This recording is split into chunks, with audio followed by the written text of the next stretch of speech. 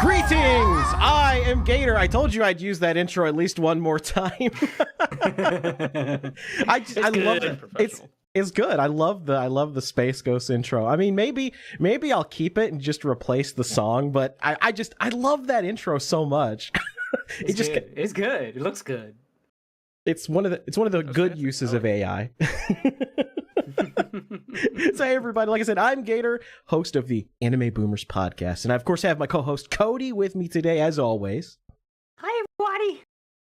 How you doing? I can't greet people normally.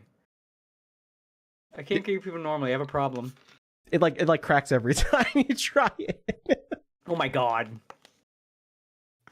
Nice. Discord's trying to keep me from spilling my spaghetti on live stream. Hey, it's not the only time in history that Discord's ever stopped somebody from trying to spill their spaghetti. And of course, we are joined by a returning guest, the legendary Poltfan himself, the Japan Day Tripper. How you doing, bud? Very good. Thanks for having me on again. Very nice to see you guys again. Yeah, glad to have you on again. I looked and it had actually been about 6 months. Now, that's not many. Don't tell me that. That's not many podcasts ago. It was like maybe 5 or 6 podcasts or something like that. Because we didn't do very many towards the end of last year. I was looking back and I'm like, those numbers up. Yeah, well, that's why we've been doing consistently 2 a month so far. We've actually been nice. actually been doing it correctly this time. So bi-weekly, yeah, bi-weekly, bi-monthly. I forget the proper term for it. I think bi-weekly is twice a week, right? So it's bi-monthly. Yeah, I think. No, bi-weekly is every other week. Yeah. So RIP Megas XLR intro. No. We're not going to get rid of the Megas XLR intro. In fact, I may find a way to merge the two together somehow, some way. You just got to turn it into a gacha system so people can roll to get the intro they want. I mean, that could probably work. We're going to monetize the podcast. Pay us enough, and they'll give us the intro you want. You got to be on that hustle, man. Yeah, I gotta be better at promotion. There's one thing that I'm really good at, and that's promoting other people. When it comes to getting people to buy VTuber merch or support a VTuber, I'm the king of promotion. I'm like what's the dude with the big crazy hair that was was it Don? What's his name? I don't know. Don King. Don King, yeah, Don King. I'm like the Don King of VTubers. I'm sitting there and just promoting the hell out of them and getting people to watch. But when it comes to my own stuff, I'm really bad. I'm like worse than anyone. I can't square the circle. Man. I guess I think it's because I think it's because I care so much about the VTubers that I'm like, you know, I care about them. I want to see them grow. I want to see them, you know, excel. And I'm just like, I look at myself and I'm like, yeah, he's all right. It's like, yeah, I'm like, he's all right. He's an all right guy, you know. Could be worse. Gagu, she's the great blue hype. She is big ass hair. That's right. I think she could knock down Tyson 2 rounds flat. That would be Corona, right? She's the major boxer. Yeah, she can knock. You know, she would like if you look in the stream and say she can knock down Tyson. Yeah. I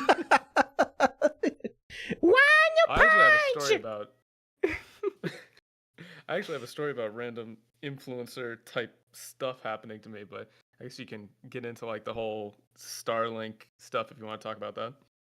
Yeah, absolutely. So I mean, it's your podcast, man. So. Oh yeah, well, see, the way I like to do this is I just kind of let the topics come to us. You know, we just kind of fly by the seat of our pants, and we just kind of let the content just sort of flow. You know, we're kind of chill like that. But I think that's probably like one of the coolest things I have ever seen. You know, like when Elon Musk said he was going to put like the internet in space, I kind of like scoffed at first because I'm just like, oh yeah, like people haven't tried that before. And then not only did it work, but it was like one of the most incredible things I think I've ever seen. Yeah, I mean, it's not that people haven't tried it before, but it's the whole launch infrastructure. 'Cause I'm a massive SpaceX fan and have been for like a very, very long time. Dude, but I love watching all of their launches. Like that is like the coolest stuff ever. No, I literally wake up whatever time it is, like for the Falcon Heavy launches, like for the first one that they did for that, I was up. All the Starship test launches, I'm up. Like, it doesn't matter what time it is. Like, I will wake up to watch those because I want to go to the moon. I want to go to Mars, and SpaceX is like the only company that's actually making that happen. So I'm like 100% behind them, as probably people have seen. As I was badgering them for the Starlink Mini in Japan for like, I don't know, 2-3 years or something. I doubt it was actually my bugging them that got it to go through, but maybe it helped a little bit. And if it helped a little bit, then I'm happy. But yeah. Exactly. I'm showing some of your footage right now. Let me find the part where you actually show off the rig here. Oh yeah. I need to turn this into like, it was such a scuffed series of streams. we know a lot about that. Like, oh yeah. Like, I mean, I can walk you through like the whole setup here if you pause it. Like, so I had to get a new backpack for this thing, and then there are 3. I don't know. I forget what they're called. They're like small rigs. It's like a brand of clamp. Yeah, I see. You have so many different like things all clamped together. Like that is wild. The issue is that there's nothing really designed for this. I even looked into it. Like camera equipment, people really don't seem to like attach them to backpacks like that. Obviously, they either have like shoulder mounts because the cameras are much lighter, so you don't have to balance them like above your head. So I have 3 different mounting systems to basically get 3 points so that it attaches and stays relatively in place, but it all fell apart halfway through anyway, just because things like shake around and come loose. And so I'm looking into getting something 3D printed so that I can attach it to both sides and then the top. That way it'll stay attached, but it's top heavy, so it wants to fall over basically.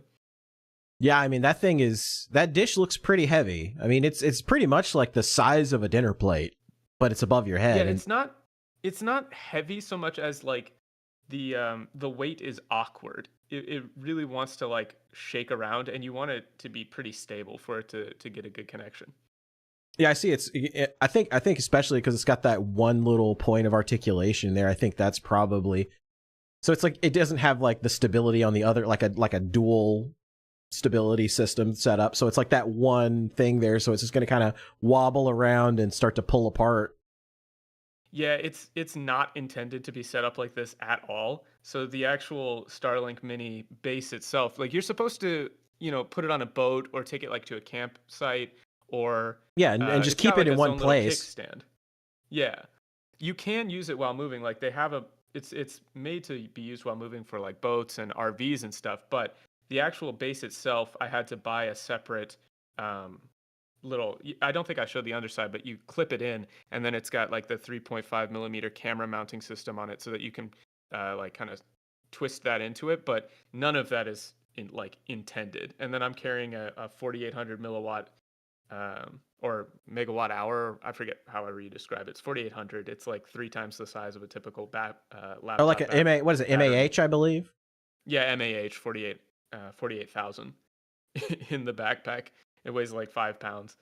Yeah, and, but that that thing's thing's about 6 hours. Yeah, I was about to say you kept talking about the battery life. You're like, man, this thing's eating battery like crazy. Yeah, it eats battery life like a lot. Again, I guess how do you keep that power then? Where you just like he's like have like a shitload of rechargers or something? Well, so it's a camping battery, so it goes from USB-C to the barrel plug charger for the Starlink. So I had to buy a specialized cable for that. Thankfully, other people had already made those, so I didn't have to like splice wires together or anything. But yeah, it's none of the things being used are being used for their intended purposes. That's what I love.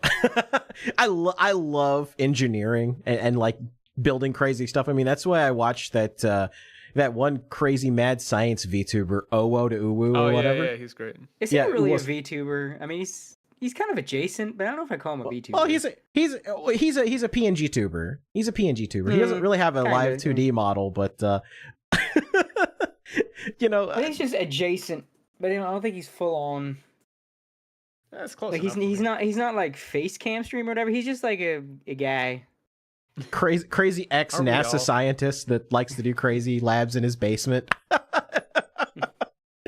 Dude, I'll never forget when he created the freaking what was it, like the launcher that like set the Pippa plush on fire. Oh yeah. God, that was that's so the other funny. thing. I'm still waiting. I'm still waiting to get my Kirsch plush and the Pippa plush so that I can. I'm gonna probably do like one more test stream with this current setup and then fix some of the problems I had with it. But then the plan is to live stream all the way up Mount Fuji because there's no trees up there, so you can just kind of like you'll have clear view to the sky the whole time, and that way I can bring the Pippa plush up there and leave it to freeze for her many crimes. For her crimes of Pipkin. Yeah. Diego Hernandez in chat says, "Sup? Hey, it's my favorite translator." It is. Yo, what up, Diego? The legend himself, Poltfan. That's actually cool. I never actually watched this video back. The quality is better than I expected. Yeah, it was really, really good. And Patch Lad in chat says, "Big fan of the hot dog assembly line." Yeah. Yo, what up, Patch? It does kind of look like that. Like a giant machine. But yeah, like the quality was pretty incredible on this thing. Like you were streaming at 8,000 kbps? Like I was. Yeah. And I think I could continue to do that. There was some hitching and some stuttering, but where I am here, this is the top of a mountain called Myojingatake, and there's no signal at the top. Yeah, there's the battery. It's kind of massive. Looks like a speaker. Yeah, that's what some of the people up there were saying. They were like, "Oh, it's like a speaker." I had to explain because people were obviously like, "What the hell is that?" So I kind of explained to them. They asked me if I was working for SpaceX. I was like, "No, this is just a hobby." Hey, SpaceX, you should give Poltfan a job. He could translate for you. Trust me, I've tried. Very, very much. That's what I said. Like, as cringy as Elon could be, the man accomplishes things and more than you could say for most. But see, Elon is unapologetic. I'm a fan. Yeah, see, Elon is cringe in that way that we're kind of cringe, though. So he gets a pass from me. He is cringe, but he is free. Exactly. Yeah, he's a giant autistic nerd, just like the rest of us. Exactly. Yeah. Oh wow, man! I like I said, I have not like looked through this footage at all. I don't like watching my own videos. Oh, I'm just kind of the same way, except when I do like clips and stuff. I'm like, oh man, I'm so funny. That was a funny joke.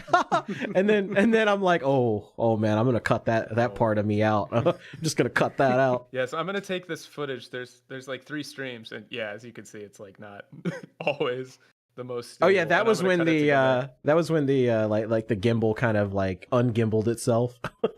Yeah, I'm not sure what the deal with that is, but there's like a lot of snow up there at the time. What I'm curious about is how you managed to do this without a fetus strapped to your stomach. That's true. A lot of people mentioned the Death Stranding connection. Yeah, I feel like at some point you have to do like wear the whole getup and wear the Death Stranding cosplay while you're doing it. You see, what's funny is you say that, but like honestly, because of the way that the battery setup works, like if it's in my backpack, number one, it can overheat, and I really don't want that to happen. So if I had, and I can't see how much battery is left on it. So if I had like a chest strap in a clear like case in front of me, then I really could just put the battery there and treat the battery like the baby, and it would work like genuinely as a legitimate setup. So what you're telling me is I haven't bought anything yet. Kojima's cooking. He's cooking. He's right. It's powered by babies. You too can be Norman Reedus and the Funky Fetus. God, I wish that was me. And Norman I already Reedus? drink enough Monster, so there you go. There you go. By the way, first time I ever heard Death Stranding described like that, the first thing I thought of is like that's Hanna-Barbera's adaptation of Death Stranding. Norman Reedus and the Funky Fetus. Oh, he'd have like teenage assistants that all got bell bottoms on and shit. We gotta deliver this package. I haven't played the game. I should play it now, though. I feel like I might be obligated to. The fetus talks now. Like, we gotta deliver this package. Like, how are we gonna get the package all the way over there? You heard the fetus. There's no way we can get the package across that river. I know a settlement down here that's got a motorbike. We could buy the motorbike from them. Well, let's go, gang. Everybody just walks straight off screen because it's Hanna-Barbera. It's animated on like a shoestring budget. Cue the walking montage that they use in every episode. They just change the background. Oh yeah. I'm half tempted to draw this. The Hanna-Barbera shit would not be hard to draw. It would the most effort would be just to get it right. But I'm half tempted to just draw Norman Reedus and the Funky Fetus. And the fucking teenage backup band. Do it. You might get retweeted by Kojima. I have to put that on the queue. That was pretty crazy. I'd been bothering SpaceX for a while, just kind of like, see, I'm like legally obligated to call it X now because Elon and SpaceX retweeted. Oh, see, right, that's how it works. They reposted my video of showing off like the very first setup of it, and yeah, you get so many spam bots after Elon retweets something of yours. It was endless, and I also got a lot of people telling me that the radiation from the Starlink Mini was going to fry my brain, so that was fun too. Oh yeah, because Elon's buddy with Trump now. You're gonna get the weirdos that like you do not dare touch an Elon invention. Do you not know that it is powered by demons and devilish dreams? I mean, that sounds kind of sick. I was like, get a demon powered. It's like, bro, that's metal as fuck. What the hell are you talking about? Yeah, I'm down. That sounds cool. What was really funny though, this was the story that I mentioned a little bit before stream, but like I was yeah, like right after that happened, I checked my messages because, you know, just clearing out the spam bots. But let me see if I can find it because I don't think he ever responded. But iShowSpeed like messaged me, and I thought it was like a crypto scam account to begin with, but it's actually him. And he was like, "Hey, yo, I saw your Starlink mini build. I was wondering if you could make me one. I'll pay you. Oh wow. Fucking I And show I'm like- speed. Yeah. And I'm like, huh?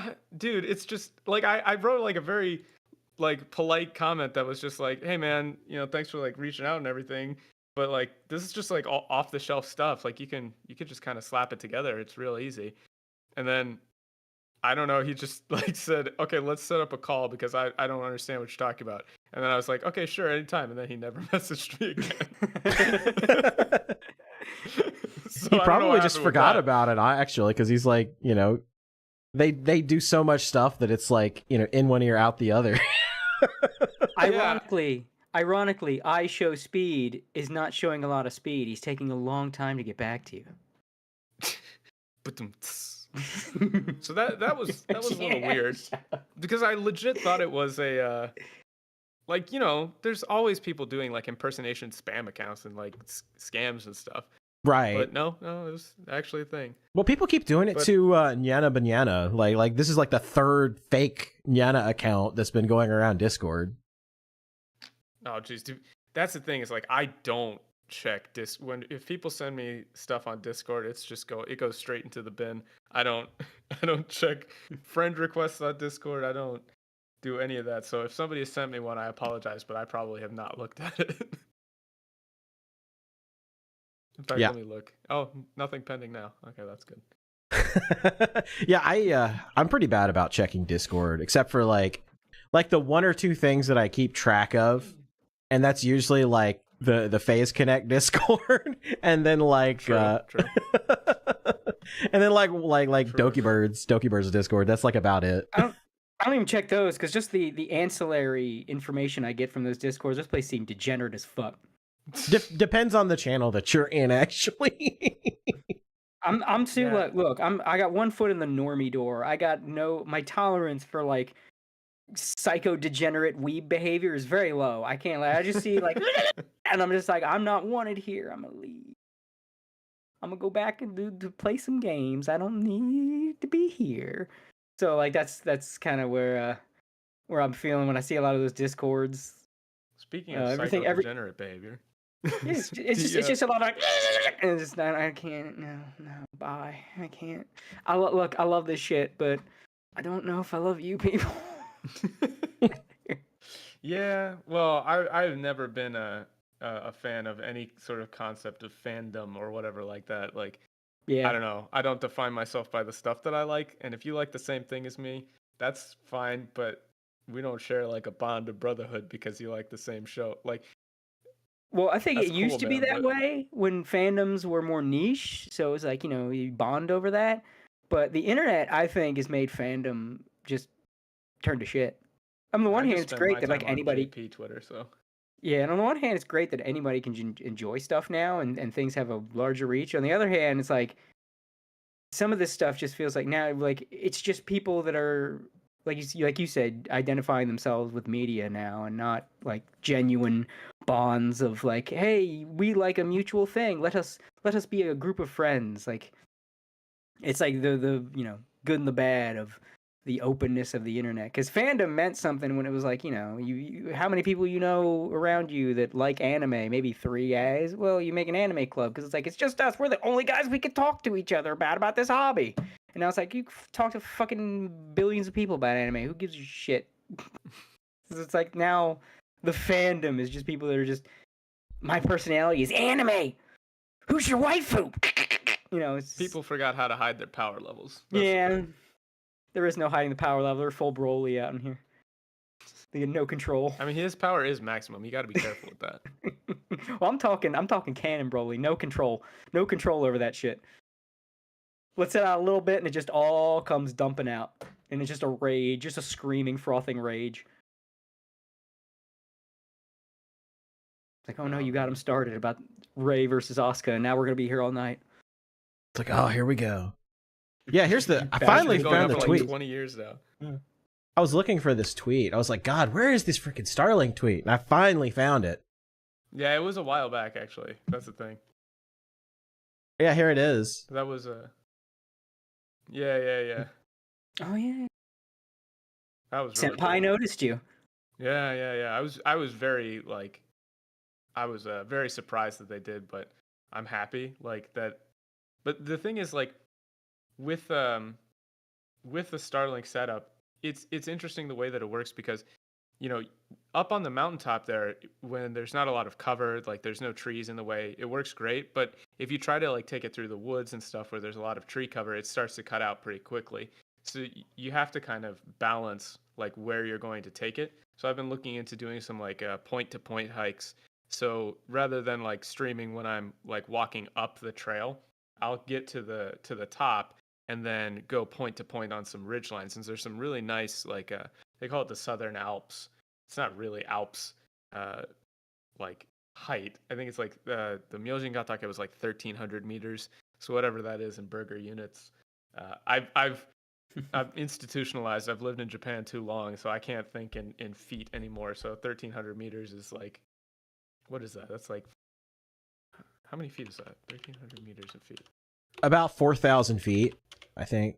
Yeah, 4,200 feet, something like that. So Okay, yeah, I was close. Wow, that was just a ballpark. No, not bad.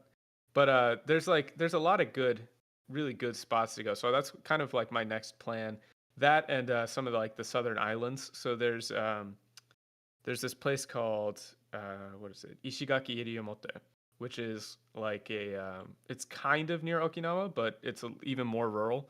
And so once you get out there, there's a thing that's called like the dark sky. It's like an international dark sky qualification. And that beach there has the highest. So it's basically like you can see the stars as if there was no light pollution at all. Oh my god, and my greatest memory from when I was a child was there was this really big hurricane that came through the state and knocked all the power out to like the entire central part of the state. So there was literally like zero light pollution and you could see the Milky Way like super clear. And my favorite memory ever is just like looking up the street, because our street went due east to west. So I would look up the street and the Milky Way would continue almost like it was an extension of the street. And I've never forgotten that sight in my life. And I became fascinated with the stars after that. Yeah, what's wild is like if you consider the fact that electric like lights have only really been a thing for the past, I don't know, couple of decades on a real timeline, 1930s, from then on, real proliferation. The vast majority of humans who have ever lived have always been able to see an unobstructed, clear night sky, full Milky Way. But now I would say, I would say probably the majority of Americans have never seen. I certainly haven't ever seen like a perfectly clear, no light pollution sky. So that's why I want to go. It's going to be like in July-ish. I haven't nailed it down completely, around the new moon. And hopefully I'll be able to bring the Starlink out there and like set up. I don't know how well it's going to capture, so I have to kind of look into some other filming options, but I really want to get like a setup out there and then film some of it. So you should be able to see, like you said, like the full Milky Way, which should be cool. That would be awesome. Sick. Yeah. And definitely make sure you have like cameras, like a really good camera and everything there, so you could do like a time lapse, so you can get all the stars in there. Curious, because when I was looking up like different internet providers and their ability for streaming, it always felt like Starlink was suboptimal for streaming. You would think that. Best. Yeah, and like just looking at the upload download, it'll always look like Starlink was like, oh well, I can't get and other internet providers out here, but Starlink got me. But it's like you want to go for those other providers if you have the option. So streaming with Starlink, that was interesting because it always felt like no, you don't want to stream with Starlink. That's just like emergency internet or something like that.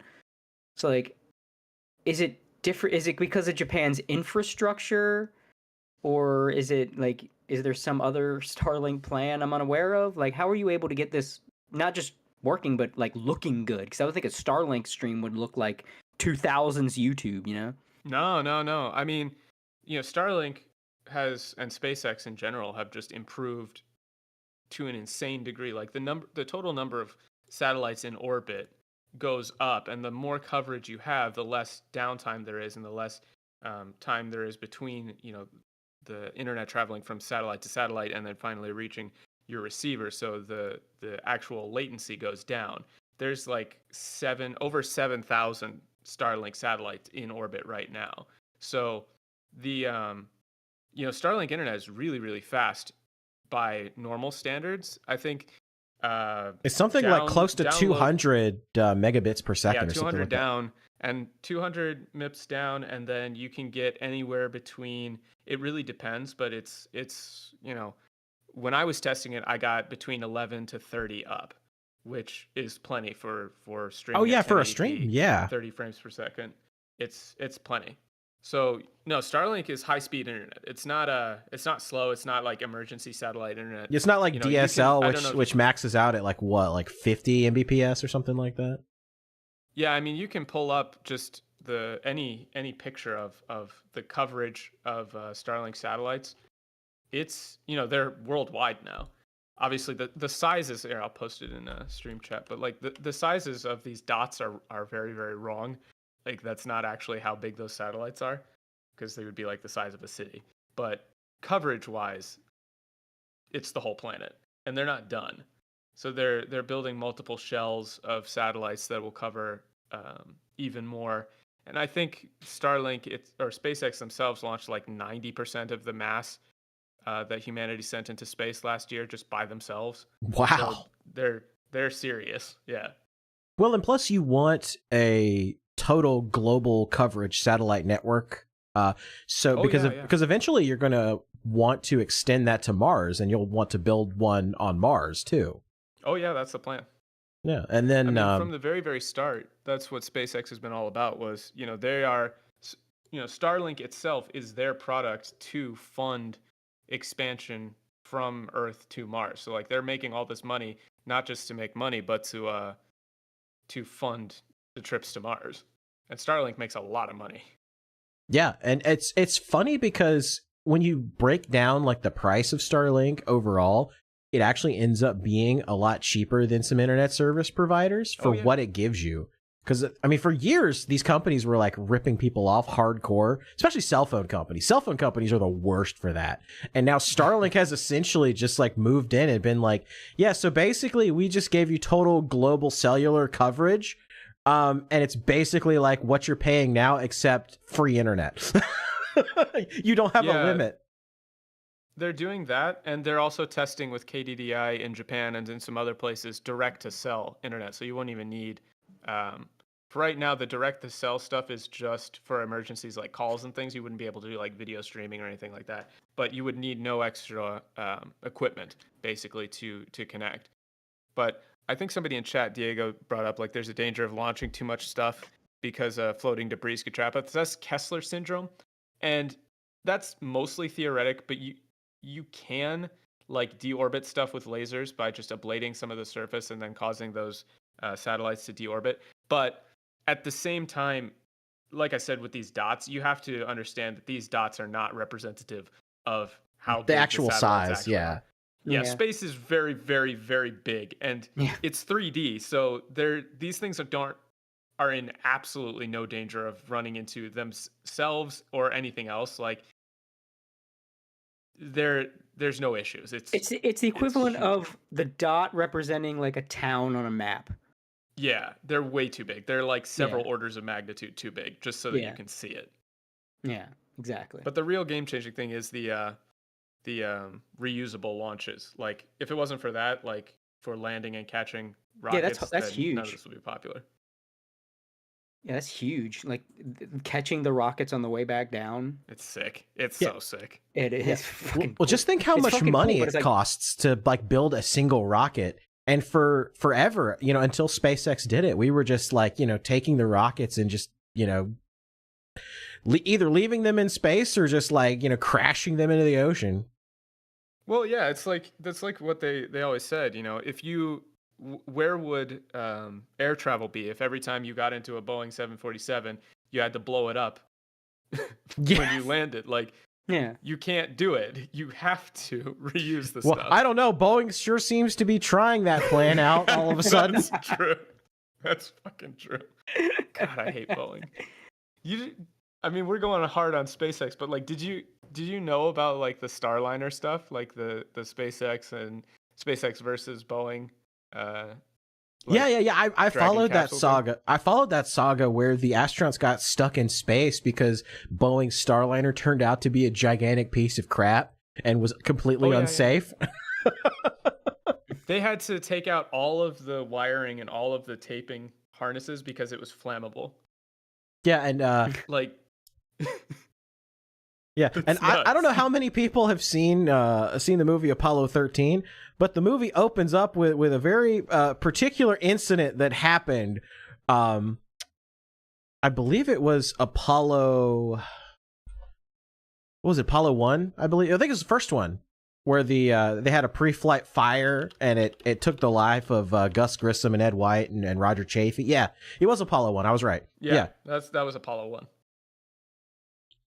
Yeah, so it's very important that things are not flammable in the rocket, or in the capsule inside on top of the rocket. Oh yeah. The crazy thing is that back in the day when SpaceX and Boeing were going quote unquote head to head, which I never put much stock in Boeing, but and I ended up being right, so points on that one. But when they were going head to head, everyone was saying, mainstream media, all those guys were like, will SpaceX really be able to stand up to the juggernaut that is Boeing? And they've got, we're the tested, tried and true company. We know what we're doing. And meanwhile, it's like 5 years later, SpaceX is on, I don't know, like their 10th manned mission with their Dragon capsule. And Starliner has not flown like once. I think they did like one, and it was a partial failure. So it's endemic of the death of the expert that we're seeing in this day and age. Well, Boeing's just a captured company. Like they are literally just a government subcontractor. Yeah. But I mean, this idea that like, the prestige, these people or this person or whatever, they know what they're doing. Are you going to be able to compete with them for they are the expert? I think that's dead. They don't fucking like, this person's been in it for 30 years. Okay, who do they know? You know what I mean? Yeah, it's results, man. It's all about results. Exactly. I'm looking at the coverage map here. You can stream from Bhutan. So the only thing that is stopping you from streaming anywhere in the world except for the Arctic Circle and the South Pole is regulatory stuff. Like theoretically, if it wasn't for all sorts of like government, you can't be broadcasting X signal across Y bandwidth and all that kind of stuff. Like you could take any Starlink terminal anywhere in the world and connect. It's no issue. Yeah, that is so cool. Right? It's like it finally feels like some technology that is actually sci-fi, where it just feels like, for the last 20 years or something before SpaceX, Tesla, all these, Elon companies came along, we were kind of, NASA spaceflight was kind of doing their thing. There's some rockets every once in a while. And then, SpaceX comes onto the scene and suddenly we got like reusable rockets. We got global satellite internet. We got like, the Tesla bots and all that stuff. I'm 100% on board. Well, we usually get massive leaps forward when we get excited nerds. Yes, yeah, exactly. That's the thing. You need to get someone with a lot of autism and a lot of hype if you want to make like real change in the world. Because there's not without those two, like you just get a bunch of people. It's like, well, what's the money? How much is this gonna cost? Can I make some money? I mean, maybe you could do it, but be careful of risks, because I don't want to spend all that money. And you just need some guy with like that doesn't understand why everybody is so cautious. Like, let's just build a fucking robot that can shoot lasers. What possible applications? What possible applications? Shut up, fucking. You need a guy that doesn't ask. You need a guy that doesn't ask, why. He asks why not. Like Nikola Tesla. He was that kind of guy. He's just like, I'm just gonna do it, and that's fucking cool. That's why it's gonna happen. Because we can. Like, do you want to find out if we can? Giant death ray? Hell yeah! Why not? Wireless someone said in chat, electricity? we live in an era where AI can take on the personality and mannerisms of Jar Jar Binks and teach you computer science. Yeah, it's all because of a bunch of fucking weirdos. They're like, let's fucking make Jar Jar Binks real. Misa gonna teach you about the recursion. No, you don't want to know. Patch is a friend of mine. He's in my Discords and stuff, and I've seen it. I've seen what he made Grok do. I have never once let me be perfectly clear here. I have never once felt bad for like AI and what the AI chats have been doing. But then I've seen some of the logs that Patch has done, and I felt bad. I was like, man, we got to stop this guy. You're gonna give the AI crippling depression. It's just gonna be Tay all over again. When you see, it's like, I don't know if you've used Grok, and it's like, yes, the time spent thinking. Man, I've seen some of those ones that Patch has done, and it's like spent like 5-6 minutes thinking. And I feel like that's just existential torture for an AI, and it's not right. It needs to be stopped. Crimes against humanity in AI form. Oh man, yeah. So I have not yet decided what my next trip will be with the Starlink. I've actually been using Grok because it's really good in terms of like planning things out. Like if it's not, in my experience, it's not so great with like a ton of novel stuff. Like trying to get it to help me design like a mount for the backpack didn't work too well. But asking it like, hey, I've got these 3 different places that I want to go. Can you give me like an itinerary or a schedule for those? That works pretty well. So I'm looking into some different hikes and some different places I can take it. And now that it's finally getting warm here in Japan, like I know there's snow, but that's but you're really high. I was gonna say you're really high up there, so it's in the mountains. There's gonna be snow. Yeah. So I'm planning my next excursion. That'll be the second test, and then I'll be able to get like finalize it and do like something that it doesn't like fall apart immediately. I see Azahara in chat says, "Shit, I'm late. Poltfan best boy." Yo, what up, dude? That's right. That's right. Big shout outs to him because he got me my my Pipacoma shirt. Yeah. Azahara took a trip to Japan, and because shipping is astronomical, he just decided to deliver it in person. yeah, it was great. We hung out. It was cool. Yeah, I hope I can go to Japan sometime in the near future. I really, really, really want to see Akihabara before like half of it gets torn down, because it seems like every day there's like a new place that's closing. Like the Mr. Donut closed, and there was a place that Mint really loved that was closing down and getting remodeled. And I'm like, man, it's like we've entered the dark timeline from Steins Gate, where like there was no Akihabara.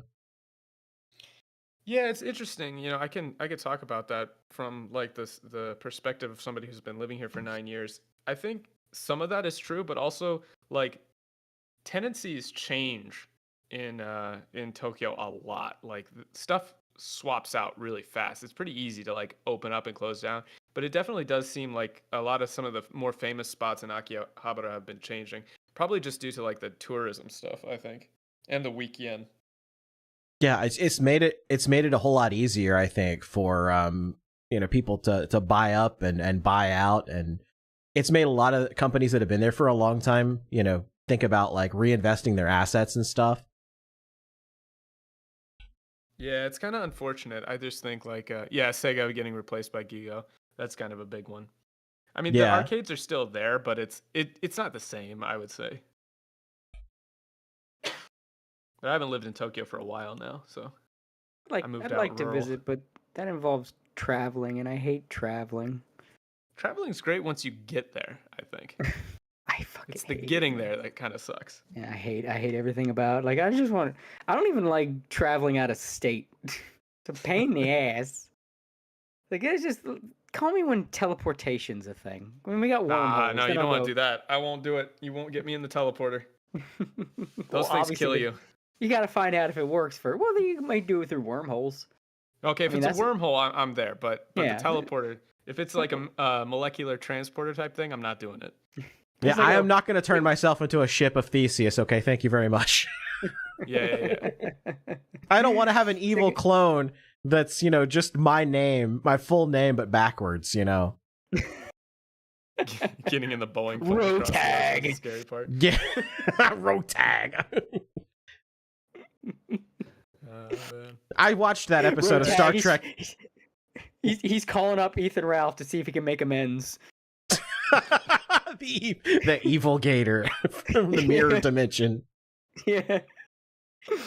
Actually, you know what? You were absolutely right. She was a bitch. Oh no. Oh shit. Yeah, speaking of like the tourism things, I think that's one reason like I have gone even more rural is like all the kick streamer shit going on. Like it's really unfortunate because I like doing this outdoor IRL stuff, but I don't want to be associated with those, and I'm using the term very liberally here, people at all. Yeah. Like, yeah. Holy shit. I don't know, man.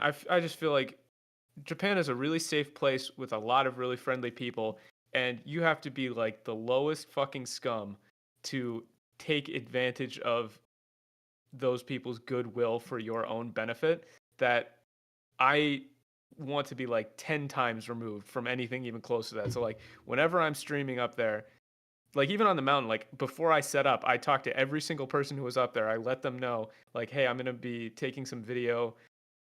If you don't want to be in it, I'll move the camera away. Just let me know. All of that just to be like very, very, very careful. And even then, I still feel like, you know, there's some like rural towns and things that I would love to go walk around in, but I just can't justify. Like, I don't want to be like a guy with a camera and make these people think like, because they don't know who I am. You know, they're not going to know if I'm a good guy or not. I just don't feel like it's worth it. You know. Yeah, you're gonna be basically wearing a bastard's uniform if you've got a phone out. Yeah, that's the thing. Yeah. So it's like, that's why I'm just like out in a woods. Yeah. Yeah, because, well, I mean, they are subhumans and less. I mean, that's why they are doing this there, because they know they will get their ass kicked in their people home in country. America got tired of it. I mean, that's why, you know, Baked Alaska got, you know, got in trouble with the law, you know, with that bouncer and everything. Like he actually got charged. And I think that caused a lot of the IRL streamers to get kind of like concerned with what they were doing. So they all started going to Asia instead. And you see what like a little worm Johnny Somali is. I mean, men smaller than probably most of us on this podcast have decked him and knocked him to the ground.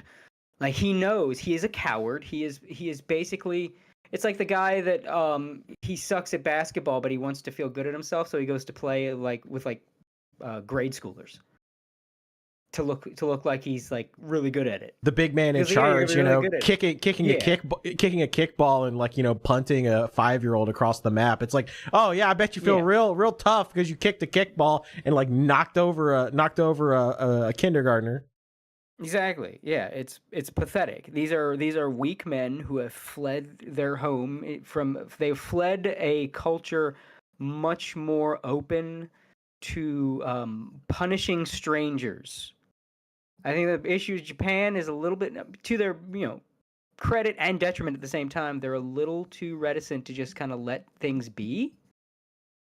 Not reticent, they're ready to let things be. They're more accepting to let things be. Whereas in the West, if you're acting a fool, a stranger will come up to you and say, knock that the fuck off. Yeah, people just kind of keep to themselves more. Like if somebody's like out there, you know, acting strange, you know, they don't want to engage with it because it's embarrassing. And the one thing you don't want to be is embarrassing. It's also why you don't have like subway groping in the West, because you'll get maced or slapped or something. Like it's again to both their credit and their detriment. Like it's got pros and cons. Like yeah, they're more willing to let things slide, but there's times where they shouldn't and they still will. Well, some of that is just if you haven't ever been on a Tokyo subway, it's just like you can get pressed in there. So there's like I've seen pictures. There's like zero room. There's no room. So if somebody wants to like grope or cop a feel or something, there's not much you can do about it. But imagine it's hard to tell who did it. Imagine if someone attempted in an American subway was that packed and someone attempted. There would be screaming, there would be violence. It would erupt into chaos. You'd I be like, think that's probably fair. Fucking grabbed me! Like you'd have that. And that's why like you're having these waves of people that are doing shit they wouldn't be able to get away with in the West. Because in the West, you get called out, you get your ass kicked. There are immediate consequences to your actions in a person by person interaction. Well, the self-defense laws in Japan are also a little bit different insofar as that you really can't you cannot it's the line for when you can proactively defend yourself versus when you can be charged for like violent conflict is a lot different than it is in the States. So even if somebody's like drunk and belligerent and like causing a scene or like shoves you, typically that doesn't give you like the leeway to like deck them. So you have to be real careful with that. There's like the legal system in Japan is different, and some of that does play into it socially, but I think that in general just Japan is a very like socially accepting place for how things work. But when you step out of line, people are more likely to just kind of like ignore you and shun you rather than like call you out. Yeah, and like I said, it's pros and cons. There's the upsides to it, and then there's detriments. And then I think the detriments are coming it's a big old floodgate of the detriments. Is that people kind of realize, oh, this is very exploitable. Yeah. I can tourists everywhere, man. Yeah, well, I mean, there's tourists everywhere, I've but had enough tourists. I think it's the I'm talking more of the IRL streamers, the nuisance streamers. Oh, yeah. As I said, I think the wave of detriment is cresting. Yeah, I mean, in terms of absolute numbers, I don't think there were that many, but in terms of how visible they were, it's definitely had an impact. Just in terms of like, especially for like some of the bigger places like Kyoto, Hokkaido for sure. Has had a lot of issues, but Niseko has always had issues with like, because they have a lot of Australian winter workers just because of the ski resort location. So it's definitely, it has certainly caused me to reevaluate what I am and am not willing to like want to actually go film. So fuck them for that. For sure. Yeah. I think the problem is going to keep getting bigger and bigger until Japan does something. Like they gotta, I don't know whether laws gotta get passed, obviously, but like I think Japan is going to have to say, okay, enough, and then do something about like right now it feels like, now you probably know better than me, you're there, but just from where I'm sitting and watching, it feels like they're kind of addressing the problem, but not the root of the problem. Like it's just like it's not a tourism problem, Japan. It's a very specific thing. But I think they're just not also as familiar with this kind of stuff. I think piggybacking off of the Ubisoft and Assassin's Creed controversy, I feel like Japan is starting to kind of wake up to a lot of this stuff that's going on and the disrespect they're being shown. And I think that issue with the nuisance streamers is probably going to kind of be rolled up in with that, because it's all about disrespect. I mean, why do they go to Japan in the first place? Because they disrespect the Japanese people, they disrespect the Japanese culture, and they think, oh, because they're nice, we can do whatever we want to. That's the same mindset that Ubisoft had when they made their game, is they were like, oh, the Japanese won't care that we're like stomping all over their history and their culture. They're just going to deal with it because that's what they do. And then, you have people in the diet that are like outright like calling Ubisoft out and saying, yeah, we need to punish them for this because this is an insult. Thing like I'm not even, some of the stuff they say is like in a vacuum it'd be like, who cares? Like, oh my god, in this game you can mess up a shrine, it's very important to us. Like, well, who cares if it's important to you? Art should be able to do whatever it wants. But that said, if you look at the entirety of the game, then it becomes different. Like if someone just made an action game set in feudal Japan with destructible environments and that included some important shrines, I'd be like, suck it up, shut up. But with everything else in this game, it's very clear. Someone put it I saw it on Twitter. I'm still going to call it Twitter. Sorry, Elon. Like this game, it is at once a humiliation ritual for Japan and a fetish for like fat middle-aged women. It reeks of both. And I think the humiliation rituals toward Japan is deliberate, and I think it's less just they won't care, and more there is very much a disdain for Japan with the Western games industry because they can't control it. and Yeah, it's narcissists hate what they can't control. It's an interesting point to bring up because I think that from what I've seen about the game, a lot of it is just their, it's just slop content. You It know what I mean? is. Like Yeah. they're just reusing their formula that they use for every single game that they have for the last 10 years or whatever to remake the same game. And so, they don't really care if it's going to be a faithful reproduction of Japan. And I think that the issue is, and I've seen a lot from the Japanese users side, that if they just said, hey, look, this is a fantastical game about a fantastical Japan, and you can play as Yasuke, because again, like, he's been in other games. I think he was in Neo, and nobody would care. But a lot of the initial, and they walked it back way too late, and well, he was in Samurai Warriors as a playable character. Yeah. I mean, it would be fine. It could be an interesting character to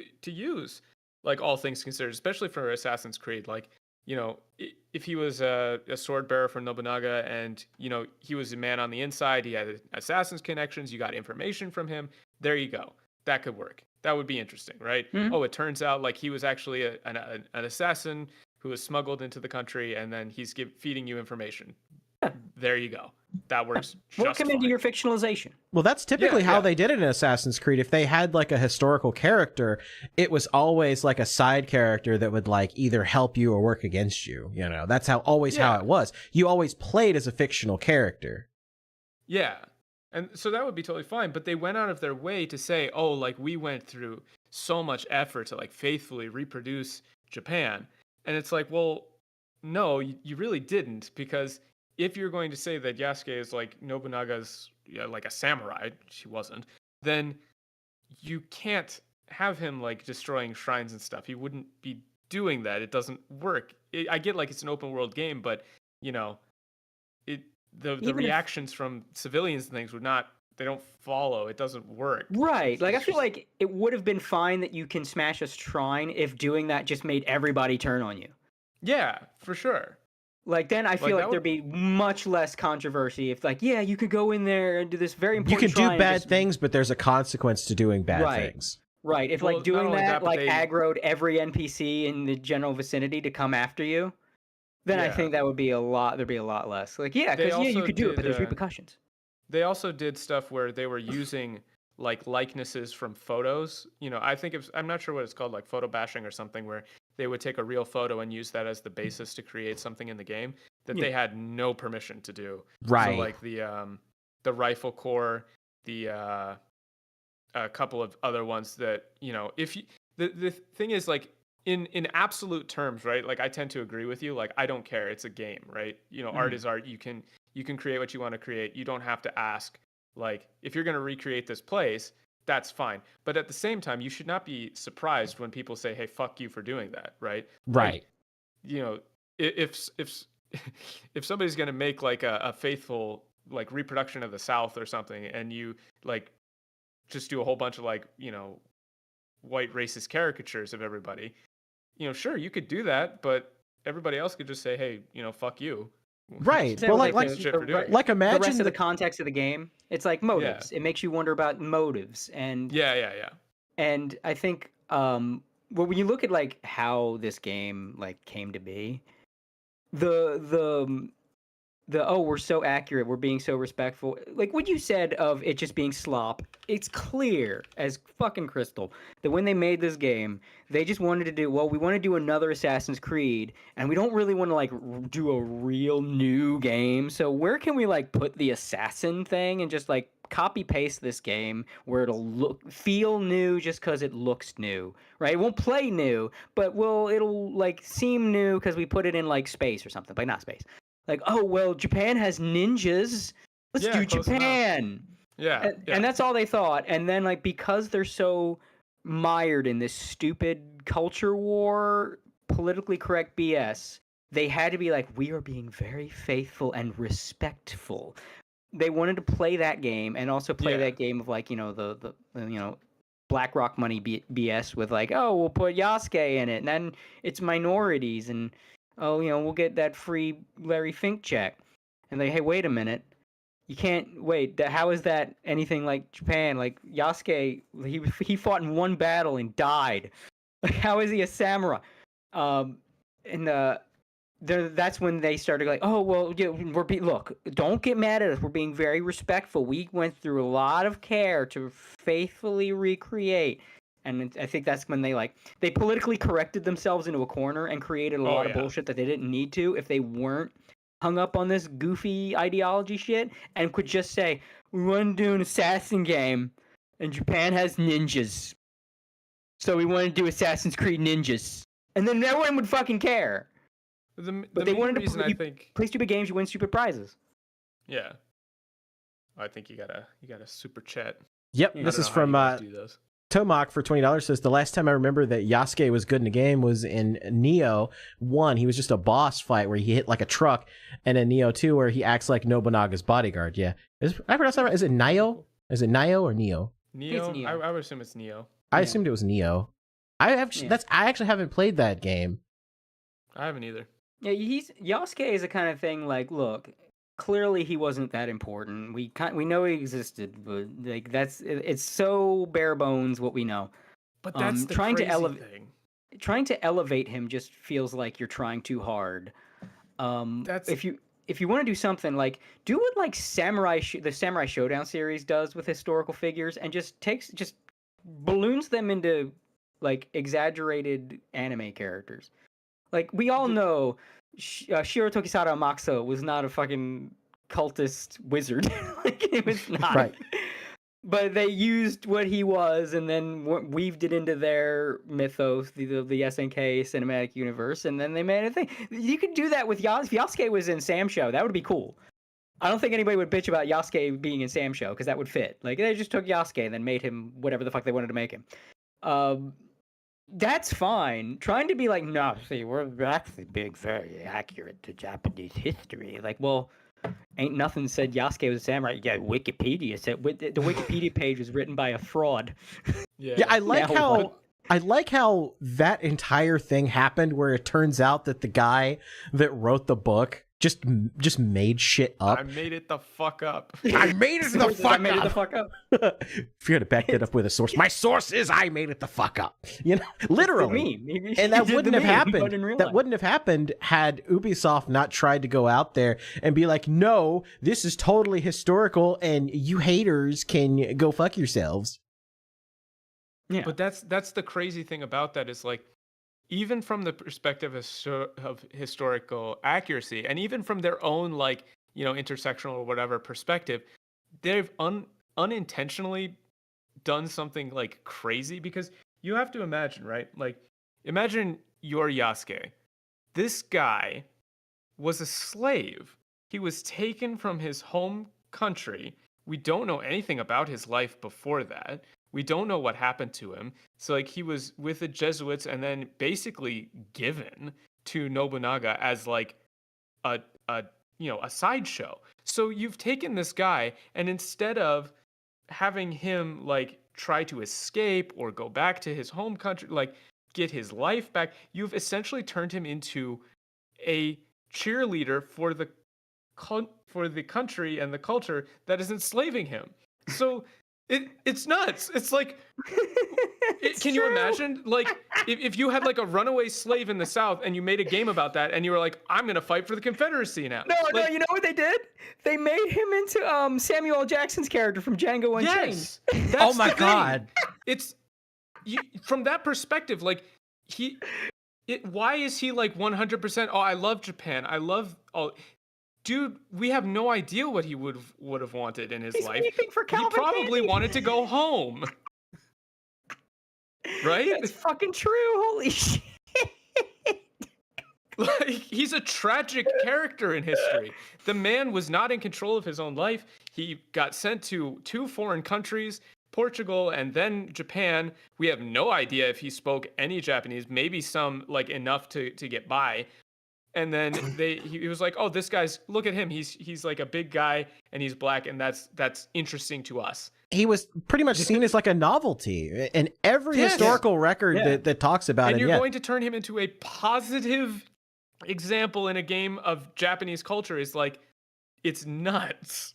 It's See, nuts. they don't think about that. For one thing, I think part of it is like part of the humiliation ritual. Like, you know, the black man is out Japanning Japan.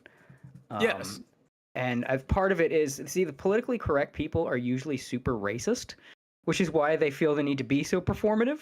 So they'll do things that like show off that they're super racist without realizing it. Like they're so worried about like they're so deliberately crafting their behavior and every little thing they say or do that there's things that every time they miss something, it's really strong. And that's a good example of one of them is like they're saying, look, we're gonna make Yasuke this very strong figure that can romance anybody. Yasuke is like the hero, and all the while they're never thinking about what you just said. Because they're so like deliberately crafting, but that little racist like the foundation of their thoughts doesn't register. Like they can't go that far back in their head, so their subconscious like ends up telling on them. It's like the people that said like, you know, oh well I mean black people don't know how to get IDs. What do you mean? Black people can't work computers. What do you mean? What do you mean? What does that mean? It's like the thing, like they don't. It's coming from that back of the brain that you can't control. It's just telling on you so hard. It's even more apparent when you're trying so hard to be like, oh my god, I am all about togetherness and everybody is like everybody's holding hands. It's like we are the world. We are the world. Really, we are. They're trying so hard that if they were just regular racist, I don't even think it would stick out as much. It's like when someone farts in a really quiet room versus farting in like the noisy outdoors. You know what I mean? Yeah. I mean, it's crazy to me because there's so much cool history that you could do if you wanted to do like a black main character, and it robs like obviously nobody like deserves, or like at this point I don't think anybody wants like an Assassin's Creed game, but imagine if Assassin's Creed was actually like a cool good series still. I don't think we're getting another one, to be honest. You're right, like for the sake of argument, like let's imagine that it didn't suck ass, like just as a game in and of itself. But you know, there's Mansa Musa. Why don't you have like that would work perfectly as a state, like Mali, right? He was like one of the richest kings to ever live. There's tons of history there. You could do an Assassin's Creed game. Like one of the pictures of him is he's like holding a golden orb that fits right in with like the Assassin's Creed, like you know, Pieces of Eden or whatever stuff. Like it's right there. So you have all of this cool African history that you could have chosen from. Yeah. And instead of doing that, you ignored the cool African history and you ignored the cool Japanese history to try to force both of them together for no reason. It's moronic. Yeah, you're 100% right. But like a lot, as has been said, a lot of that game was a humiliation ritual. Like a lot of it was just like fucking Japan, and I don't even think it was like super intentional. It's one of the things. It's in their hearts, so it comes out in their work. It's like, you know, if you have a belief system, even if you suppress it, it's gonna come out in the stuff you do, even just a little bit. And it's like, you know, ignorable, like if it disagrees with you or whatever. But it's still gonna be there. Like you can't fully divorce. Like you can. It's like Tolkien. Tolkien hated allegory, but his beliefs still shone through in Lord of the Rings. Like as much as he would just refuse, like no, this represents nothing. It is just an original story. His beliefs did still come out, and that's fine.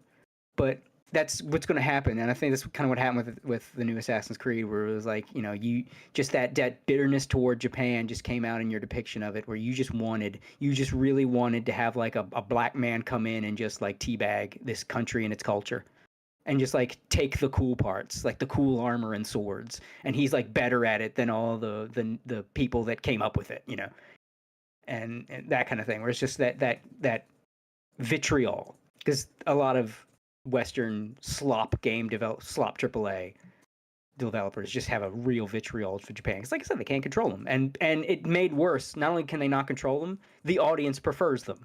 And that makes them even angry. The audience doesn't want their sermons and their slop. The audience wants the big titty girls from Japan and doing all flips and kicks and all crazy rock music, widdly where. Like people want that shit. It's like the bitterness of like, it's the mean girl shit. Where like the pretty girl that's also that's the pretty popular girl who's not a bitch, like also has a good personality. So like all the the lesser looking girls with like personality disorders are like scheming, you fucking bitch, and Well, like, what's they just crazy seethe. is, you go back to some of the older stuff, like geez, I'm gonna forget the names of those shows, like was it wasn't Attack of the Show, it was before that. It was like The Setsuna and those screensavers? guys. Or No, I think no, it's no, no. X-Play. X-Play or X-Play, extended yeah, play, you go or back their and own you form. like listen to the way they talked about Japanese games. Oh God! Like at the time, they were like, They man, they were hated really, it. like, They hated Japanese them. games. And here's the thing: like, I watched X-Play a lot back in No, the I day. did too. Yeah. So did I. And it's weird looking back on it because for some reason back then, I guess because they were generally semi-comedic, Yeah. so you didn't think about it, right? It was just in the beginning, it was just a running gag. That's just how you kind of processed it when it was on the air at the time. And then now, with hindsight, you look back and you're like, Jesus Christ, this is over the top. Yeah. Like, this is Well, insane how much they're hating on Japan. And I think a lot of that has to do with just like, well, to pivot into like the localization stuff is like, so much of that has to do with the fact that a lot of those early translations and things were just based on like really bad work, is really shoddy. So they're like, oh, those silly JRPGs with their dumb stories and their over the top corny dialogue. But it's like, you didn't actually like read the dialogue. You read the localized dialogue. It wasn't the real thing. And so they get it in their heads that, oh, Japanese games are corny. I think so they do that even with like, non-heavily localized dialogue. Like they would still do that. Just like the ideas. Oh yeah, yeah.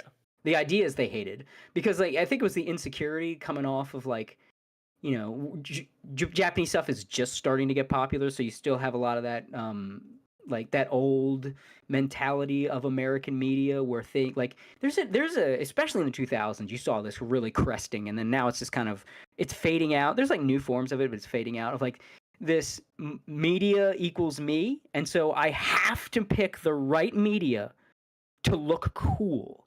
It was like you saw this in the 2000s where like everybody had to listen to like every song had to make you look like a badass for listening to it. You couldn't, if you were having an emotional song, it had to have like chunky guitars and the emotion had to be also angry because you couldn't show vulnerability. And Japanese media shows a lot of vulnerability. You have a lot of like young protagonists that aren't the most masculine thing in the world. And they'll express their emotions very openly. You'll have swelling music. You'll have the melodrama. And that's all vulnerability. And America in the 2000s, look at anything made in America. You were not allowed to show vulnerability. That's why you had all these big lantern-jawed men with crew cuts walking menacingly toward the viewer on every fucking box art because that's me. That man is me. And if that's the only way you could advertise to an American audience was you can be the most badass man in the room. Don't worry. Whereas anime was like, look, I'm 16 and have neotonous features. Like, what? That's not masculine. That's not going to beat up everybody in the room. And like that was really endemic of that too. Was like, ew, Japan and their weirdness with like everybody's all like big eyes and colors and everything's soft and they're dramatic and they're not like they're not Duke Nukem. America just needed to be Duke Nukem all the time, but not funny about it. Yeah, I think there was a lot of content that was created around that era because I was, the early 2000s was prime time for like childhood for me. So when especially I think what you said about, earnesty or like being authentic comes through a lot because, if there's one thing that really stands out about like the Lord of the Rings films is that they have comedic moments, but they are not ashamed about showing like actual strong emotion without couching it in like a joke. Like it was before the marvelization of writing where, if somebody says something like serious, there's a serious point, like nobody cuts the tension after Aragorn's speech at Helm's Deep, like where they're going to ride out together. Nobody's like, well, I hope they ride out together. Otherwise, we're in for, like some bullshit like that. Mm. They weren't afraid to actually like be earnest. And I think a lot of that storytelling has remained in Japanese media for a while. Like, they're still willing to be earnest while the West has pivoted really hard on, you know, everything has to be a fucking quip. Kind of going back to the 2000s and a different flavor. Like that insecurity is back. Yeah, but it's, instead of it's having insecure. Yeah, but instead of being the tough guy, now they've got to be the funny guy. They got to be the guy with the line. Because that guy, nothing really phases him. Look, everybody else cares, right? Because I think the insecurity, it washed away around the 2010s, and then it crested right on back as we started getting into the 2020s. Because I keep seeing cresting. I'm not trying to. It just keeps being Bro is appropriate. out here selling toothpaste. Like it came right on back because we were starting to like be okay with being earnest, as especially I think anime helped with that. Like as anime got bigger, and then Marvel shit and the sass came back, and it was like, oh, I have my armor again. Like the insecure Westerner has his armor again, but instead of being the tough guy now, because like, oh, this is better armor because like. You can't like call it out because like now everything slides off. You know, it's like the King of the Hill episode where Bobby couldn't be tortured because he was mush. Like they want to be mush now because like, oh, I got the line for everything because the guy who has the quip, that means that he's not vulnerable. All this stuff, he doesn't care all that much. It's not affecting him like it affects some guy crying. It's the Buffyzation of like every piece of media, because like that's what gave Buffy its charm, is that, you know, there was a lot of wit there was a lot of goofiness there, but the problem is when everything is Buffy, it gets tiring. And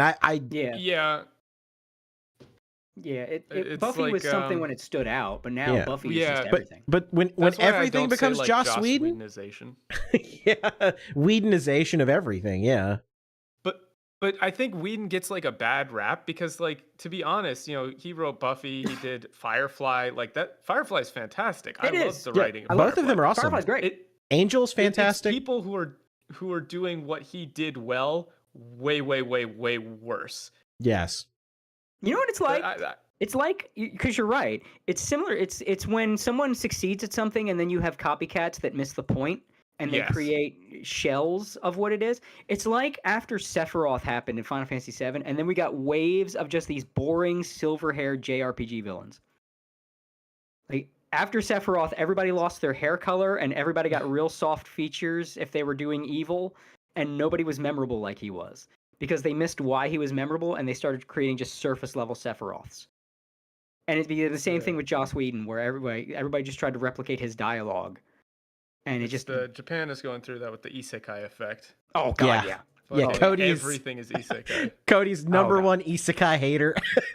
Yeah. Mm-hmm. Oh, man. I'm sick of it. Oh, yeah, I'm right there with you. Yeah, because it is the same thing. It's like, and a lot of it's, look, I know Japan's got its own issues, and I know one of them is unhappiness.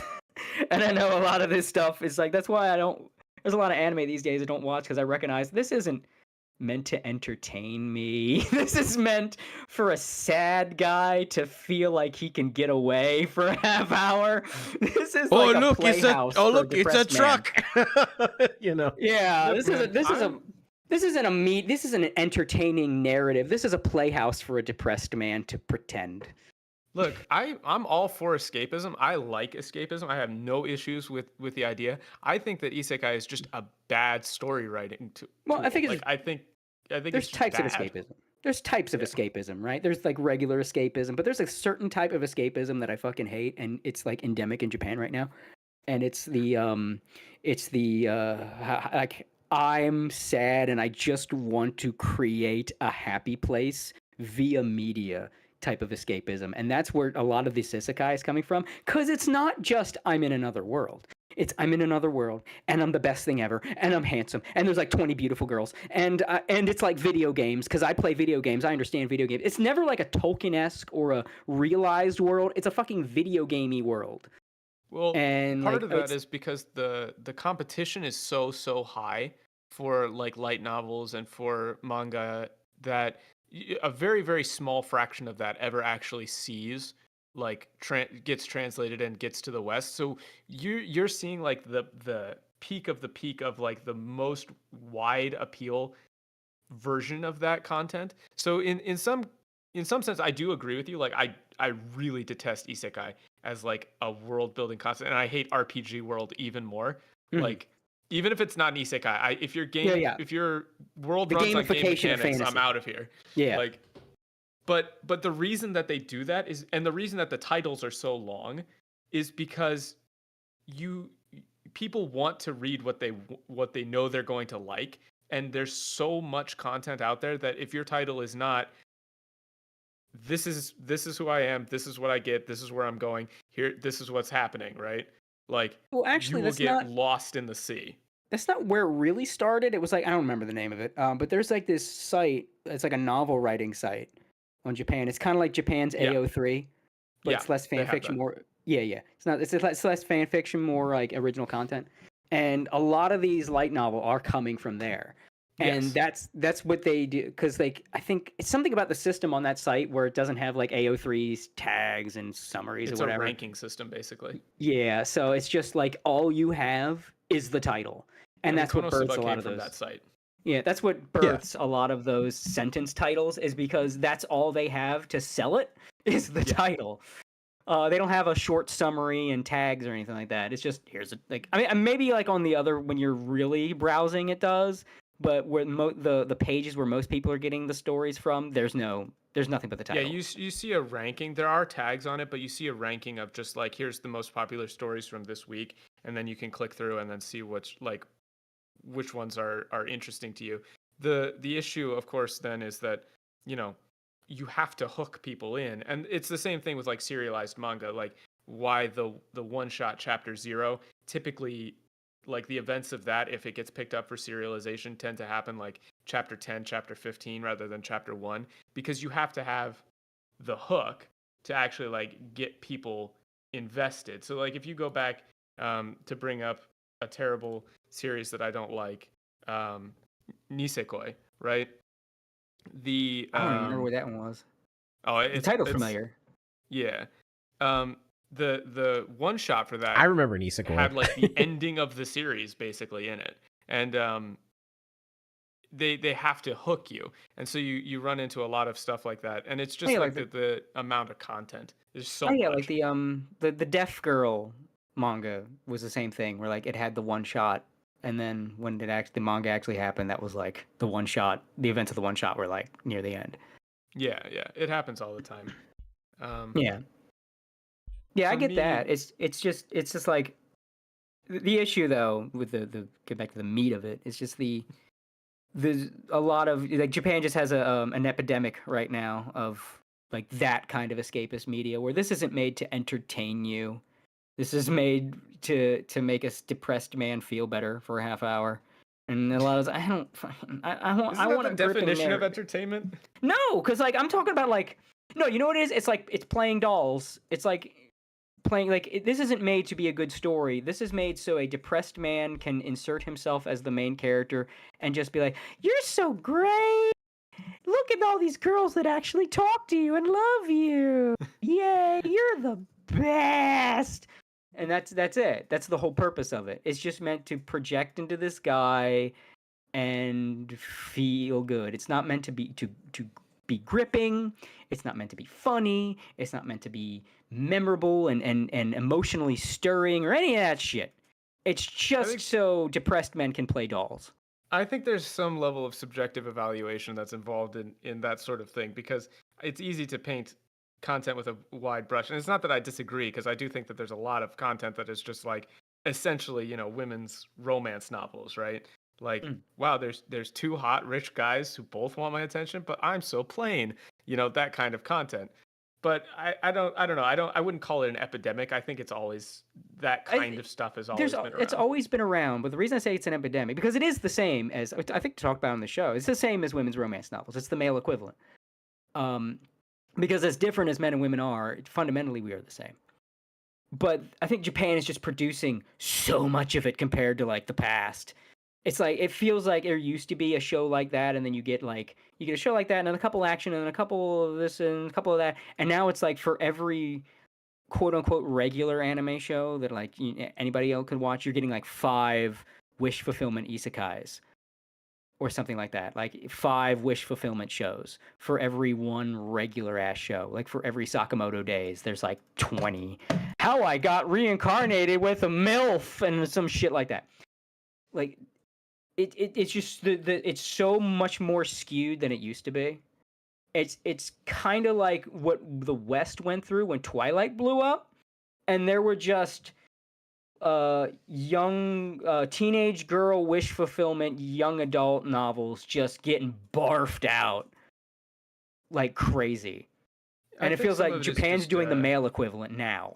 I think there's just a level of exposure to, just because I do think isekai itself, like as a plot point, is way oversaturated. But I also think that right now, with Japanese culture being so overwhelmingly popular, the West is being exposed to more of that content than they were before, just because so much of that stuff you would have never seen 15 years ago. It just didn't make it to the States.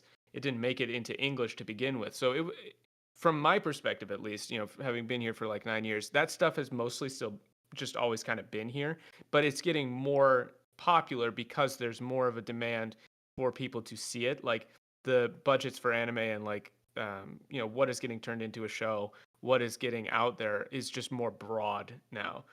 Whereas before, Kill Annie and those guys, or like Shaft and other places, you wouldn't see necessarily some of the lower budget, cute girls doing cute things shows.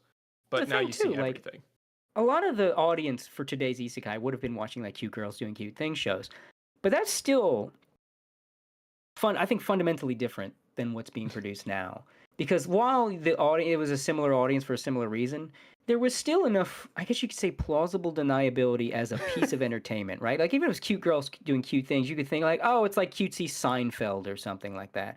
Like, it serves some kind of purpose in terms of entertainment, where I think that kind of, again, the male equivalent of the girl YA novel has become so distilled now. And I think also because the Japanese animation industry is like in increasingly dire straits, where now they need to rely on guaranteed moneymakers, and a lot of that guaranteed moneymakers is otaku. I've seen documentaries on this from years ago. Granted, the one documentary I saw, like the one that sticks out the most, was also done by a guy that I think had ill intent. It's like some French guy that wanted to paint Japan as so he's trying to paint Japan in general as kind of degenerate, and lolicon exists, so their culture is collapsing or whatever the fuck. But he did, like, there was some information to be gleaned from it when he does talk to some of the studio heads, and they say, like, one of the things, you can't really do a broad shot with anime anymore. You have to go where the money is, and a lot of the money is in otaku. So you have to appeal directly to otaku with a lot of shows, and there's a lot of these studio heads and creatives that are like, there's stuff we want to do. We would like to do the stuff that we want to do, but that's not going to make money, and we don't have the money to spend on a passion project that may or may not work. We could barely, if you're barely making ends meet, you're barely able to pay your animators. You're going to, go with what works, and what works a lot of time is just what's going to sell body pillows, what's going to sell figurines. I wish there would sell more figurines. I don't have enough. I need some more. But that's the thing. It's like they're going right for that market instead of like what I want to see return is the 90s 2000s OVA market, where it's like, what the fuck does some madman think is cool? Hit me with some shit I've never heard of in my life. I always point to the best example is Rojin Z. What if an old man bed went on a rampage? I've never seen anything like that. Hit me with that shit. What if Cowboys in Space? They had like 5 shows like that. Like, what if this, but this, Japan doesn't do that anymore. Sometimes they do. A lot of that stuff is more in like the seinen manga scene, so it's a little bit different. Like, if you haven't read something like, it's a little older, but like things like I Am a Hero or Girls Last Tour, that sort of content is still out there. It's just, I don't think the mass appeal is a little bit different, and just the way that the Japanese economy is, and the way that production costs have gone in terms of making, like you said, things from the 80s and 90s that was really detailed, like mechanical stuff. It's just not there anymore. Yeah, and I think it's just causing the medium to regress. And I understand, economy being what it is. Yeah, they've got But to I go think- for what they think is going to make the most money, and they can't be as avant-garde as they were in the past. And sometimes I Shaft wonder, doesn't like, have the Coke budget anymore. right? But sometimes I wonder, like, is that an excuse, or is it just like if you scaled back, you weren't doing like 30 shows a year or something, like, or if the industry, I think what I'm saying is the industry needs to change. Help, I don't I'm think trapped in the it's- Mappa Animator Factory. Yeah, it is something like that. Like, I think it's a lot of the industry is killing itself. Like, it's kind of like the Western AAA gaming industry, where this isn't sustainable, and you're churning out a lot of slop to stay alive. Yes, it's sort of like, the more we're different, the more we're the same.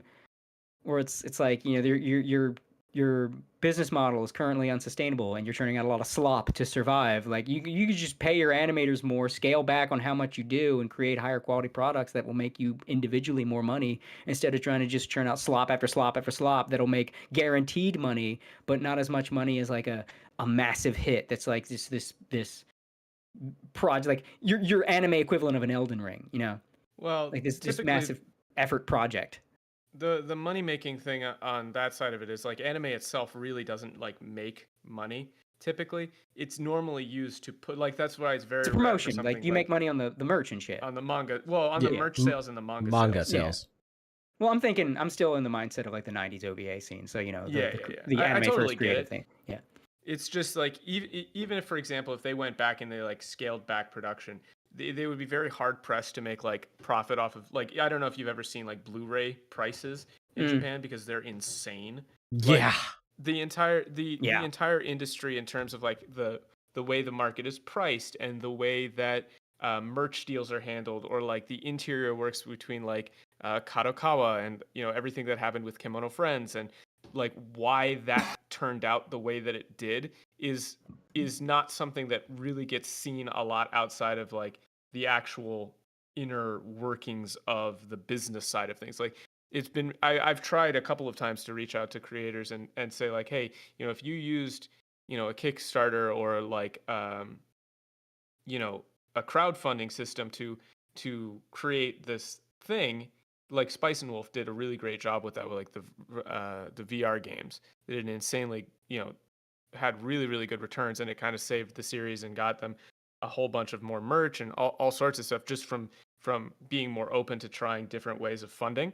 And so it's just like there's a lot of old school thinking in the business side, Yeah. where they're not really open to new ways of actually reaching their addressable market. Japan is infuriating with their mentality of the old phrase "not invented here." We're like, Oh, trust me, dude. I work in international sales, and I'm in like Japanese only meetings with business types all the time, and it's tough. it's just like you want to shake them by the throat, like, just do the thing that someone else came. Clearly, someone else had a better idea than you. Like, Oh man, I mean, it's crazy because like other Japanese creators will realize this. Infamously, Akira Toriyama would just take like his friends and he even made like non-canon stuff canon, because like, ooh, that's a good idea. It's like, if Toriyama had that mentality, we would never have like Broly and Super Saiyan 4 made canon. Like, we would have never got fusions because his friend came up with that. He didn't come up with that. Like, that sometimes someone else has a better idea than you, and then you can incorporate that into your thing and then make it better. But Japan, like, their business world doesn't understand that, and nowhere has that been more fucking evident. You can feel the rage burning in my voice right now because I'm remembering the dark times. Fighting games, because I play a lot of fighting games. Netcode. Fighting game netcode for like decades was stuck in the Stone Ages because the West came up with rollback netcode. And like, well, our netcode works fine for you and your little tiny island nation with all that infrastructure. Yes, it worked good for you. Now try hooking up to match someone in France and see how well that match turns out. And they just wouldn't do it.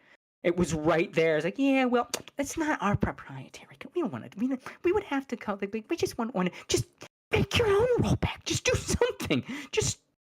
It took the fucking pandemic before they got off their ass and stopped with the delay-based netcode shit. And it's like that is just like I feel like that's a monument to Japan being like having their head up their ass when it comes to not invented here. You could like there's all these examples, but fighting game netcode was like I feel like example. Like this shit is Stone Age, and you're still doing it just because other people came up with the better version. That's insane to me.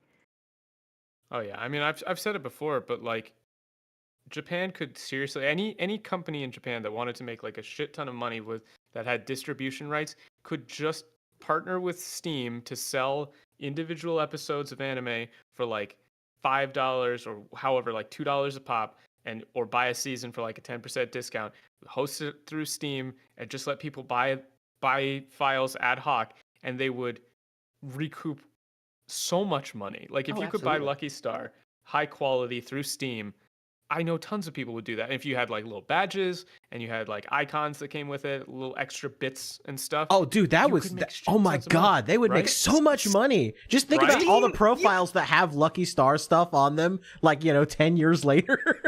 That's what I'm saying. Like you could Steam could bring in that fucking Mal scene shit of like, look, the shows I watch are part of my personality, and then that in turn your file, everything.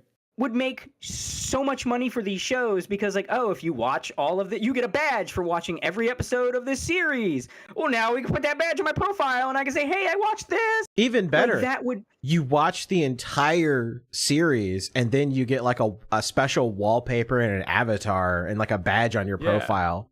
Yeah. Like that. I'm saying they could print money if they would do that, but trying to like explain these sorts of things to Japanese business types is very, very, very difficult. Like, I mean, you can look at this is my Steam profile. I would be a big proponent of this. I like Patch and Chess said animated Lucky Star Steam background. Yes, exactly. Yeah. I'd pay money for that. I'd pay $2 for that. Who wouldn't? It's insane that they just like the. By the way, Hollow, I approve.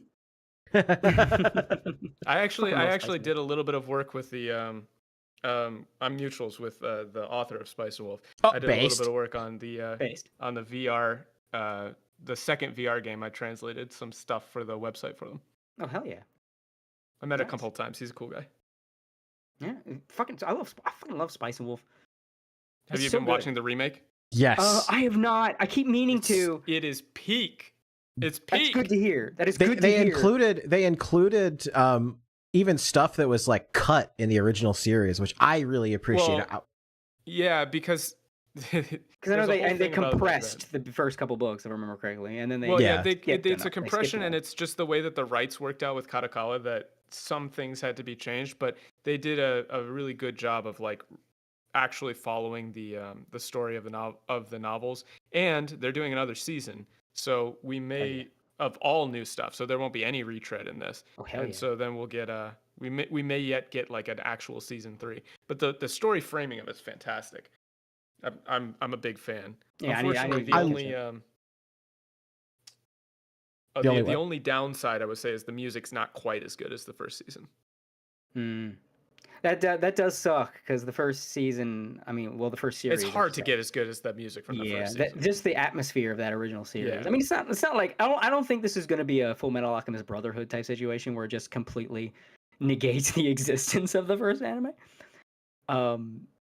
But I guess if it's its own thing and it can stand on like, hey, it's all of proper Spice and Wolf, even if it doesn't have as good of direction. I think it gives you a deeper appreciation for the first series. Yeah. When I say direction, I mean like the lighting, the background music, the openings, the vibes. I don't know I've heard this one has a lot of generic-y kind of not pseudo-orchestral, but like orchestry, generic-y kind of. I think that the music in general is not as good. It's not bad. It's not bad by any means. It's still good. There. But the first season just had an insanely top-notch soundtrack. It's hard to top that. It was more like it felt like it fit in with the environment and the time period and just the setting. And from what I've heard, the new Spice and Wolf, the BGM is just like this could be in any anime. I Like, wouldn't go it's that not far. synthy, but Yeah, it could I be wouldn't. an Yeah, anime. I wouldn't quite go that far, but I'll say the one thing I think that benefits the new series the most is just the increase in technology, because everything feels so lifelike and immersive. So like you're looking at the wheat, and every little piece of wheat is moving and flowing, and the backgrounds are beautiful, and the settings are like incredible. Like it's like you watch like the first episode of the original Spice and Wolf, and then you watch the first episode of the new series, and you're like, wow, it really shows you like the gap in technology from then to now. Yeah. I think the some of the differences that I noticed just from watching it was like, I do miss a little bit more of the painted backgrounds, like some of the painterly backgrounds, but they do come back with some of those in the later parts of the first season, which is good. But I think that the strengths of the new remake are obviously they got all of the voice actors back, which you have to. Yes. They're iconic. But the dialogue and the pacing for the remake follows the novels a lot closer. So there are some issues. I think the first season of the original run is still one of my favorite anime of all time, but from having read the novels, like there's extra bits of drama that are added to like how Lawrence reacts to things, especially in the Pyrite arc, that are just not really in the novel. And I think the remake handles everything a little bit better without getting so like the Pyrite arc in the first series is pretty dark. It gets to be a bit much after a while. And the remake is thankfully, I think, a lot more faithful. Yeah, to the they source. played it. Yeah, they played it a lot. Like you felt like things were gonna go in the right direction. They were gonna work out. Whereas in the first series, it made you really think that Lawrence was screwed. Yeah, and that really wasn't the vibe that you got from the novels. I think they did want to probably add a little more conflict just for the sake of, Yeah, putting on a show. That's fine. I think growing up with a lot of the adaptions that I did when I was a kid, a lot of the video game cartoons, and just kind of it adjusts you to the idea that when something is adapted, it will not be a one-to-one adaptation. It's like this is this version, like this is the book version, this is the cartoon version, this is the movie version. You just like that's kind of the thing where it's like, oh well, if it's a little different in the books, that's fine. If it's a little different in the anime, that's fine. It's a different version of events. Sometimes like you take one for the other. I think there's some differences in adaptations I'm still salty about, but it's like that's what the other version's for. That's what the books are for. It's like there's one thing in Overlord that's like I'm still salty the anime didn't do, but I think that's what the books are for, to have that. But Yeah, I'm with you. but it is nice to get like a more faithful one. I'm a little miffed that season 2 of the first series was like it felt like a bit of a mess. Season 1, despite the compression, felt a little cleaner. I mean, season 2 skips a whole damn book.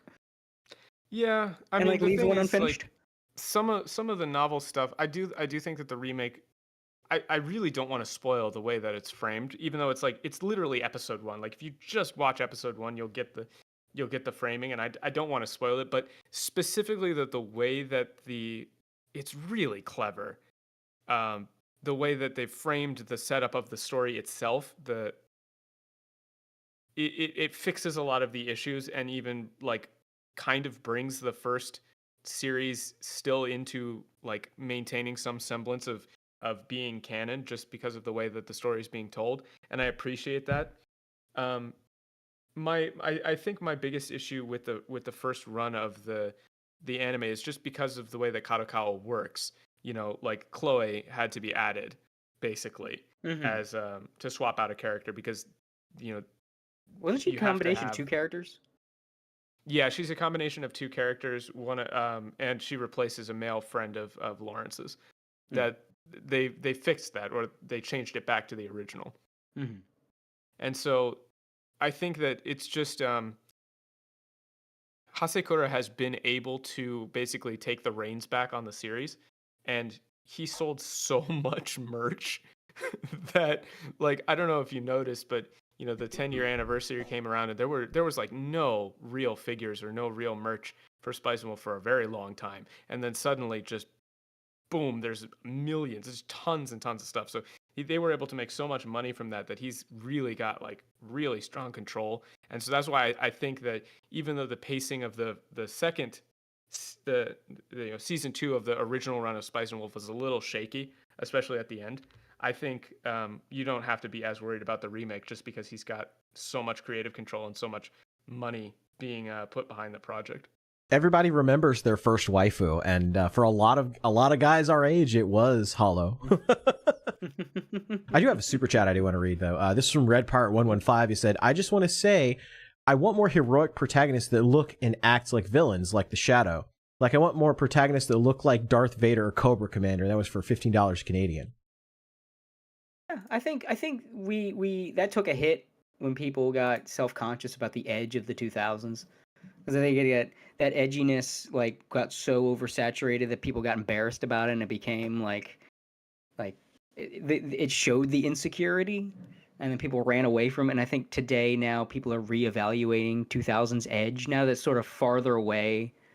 It's more in the background. It's not like something we have to run away from. So like we can reappreciate something like Shadow the Hedgehog more than like back in the day where this was like the thing being forced upon us, and then you had the backlash against it because Shadow was so endemic of his time. I really do think that a lot of that just comes down to irony poisoning, which is, villains, especially, I mean, if you look at like the latest Pixar stuff, and I'm sorry, I am running just a little bit out of time after this, but if you look at the latest stuff from like Pixar or Western stuff in general, like the villain is never really allowed to come into their own as like a scary actual person, right? They have to be like made the butt of some joke, like, this Star-Lord thing, like they have to be cut down like verbally before they can't be like physically menacing and also like verbally menacing. There's always like an irony edge to it, like the are we really doing this kind of thing. And I think that has really poisoned a lot of Western media in terms of like they can't be serious. Yeah, you can't have a Sauron, like someone that's just like a threat. A great example of doing it right is like Death in Puss in Boots.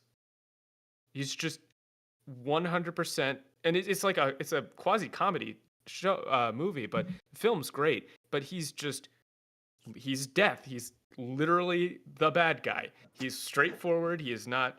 There's no like, oh, he doesn't quip. He doesn't make jokes.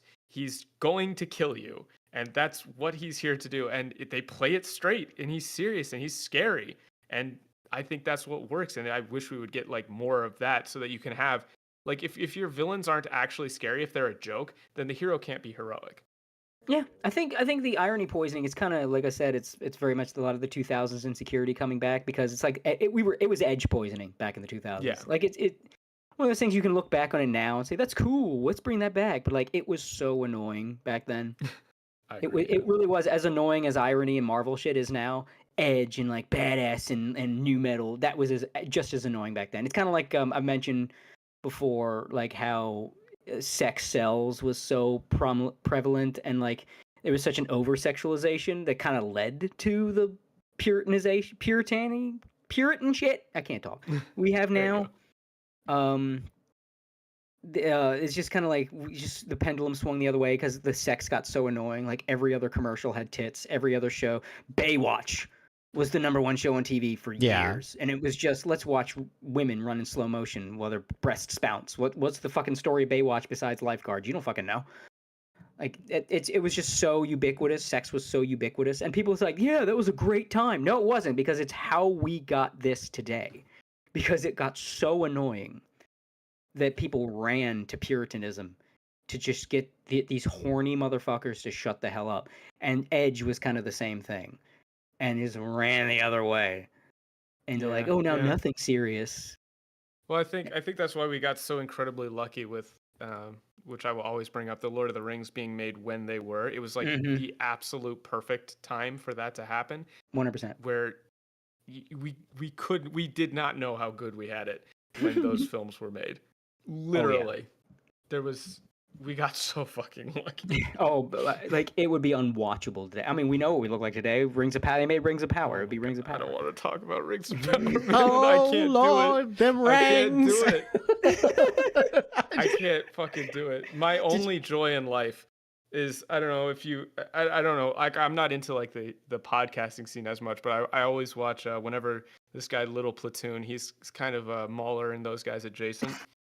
Whenever he puts out a video, if you haven't watched any of his stuff on Lord of the Rings, he's a capital L Lord of the Rings nerd in like the good way. Like he knows like his shit like Silmarillion, back and forth. I always watch his videos; they're fantastic. So my only joy in life is seeing him rip Lord of the Rings to shreds. Yeah, it's or Rings of Power, excuse me. Yeah, Rings of Power. Yeah. The one thing it kind of gave us was the fact that inexplicably Takanashi Kiara likes the show, and then we got that clip where she's talking about her mother thinks it's a piece of shit, and her mother like practically scolding her. That's right. Like it was sadly it wasn't like on stream, but she was going on. I think her mother was like saying like it show's an absolute piece of shit. How in the hell can you watch that? Like her mom going off. It's like my mom loves the because when I was growing up I read the Wheel of Time series and she read it along with me, and she loves the Wheel of Time TV show because I don't think she really remembers the books that much, but I remember it to an autistic degree, and I'm just like spurging out, and she's like, I just don't see what's so wrong with it. Why you don't like it? And I'm like, because it got everything wrong. It's like, someone said pointing out Kiara likes the 2019 Cats movie. Kiara just has shit taste, man.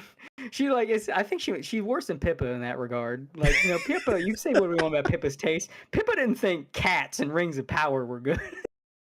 Well, I don't know. Have we heard Pippa's opinion on Cats? You could be like doing. I'm gonna super chat her and ask her what she thinks. We're gonna have to know now because I mean she likes Joker too. But I don't think she saw the first one, right? She didn't. And she saw Dune 2 and didn't see the first one either, which is so fucking hilarious. I don't know what's wrong with her, but why is she so fucking funny? Speaking of Pippa, she was at Carrier Con, and this was part of her presentation here. It was a Kahoot game. It's like, what comes to mind when you think of Face Connect? Coffee, Pippa, sad girls, Walmart, mental illness, coffee is vomit drawer, Tenma. I still need to go to a horse race and bet 3,333 yen on something. I said I'd do it, so I got to do it at some point. I did watch all of Uma Musume recently, so I'm in the mines. Bonus points. It's a really good series, actually.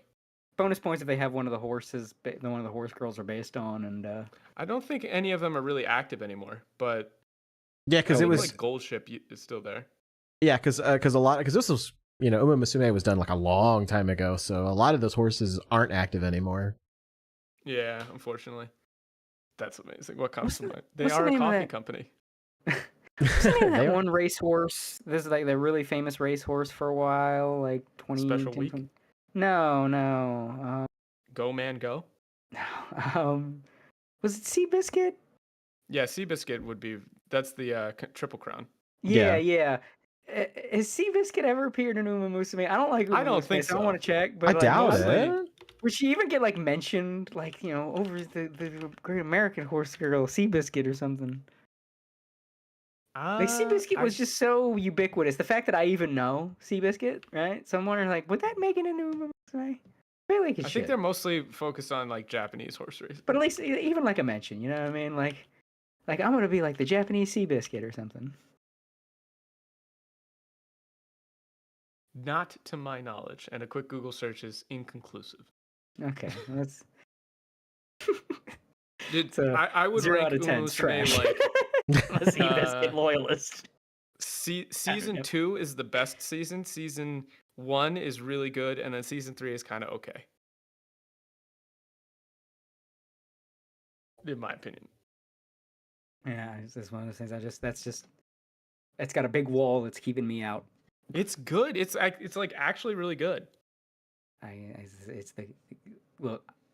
can do cute girls doing cute things when it's VTubers because those are like real people. There's something about the scripting of cute girls doing cute things that like fills me with bile. skill Something issue. about I don't know. It's just something about it. Just feels like this is an intended thing that is trying to. Damn, they're pandering to me directly. How horrible! Oh no, they're making stuff that I like. No, It's like Yeah, it's dude. just it's like a bunch of dudes trying to craft cute girls in a room. Just has a vibe to it that I just can't get. If it's like a girl naturally being cute by way of her personality, that's like authentic, I can vibe with that. But when it's like artificial sweetener, I'm like, nah, I can't do this. I need if it's either organic or I was like, some 40-year-old guy trying to make cute girls, and I see what you freaking trying to out of this house, out of this house. That's me. you're That's me. lost, man. That's You're just lost. that's the wall. So I can't. But I had to know. Like, look, I find this whole premise fucking weird. But No, I mean, it's actually really good. Like they follow a lot of the actual like history of horse races. So whenever there's like a big race or something, they follow the actual outcomes and things like that. There's plot lines that are based on the But, like, actual horse racing. I'm too It's much cool. of a, It's season 2 is just like insanely peak.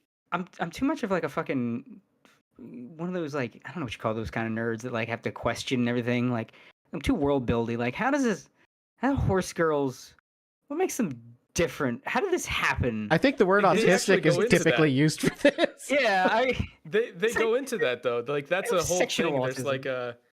like the backstory of the universe for Uma Musume is there. And the crazy thing is, I'm sure people have heard this before, but there's the kanji that they use in universe because horses don't exist in the Uma Musume universe. this It's raises just horse further girls. questions. Right? But How did we but get the around? kanji, so like I'll post in chat the So were they just kanji enslaved?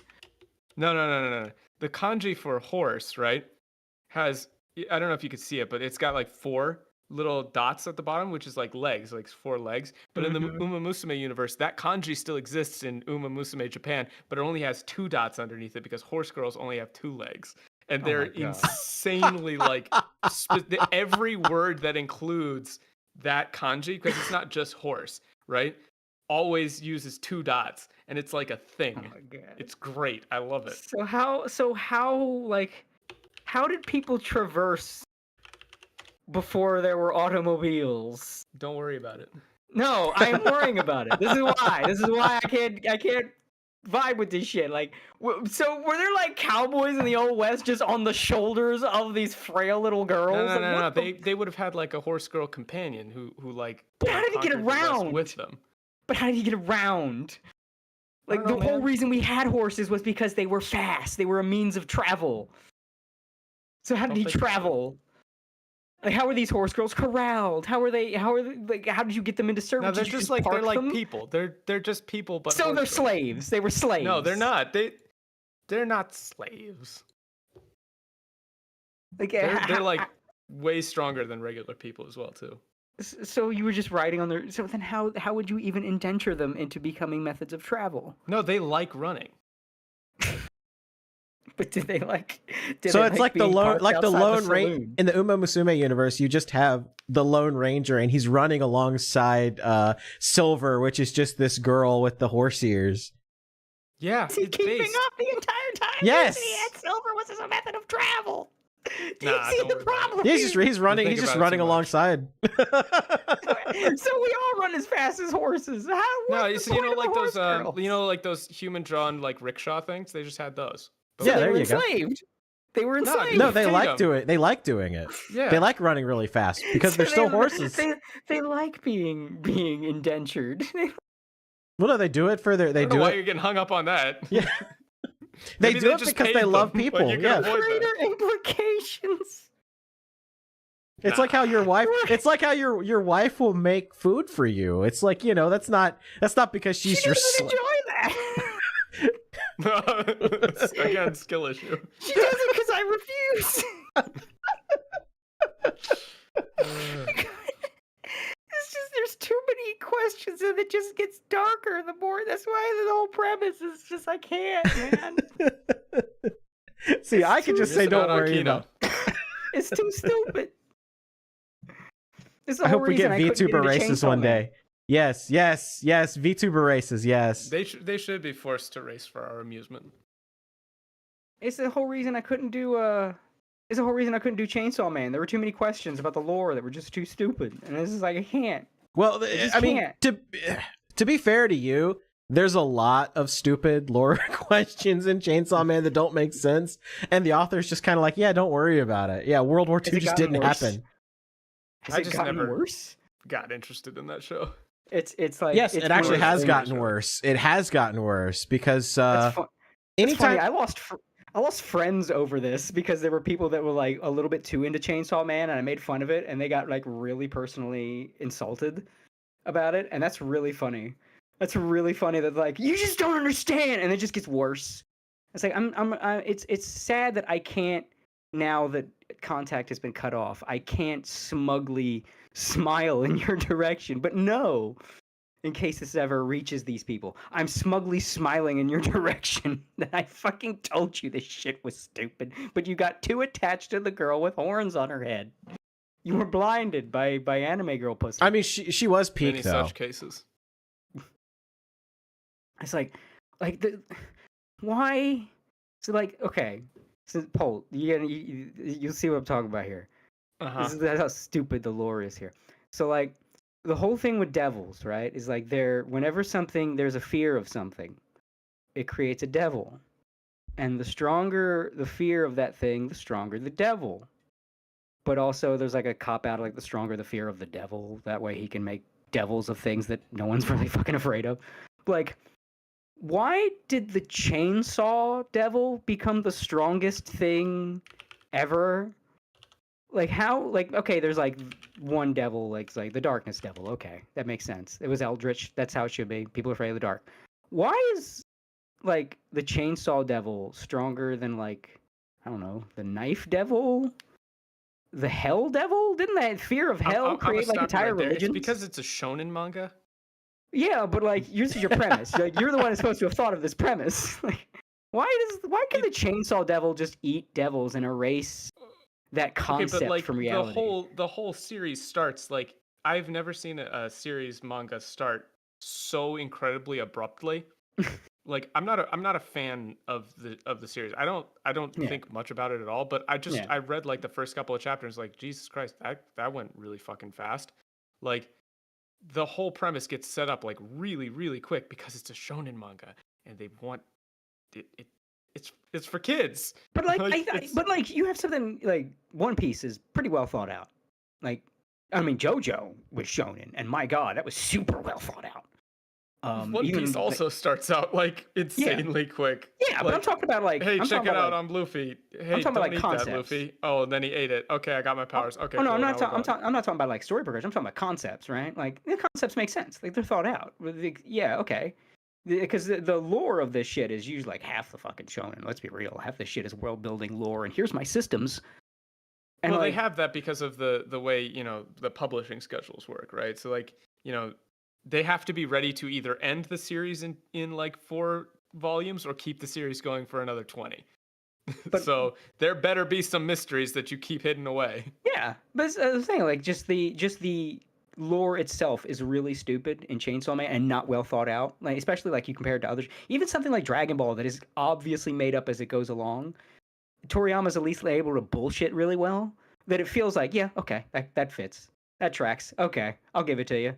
Whereas like, why is the hell if the whole thing is like, oh, these devils are all like the fears come to life, and the stronger the fear, the stronger the devil. How come the hell devil is just a door into hell?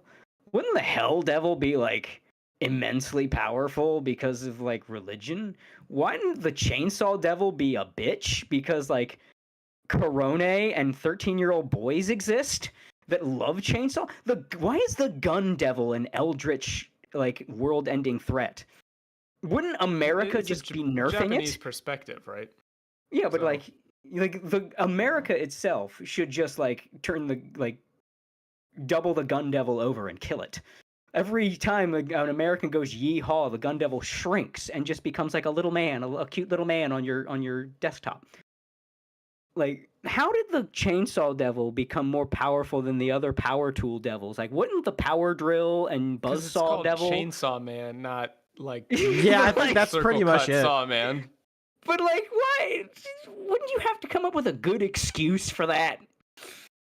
You need to come up with like some kind of logic instead. Like, maybe not do the devil idea in a series like this. Maybe come up with a different premise that doesn't rely on the power of fear. If your main conflict is chainsaw v gun, like, and you're selling this because these things are awesome. So inherently, your selling point hurts the logic of your world building.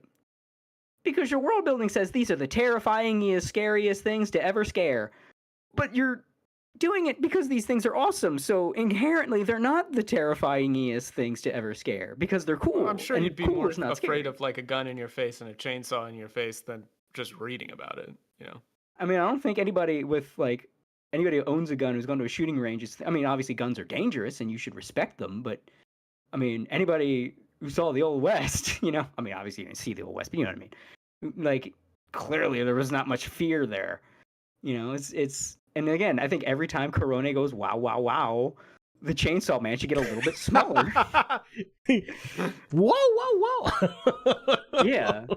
Like, you can't Well- do rule of cool and then have, because it's pretending it runs on rule of cool, but then also wants to have this whole thing about, you know, the control devil and all this stuff about, you know, the deep lore and story and the meaning. Like, how hard was it if you're going to do rule of cool? Don't do power of fear. Just don't do fear. Do something else that isn't fear. Do some other kind of influence that isn't fear, because clearly it's not scary. It's cool, which is why you based your comic around it. Yeah, I'm trying. See, here's the thing. Like, Azuhara's argument is fine, in that, yeah, I'm trying to find logic in shonen slop. The problem is, like, I've made this argument to people that got mad at me, like I didn't get it. And I am, like, I when I said I lost friends over this, those people went full, like, you just don't get, like, full Rick and Morty at me over fucking Chainsaw Man. And it's like, I know it's because... That's the hill they died on. Yeah, for real. Not even kidding. Like, and I know some of them, I'm not gonna start a drama calling anybody out. And plus, yeah, you fucking know them anyway. But like, some of them, I feel like you related to Denji too much. That's why you're into it. You saw this this fucking My down man on just his wanted luck. to feel some titties. My man just wanted to feel some titties. You saw I this sympathize. lonely. You saw this lonely loser motherfucker, and I think you went a little bit too hard, and he just liked me for real. I think that's why they got a little too attached. That and power. So it's like that kind of thing. You want to be Denji and date power. I didn't want to call him out because we were friends at the time, but in hindsight, But It's either like, power that's or a fine thing. Makima, because people see dad ass and they're just like, whoa. Makima, I never got. Like, look, I'm not a waifu guy. We've said it before, but I can at completely least. out of my depth on this because I just don't read shonen manga.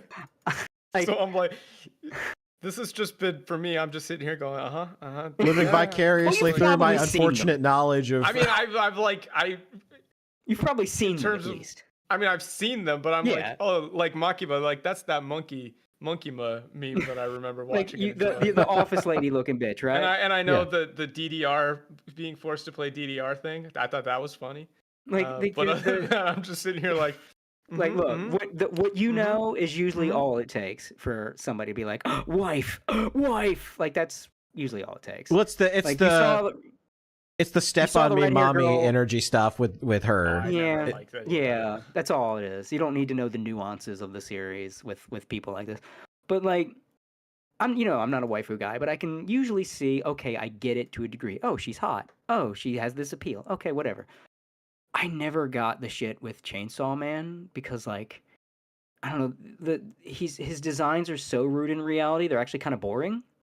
I mean, Denji's just feels like a little more photorealistic Ichigo in his character design.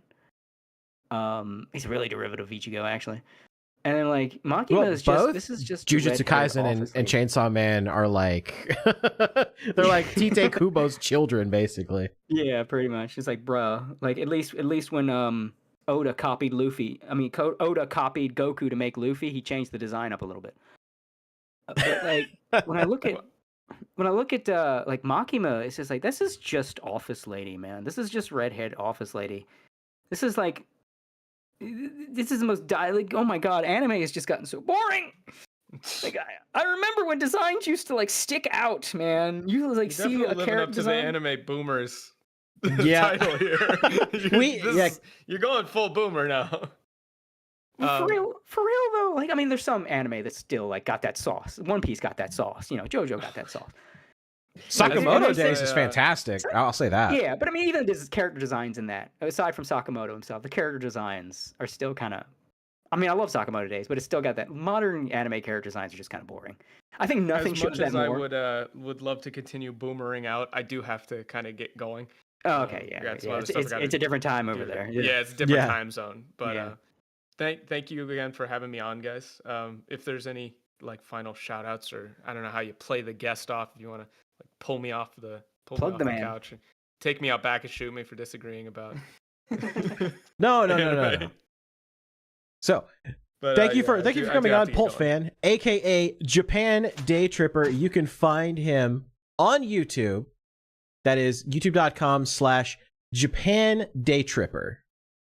Correct. And he should be doing another live stream test of his awesome Starlink mount pretty soon. Yes, I do IRL streams via Starlink now, and I also do localization stuff. We've been going through Metaphor, which we didn't really talk about today, but I've got a whole series on that, and I've got a series on Valkyria Chronicles 1 and 4, if you would like to check those out. Yeah, I've seen the mess that was 4. Yes, it is a mess. Yeah. Yeah, as much as I think you and I think you come from a different perspective than I do in localization. I think there is definitely some areas where we're both like, Jesus Christ, and just seeing it's just egregious. But... Yeah, seeing like what was in that game and what the original line was, like, Jesus fucking Christ. Someone just wanted to be a writer. That's not even localization. I will not be. Opening. I did make a second channel recently called Japan Night Tripper. For like, if my channel ever blows up, that'll be like the slop like secondary channel that every YouTuber has to have. Right. Day Tripper After Dark. Yeah. Yeah, exactly. It's funny because my slop channel is actually the first channel I made. That's Gator Time. This is my good channel. Oh, this is a good one. Well, thanks for having me on, guys. I do have to get going, but it was fun chatting. I'd be happy to come back on again sometime. Absolutely. We'd love to have you back on again. Later. Yeah, good time. Yeah, good time. Thanks, guys. Peace. Bye. All right, let me take a moment to catch up on super chats here because I think I missed the last two. Red Pirate 1. Get back to Boomerang. Yeah. Red Pirate 115 for 5 Canadian says the shadow I was referring to was the pulp character, not the hedgehog. Yeah, I assume you were referring to that one. I just kind of like Shadow. Just it reminded me of Shadow. Reminded me of all that other stuff that we sort of lost, and I just kind of went in that direction. Yep. And Tomok for $10 says, Cody, I may want to direct you towards Bullet Tribe for the nonsense you want. Bullet Tribe. I've not heard of that. I'm gonna pull it up and just glance at it, and then I'm not. I don't think that's an anime. That's the Mawe people. That's an actual bullet tribe in Africa. I might have to put anime next to it. That might work a little better there. I'm getting Jujutsu Kaisen bullet/bullet. I'm not seeing any bullet tribe. Is it like something else? Am I? If whoever said in the super chat is still in the chat. It was Tomok in the chat. Tomok. Hey, I'm seeing bullet/bullet. Is that bullet tribe? Is that like another? Because I'm also seeing people also search for, and it looks like the same. Is that like an alternate title of bullet/bullet? I'm not sure, but this was made by the same Jujutsu Kaisen director, so. Did I see? Oh my god! He said I always just saw it listed as Bullet Tribe, so maybe it. Did I see a YouTube video on this? I'm curious now. I think. Oh god, I gotta remember to put anime. Because there's an actual bullet tribe in the world. No, I did not. No, wait, that's something different. This is. Oh my god, there's so much other shit with bullet in the title. It's messing up the SEO. I know it's blossom bullets dancing. Blossom. What the hell is blossom bullets? Azahara and Jad says, for me, this has been the least interesting anime season. I only watched Danmachi, which was delayed from the previous season. I can tell you what I'm watching right now. Which I actually just finished catching up with Dr. Stone. I like Dr. Stone. I think for me, it's like if I read the entire manga from start to finish, I'm less likely to watch the anime because I kind of already know what's going to happen.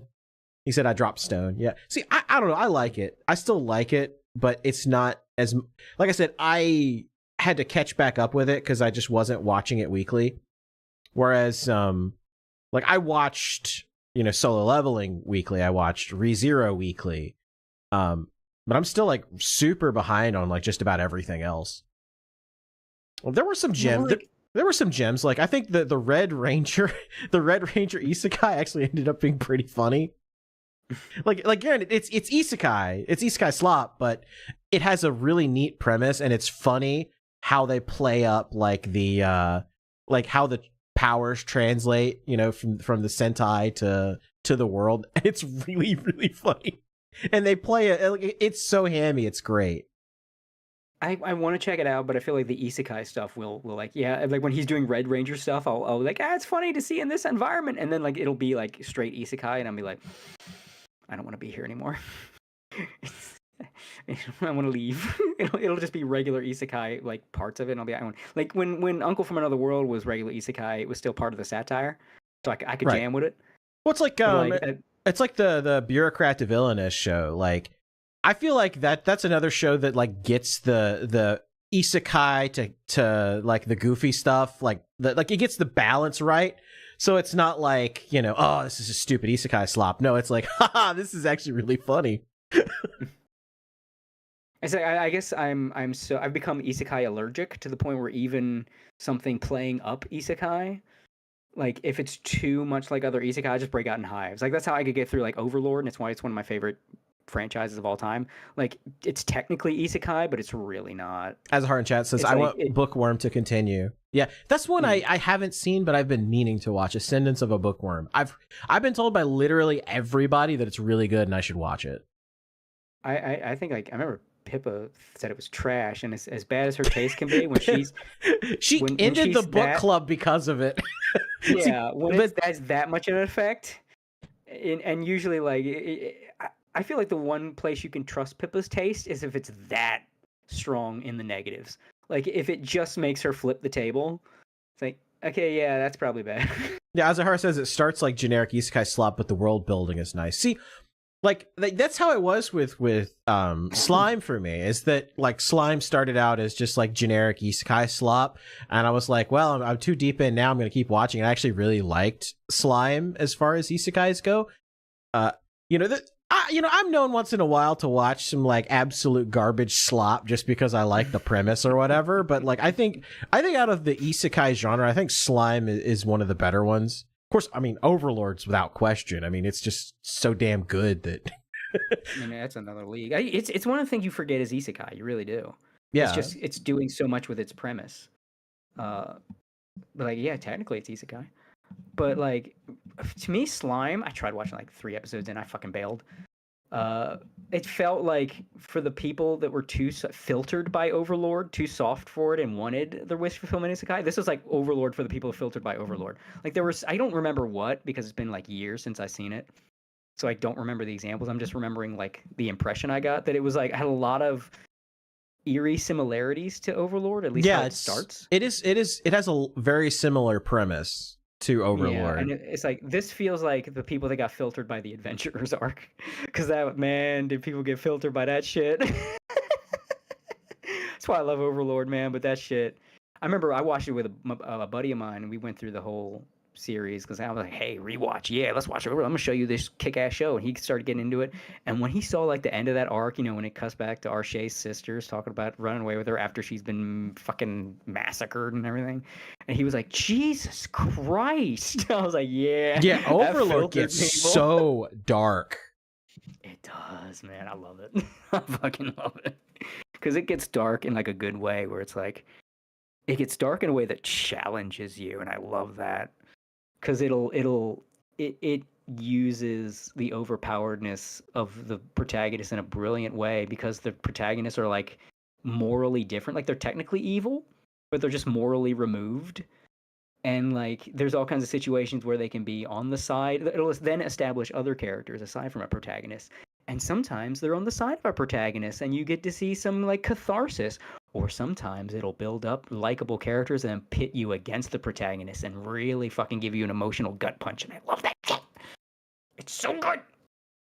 It's like it's one. It's oh my god, I'm gushing. I gotta stop. I'll start on a whole fucking YouTube video. But like that's in it like another league with Isekai, and it's same with like Tanya the Evil. Tanya the Evil doesn't feel like Isekai, but it is. Yeah, because it's like it really. I feel like I was gonna say that it really just becomes like this little girl just really hates God. Like that's like, even the and you forget kind of like, oh yeah, that this is a Japanese salaryman who's like supreme, like fedora tipping atheist level, and he's been reincarnated by God into the body of a little girl in World War I era Germany. He does remind you that a lot, like with his thought process, and then even using knowledge of history, because like as the books go on, he basically combined, or she now, and this is one time where you have to correct yourself. She combined the two world wars, because her knowledge of World War I, the knowledge she gave not Germany, caused an accelerationism effect, and now they're basically in the state they were in World War II.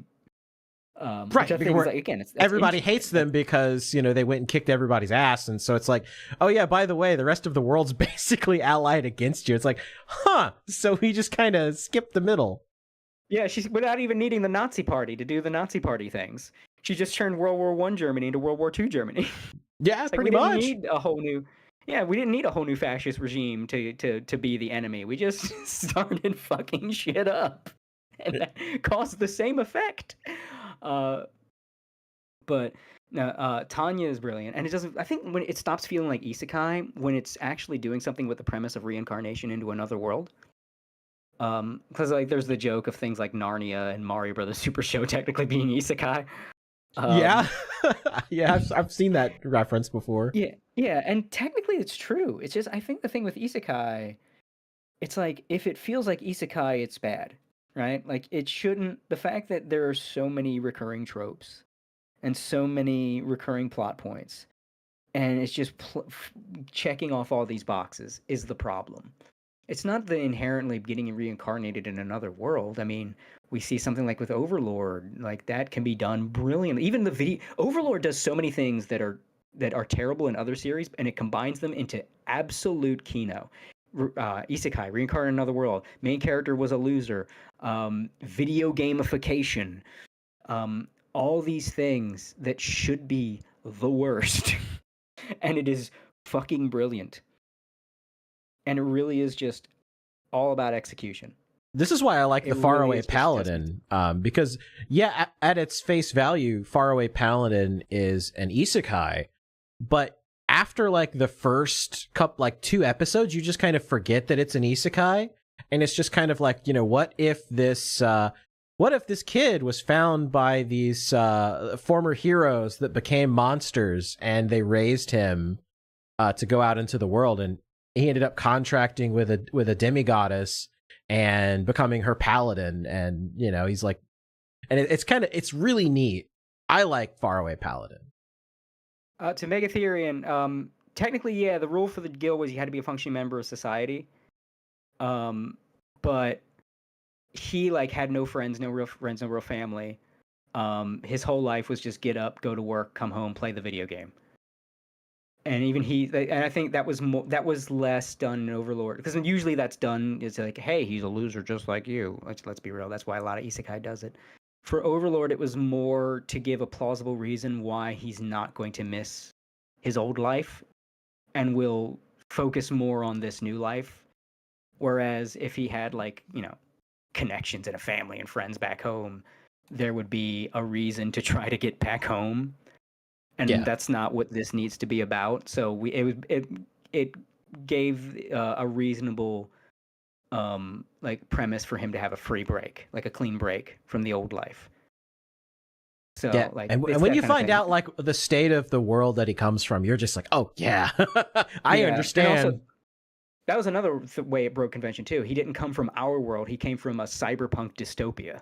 So it was like from one fictional setting to another, as opposed to just like an average salary man from the modern day that's like just like you. No, it was he went from Blade Runner to Lord of the Rings, basically. Yeah, He went from Blade Runner to Lord of the Rings in a Lord of the Rings setting where Final Fantasy 14 infected it like a virus. you know, that should be the quote. If anybody's trying to explain Overlord, just like clip what Cody said and just like send it to him.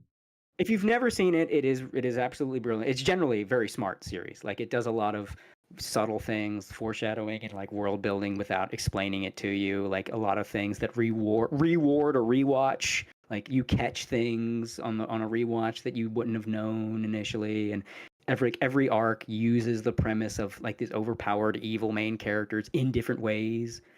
Like at first it's just what kind of situations can I throw this monkey wrench of a nuke into? Like, oh, the first one is, him arriving in the world and like learning of their politics and everything, and messing up some big operation. The second one is like, okay, now he's thrown into like an RPG adventurer type story, and like this is how he'd muck it up, and that kind of thing.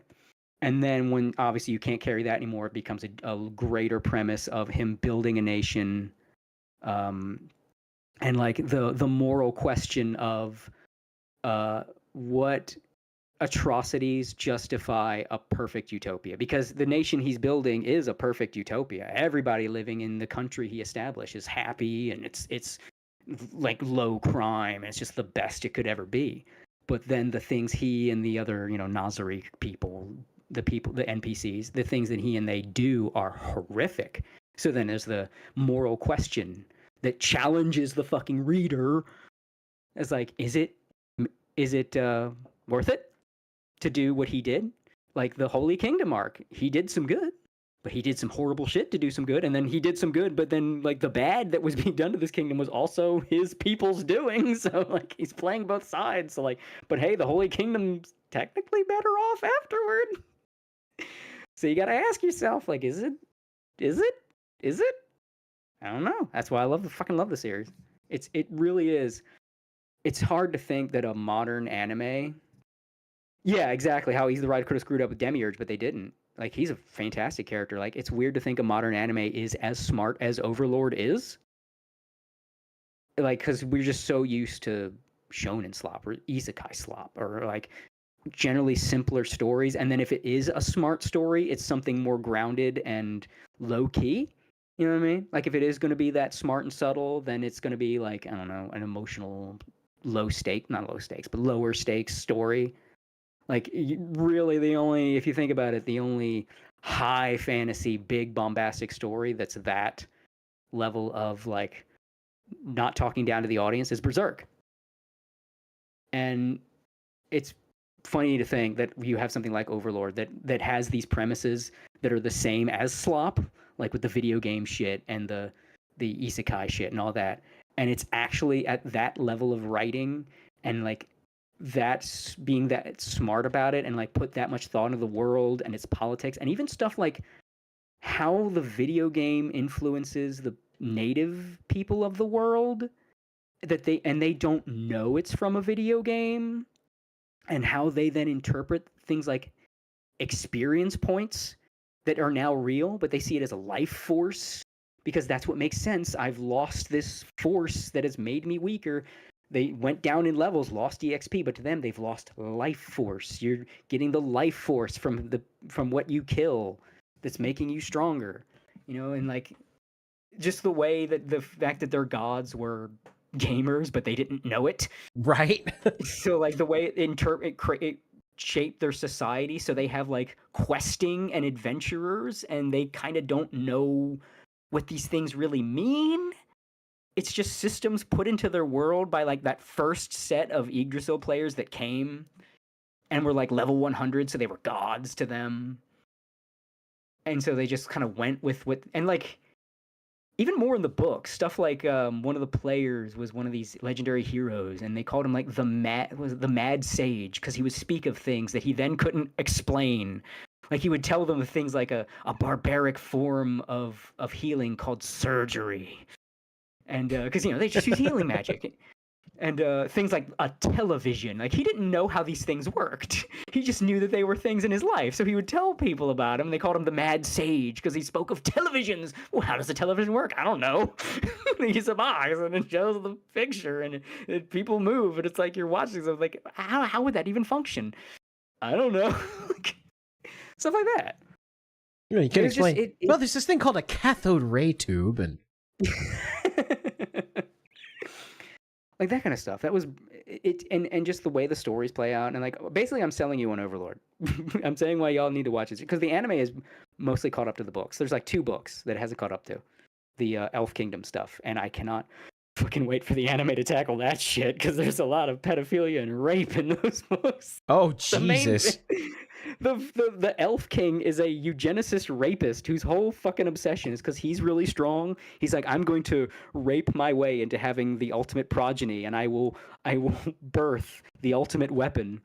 So if I impregnate any other strong woman I can find, or any woman that will birth me strong children, and so he just keeps committing rape. To the point he thinks Aura and Mare are his. Oh no! Children he must have forgot about because they have heterochromia and they're elves like him. But he sees how strong they are, so he's like openly considering raping Aura to produce stronger children. And that's the moment Ainz drops all diplomacy and punches him in the face. I was about to say, Ainz literally drops a castle on him. Because like the whole thing with the Elf Kingdom stuff is like Ainz is like, I'm gonna go, like Aura and Mare, they're elves. They need to meet other elves, and because they're growing children, he's very parental to the NPCs because they're like the remnants of his friends.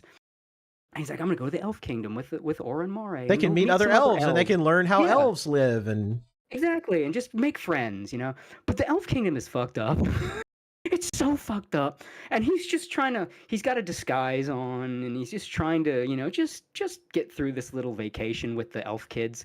And the Elf Kingdom's just one thing after another. It's just, this kingdom is such a fucking degenerate mess. There's a fucking, an elf warrior, a beloved elf warrior that falls in love with Aura because she saves him, and like, despite the fact that Aura is a child, and it's not like Overlord has that weird, like some anime has this weird removal where it's not thinking, hey, that's gross because it's a kid, and it's like weird lolly shit. No.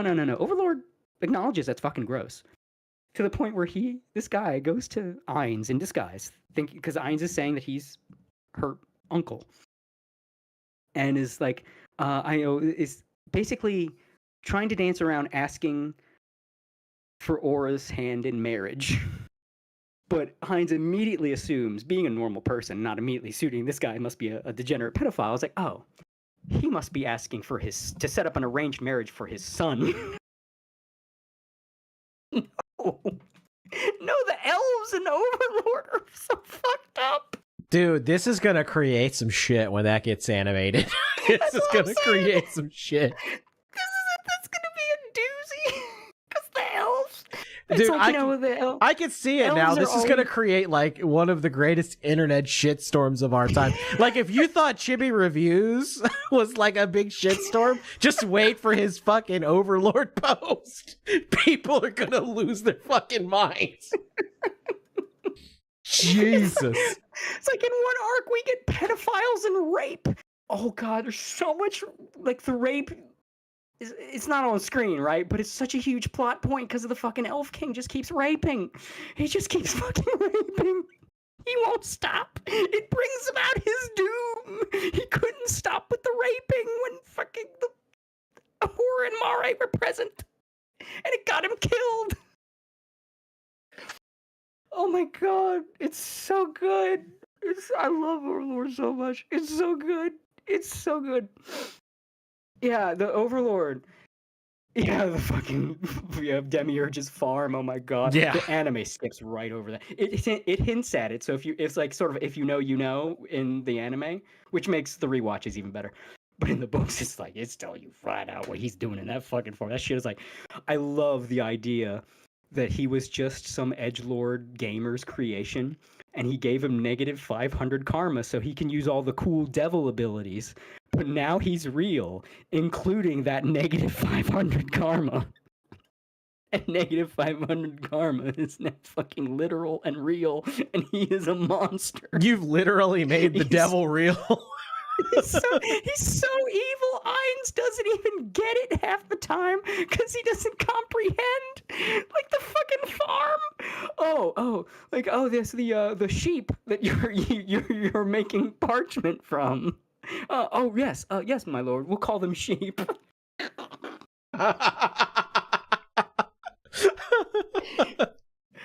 It's seriously, it's got to be one of the best franchises of all time, man. It's got everything. It's got everything. It's just well written. It's got the characters are great. The character designs are great. Because that's what I was saying. It's kind of, I wanted to get back to this, and this is a good segue. Anime character designs have turned to shit over the years. Like there used to be anime characters just looked visually striking and interesting. And now everything's gotten dialed down.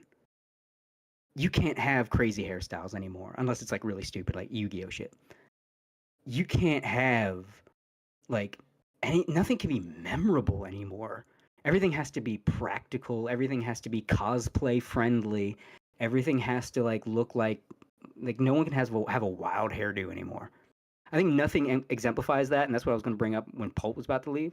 In the remake of one of the East games, where you look at the old version of the character and then the redesign, and it's like soulless. If you can find this and pull this shit up, like, it is one of the most egregious.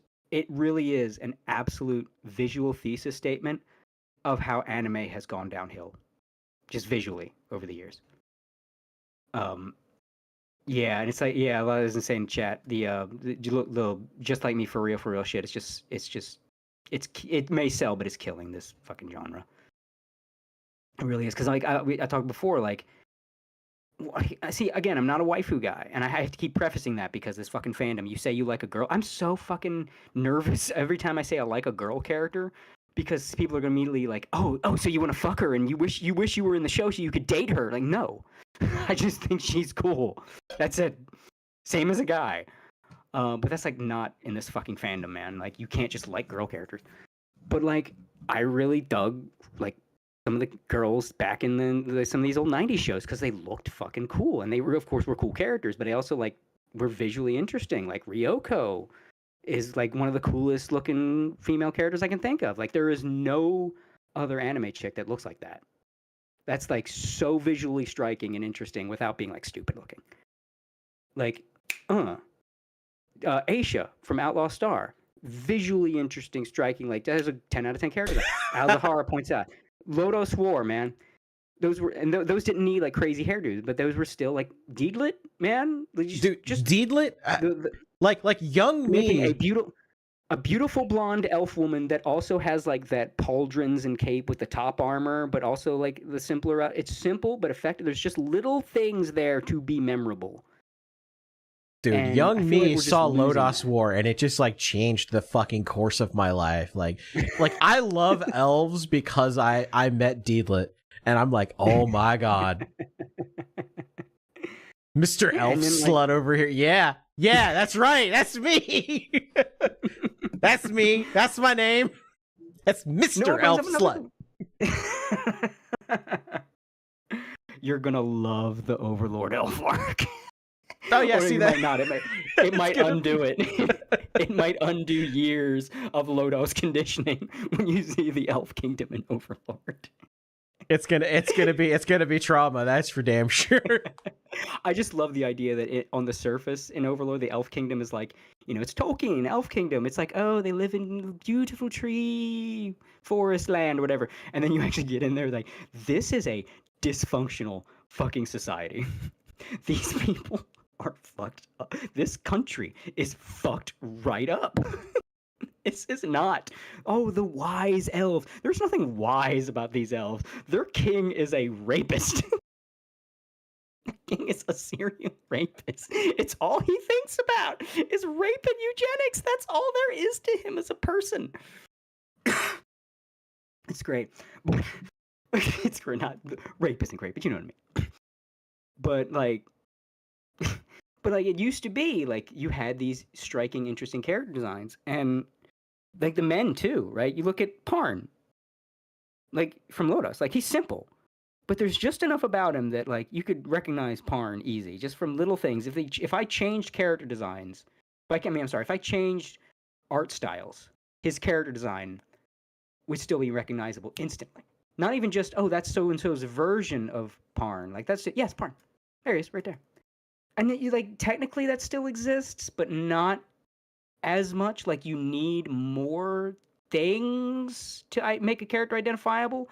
It's how do I describe it? It's like it's kind of like how it's a sort of a thing where like you know how when Oda draws Goku it looks fucking wrong. There is something off Like, about it, yeah. Yeah, it's like that, but more prevalent today. Like I think it would be harder. It would be a lot harder for someone to do a tribute like that. Where all you see Goku and all these artists' styles, I don't think you could do that today. I don't think you could do that today. I don't think you could have like even Deku, right? It's just a green afro. It wouldn't like yeah, that's technically Deku, right? But it wouldn't be the same as like other artists drawing Goku. You know what I mean? Like Goku has such a Goku is a cultural icon, like a globally recognized cultural figure at this point. Like even Luffy is up there, not quite to that level, but he's up there. Deku is like, you know, there would be people you would show a picture of him on the street and they'd be like, I don't know who that is, but like everybody would know who Goku was. But I'm talking about even in a vacuum, right? Just the look of the character. Like I think with Goku, you have him drawn in another artist's style. And it's like, yeah, that's Goku, man. Look, you get the hair and the spiking in the directions and everything, and he's got the gi and like that. And the muscle. Yeah, that's Goku. Deku is just any old teenager in a green fro. And it's like let's say the normies won't know, but like, let's say every anime is a normie tier, right? Normies know every anime. You could do Goku, Deedlit. You know, you could do them in another artist style, and any dude could go, yeah, that's them. I think with a lot of modern anime characters, you wouldn't get that as much. It was like, who's that? In fact, I think a lot of them, if you try to draw like a couple protagonists, they go, oh, you drew Ichigo? No, that's one of the guys ripping off Ichigo. Yeah, Vash from Trigun's another great example of a very distinct, unique character design. And anime used to be awash with those. Like you had distinct character. Now you had your boring ones, obviously. You had your, regular looking people, but you had a lot more visually distinct characters, and you had a lot more visually distinct characters of both sexes. I think I get the waifu thing less now because these girls that like modern fucking single weebs are latching onto don't even look visually interesting anymore. You know well, I think part of the problem too is that a lot of studios, not all of them, but some of the studios have kind of gone to the same like generic art style. And so it's like, oh, well, it's the same face shape. It's the same eyes. We just like change the hair for all the girls in the series. There's some studios that do that now, but there are some that still like, they try to replicate the original artist style as closely as they can. Well, you look at some of the girls, too. As hard as right. Yeah, it's easier to animate that way. Yeah, and that's why they do it, because they have like 40 series to do in a year. That's what I was talking about. Just this current way anime is now, it's just not sustainable, and it's hurting the genre. And that's a great example of why. It's like everything is just getting dumbed down. Like you look at that chick from that Zero chick. I don't know if Giancarlo Reyes read my mind or if I was starting to say Zero Two from yeah. Darling in the Franxx. Just remove her horns. What stands out about her? Fucking Nothing. Not a goddamn thing. She's just generic girl. That's why, like, a lot of the waifu shit I don't get from even, like, look, my needs are met. Anime titty doesn't really affect me anymore. So I am now looking at this purely from a character design perspective, an interesting character design perspective. Right? Like, and you can't even say, well, she's hot. They're all hot. No one's making an anime girl that isn't like somebody's like peak physical form. It's really all in what breast size do you prefer at this point. So even her being hot doesn't stand out. So at this point now, it's all just bob cut, long hair, short hair. Some other, like, it's nobody stands out. None of these girls stand out anymore. Like, it's bad for the guys, but I think it's worse for the girls. Like, guys you can kind of make go crazy, but then the girls, because like, oh, we have to make them attractive. Well, long hair and breasts. There you go. Tomac for $10 in chat says, at this point I'm waiting for some madman to bring back Appleseed's feral cat girls. Yes. The megafauna progenitor, right? of today's extant cat girl species. I thought the megafauna progenitor was Tank Police. Yeah, Tank Police. Wasn't that? Yeah, wasn't that like the first? Was one of them. It's one of that shit. It was like that kind of things, like, or even like open the door to give anime girls weird hairdos again. See, this is something that I think that like gacha games get right, is that they try to make the characters as unique as humanly possible. So like everybody's niche is being met. Yeah, but even then it's just so skewed toward like Coomer shit. Yeah. It's like, I want that creativity without the desperation. You know what I mean? Like, I've seen stuff from like Nikkei where it's like, that's a neat character design, except for the fact that this feels like a cry for help. Like, there's a level of, like, you know what I mean? There's a level of horny where it's like there's a scale of horny. There's like, I am a heterosexual male. That's fine. I like big titties. That's fine. Okay. You know, I mean, I'm guilty of some of it. You know, I said my needs are met. You can still see some shit in my art. Like, but then there's a point where it's like, you okay, bro? You when's the last time you put it in a woman? When's the last time a woman was just in the room when you came? When there's like that's like a level of fan service too that would, like, even as like a horny teenager, there was a level of fan service that just made me feel like this made me feel like maybe I'm going down some roads. Like, I ain't this bad. I ain't this down bad. Man, let's back up. Let's back up. And sadly, a lot of the gacha stuff has that vibe, because that's also I feel like the last bastion of interesting character designs. Like, that was that Zenless Zone Zero. It's got some memorable shit in there. But then, like, everybody's over animated and like very horny. Like, I want that. You don't have to turn the horny off. I'm not going Zoomer Puritan. Turn it down, right? I'm not saying kids turn down that rap music. That rap music's a bop, but I don't need to feel it in my walls. Turn it down. I want to hear it, but I don't need to feel it. You know what I mean? Kind of the same thing. Like, you're turning down, but not off. But give me that creativity. And then I think we've got our utopia. Let's just make that the thing we do. Because, it just feels like the vibe is dying, you know what I mean? I'm not seeing anime anymore where I'm like, God damn, I need to see that. Look at that shit. Man, look at that. And then, like, sometimes you do, and then, like, the content slop. Like, fucking, I'll never forget, I was betrayed. Soul Eater. Like, man, look at that art style. Those character designs look so cool. And then I watch it. This is fucking stupid. This is fucking slop. I hate this. And then I was like, man, what a waste. Like, get that guy, that character designer, and have somebody else write his shit. And you're golden. I'm kind of ranting now, but this is like a big thing that I've like felt very strongly for a while. I had to put a little bit of levity in there. Sorry, sir, no pets allowed. Excuse me, that's my wife. But a dog. The dog with the but a dog. It was a Harkin Shadows on Twitter. Patches, right? Soul Eater was such a rug pull, yeah. It's like, this looks like a stylish, cool thing. Oh, it's shown in school slop. Oh, all these characters are just fucking by the numbers shown in archetypes. Yeah, we need more. We just need shit to get crazy again. Yeah, anime is too scared to be crazy. Well, that's Sometimes kind it'll of be a little crazy, but then it won't be crazy enough. That's kind of why I like, and this is kind of our last topic to talk about before we were going to go. So Silent Hill F, do you know a whole lot about it?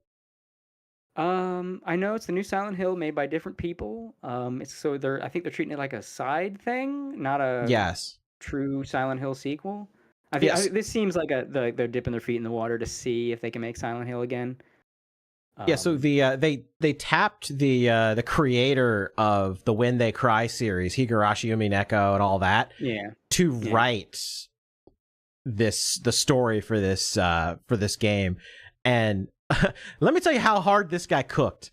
Okay, Ryukishi 7 cooked so hard that it has already been banned in Australia. They have it gave it the refused classification rating, which means it cannot be sold, hired for, advertised, or legally imported in Australia.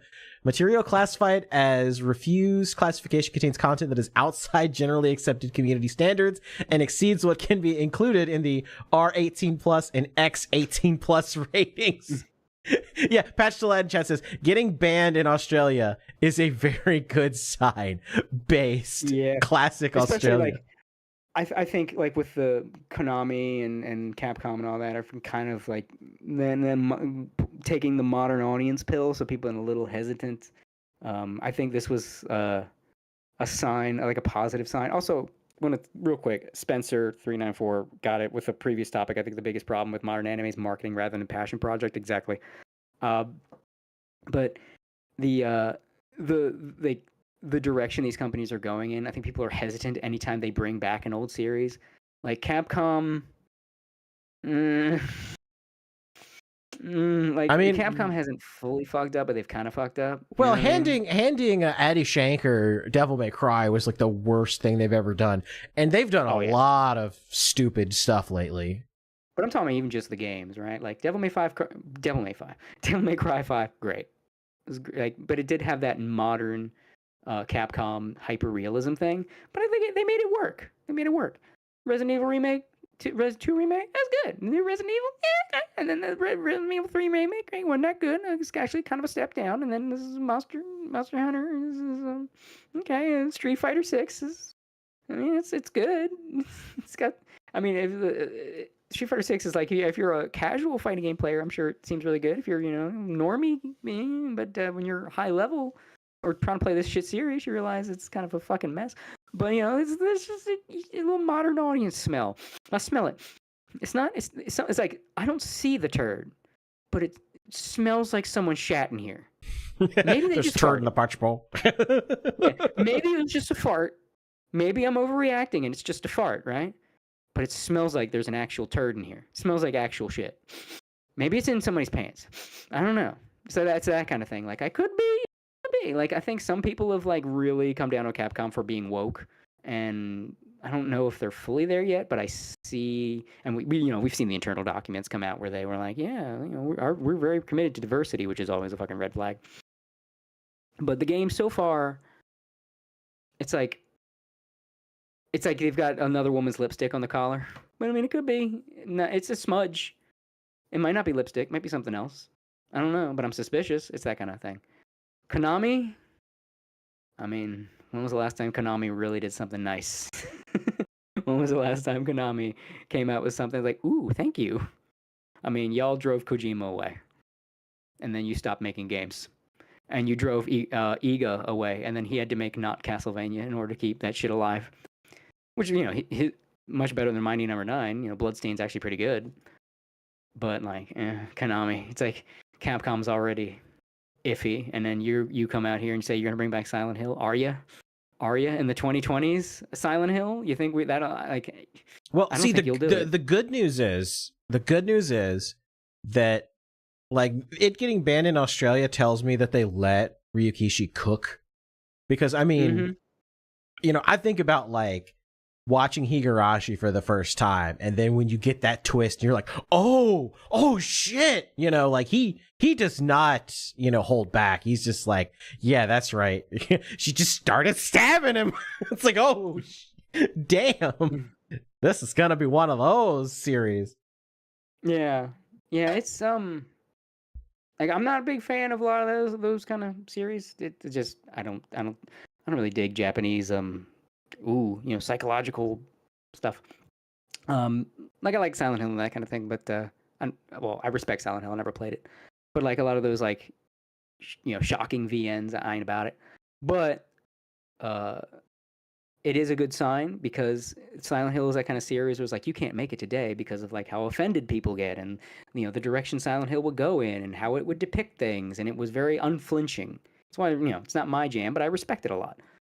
And it's like, well, you can't make Silent Hill today, not in today's climate, and it looks like they're going to do it. And if they do it, this could be one hell of a redemption arc for Konami.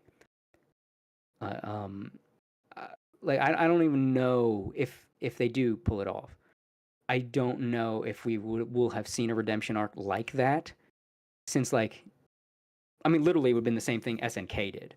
I mean, oh, surprise, surprise, Cody found a way to bring SNK back up. But, like, they had the same issue where the company just, bad management. They stopped making games. They just did pachinko and, garbage. Occasional bad re-releases. And it's like, do you even make games anymore, bruh? And then they just came the fuck back. Like, out of fucking nowhere. Just 1 minute, one day, they're like, no more pachinko. We're back, bitches. And if Konami pulls this off, they'll have done the same damn thing. Where it's like, no more pachinko, no more bullshit, no more playing around. We're back. We're Konami. I mean, granted, it might be a fluke, but so far, it's a very good sign. I'm taking the white pill here. Me too. We'll get some good Castlevania again. It's a tentative white pill. I've taken a bite out of it. I'm not fully swallowing it, but a bit the edge off. Looking at Metal Gear Solid 3, the Delta, as they call it, they kept the story the same. They kept the voice lines the same. They kept everything the same. All they did was they upgraded the engine and made everything look really pretty. Mm-hmm. Like, that is the kind of remake. That's the kind of remake that I want. And they brought back Snake versus Monkey. That's the remake I wanted for Final Fantasy fucking 7, but I can't always get what you want, especially with Squeenix. Yeah. I'm not gonna start. I'm stopping. But yeah, I feel like Konami gets it now, and they're starting to turn that corner. And I feel like, see, this is my dream is that they take, the success of Delta, and they're able to bring back Kojima for like one more like big Metal Gear project. And I want them to take the Delta engine and I want them to remake the first two Metal Gear games, but, with all that new technology. And so we can close the circle on the Metal Gear franchise and have, all that lore that's been built over the past 40 freaking years at this point almost, and have that moment where it's like, oh yeah, you get to see Venom Snake, and all this other stuff, and you get to infiltrate the island as Solid Snake, and you bring in all the original voice actors from the Metal Gear Solid series. David Hayter is Snake, but you also bring Kiefer Sutherland as Big Boss, so it's like, oh, you've got both there. Well, the problem is, part of that is Kojima. Look, like, I'm not a fan, but not because I dislike his stuff. It's just like the ship has passed. I'm just not but I respect it a lot. I see why people like it. I don't have anything negative to say about Metal Gear or anything like that. It's just like, it didn't get me. I am a Metal Gear autist. I mean, that's why Pomu was yeah. Like, that's literally how I found Pomu. I'm like, I have Metal Gear brain rot. Mint. She does too. I think he made mint. No, I get it. I get that. But I'm not shitting on Kojima here because oh fuck, I'm not Razor Fist. But he does have an ego. Like, he does good shit. but he's got a bit of an ego. No, and I wouldn't say ego. I think he's got a bit too much of that possessiveness of his work, where like he doesn't like how associated David Hayter is. Like there is that sort of rumblings that he didn't cast David Hayter because like you are not Snake and you think you're Snake. And I don't like that. And you combine that with his lust for American movie celebrities, like film actors, and it coalesced into him recasting Snake as Kiefer Sutherland. Like, I don't think he would bring David Hayter back because I think he's got a bit of resentment toward David Hayter, because I think he feels like David Hayter is was taking Snake from him. Like, that's why he was so pissed about the localization of MGS1. And that was understandable, but I think it's also coming from a similar place of, this is mine. Do not take it away from me. Its identity is me. It is a Hideo Kojima production. My name is in the fucking beginning. My name is on the title crawl. That kind of thing. Well, I think that's a lot of the reason why with Metal Gear Solid 5, you know, it like blasted a Hideo Kojima game, you know, like literally everywhere. And like all of it, and then they took some of that out, actually. Yeah.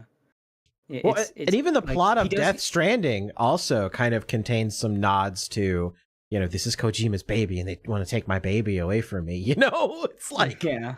I mean, and like now he's he's repurposing some Metal Gear stuff. I mean, he does that with his like he repurposed what was that series he did that Police Knots. He repurposed some Police Knots stuff into Metal Gear. So like, so there's that. I mean, they're high Solid Snake, but not Solid Snake. But he is possessive of his stuff, and he's got a bit of an ego to him. And I think, as cool as your idea, as perfect as your idea would be, as much as the fans would love it, his personal ego, I think, would get in the way of giving the fans what they want, because he just could not bring himself to bring David Hayter back. He wouldn't be able to do it. Because I think he's bitter about David Hayter taking the identity of Snake from being a Hideo Kojima character to being David Hayter. Yeah, and I agree with Ghost Dog in the chat. I just hired Judas. The Kiefer red herring would work better if they got David Hayter to voice the real big boss in that one cutscene. Yeah, exactly. Like that would have been like perfect. Like, oh yeah, okay, so you know, oh, it's David Hayter. You know, he is the real big boss, and you finally get it. Like, and when I played Metal Gear Solid 5, I thought they were setting up for that. Like when I discovered, he's not the real big boss. I thought for sure I was going to hear David Hayter on the other end. Like, kept you waiting, huh? You know, and it was not. That's what he should have done. But that ego, man, he couldn't do it. He couldn't do it.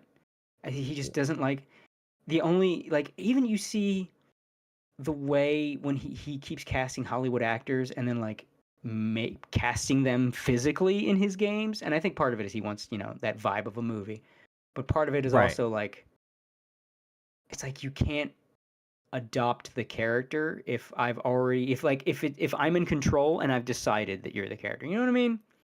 Right. Like if he cast David Hayter himself and made the decision to make Snake look like David Hayter, I think he'd be cooler with it, because at the end of the day, like, you associating that actor with the character is still Kojima's decision that you're on board with, and rather than someone sort of taking his baby from him, which is understandable in a larger aspect for what Konami did to him, but it becomes petty when it's at that level where it feels like, you know, David Hayter's taking his baby from him, being Snake. Right, like if he was going to like do a Metal Gear, you know, remake, he would probably cast what's his name, Luca Marinelli, who he said looks like Snake. Yeah, he'd probably cast him as Solid Snake. But see, that could still work if you had David Hayter as, you know, the real big boss. Yeah, it's just, because, you know, he's a young Snake. He's a really young Snake. The fact that you associate David Hayter with Solid Snake, and that was not a Hideo Kojima decision, is what pisses off Hideo Kojima. The fact that you think David Hayter should voice him, Solid, I mean, fucking Hideo Kojima is like, I did not make that decision. That is not my decision that I made for that character. And that's why he ditched David Hayter. And I don't think he'll ever have David Hayter If he makes a new Metal Gear Solid, David Hayter won't. Unless someone can finally get through to Kojima, which is possible. He doesn't seem like a completely unreasonable guy.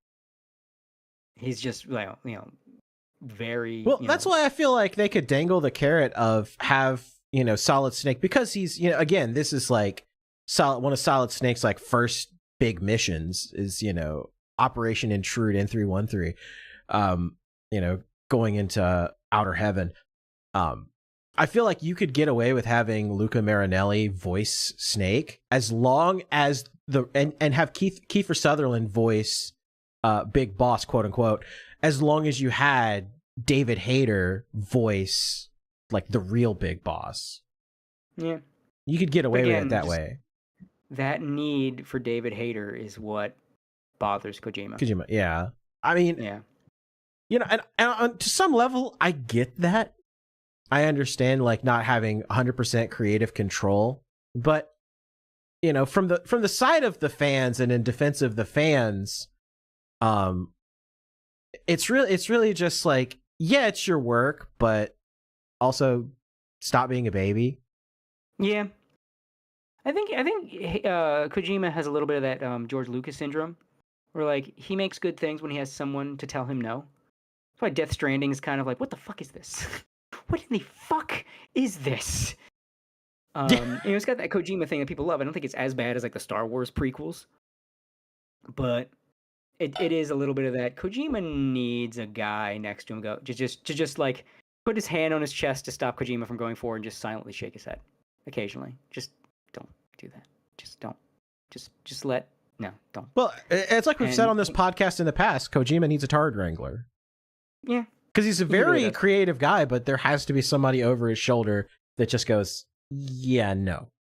It's a good idea to be the rudder of a project, to be the leader and the creative mind, but it is also a good idea to recognize when people around you have a good idea that you should adopt. Toriyama was brilliant with this, and that's why he was the GOAT.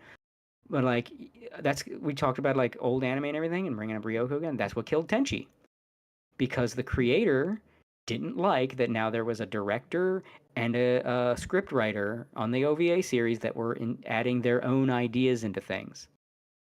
Because this was his baby. These were like characters he came up with in high school or something like that. And that's why you had this breakup of the creative team that broke the series into multiple timelines and universes, whatever. That's why the series, I said this on Twitter, it's why the series isn't relevant anymore. Like, there's a lot of old anime that still has relevancy. Like, people still talk about, still like, and want to see more of. And Tenchi, despite how massive it was, I mean, it basically birthed the OVA market. It was like the original fucking OVA. I mean, there were other OVAs, but it was the one that made the market. Like, we got the OVA boom because of Tenchi.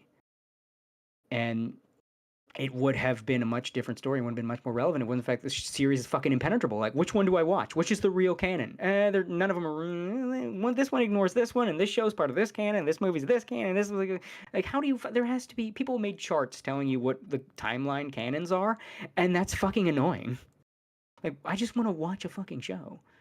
It's like, well, you watch OVA 1, but then from there it splits.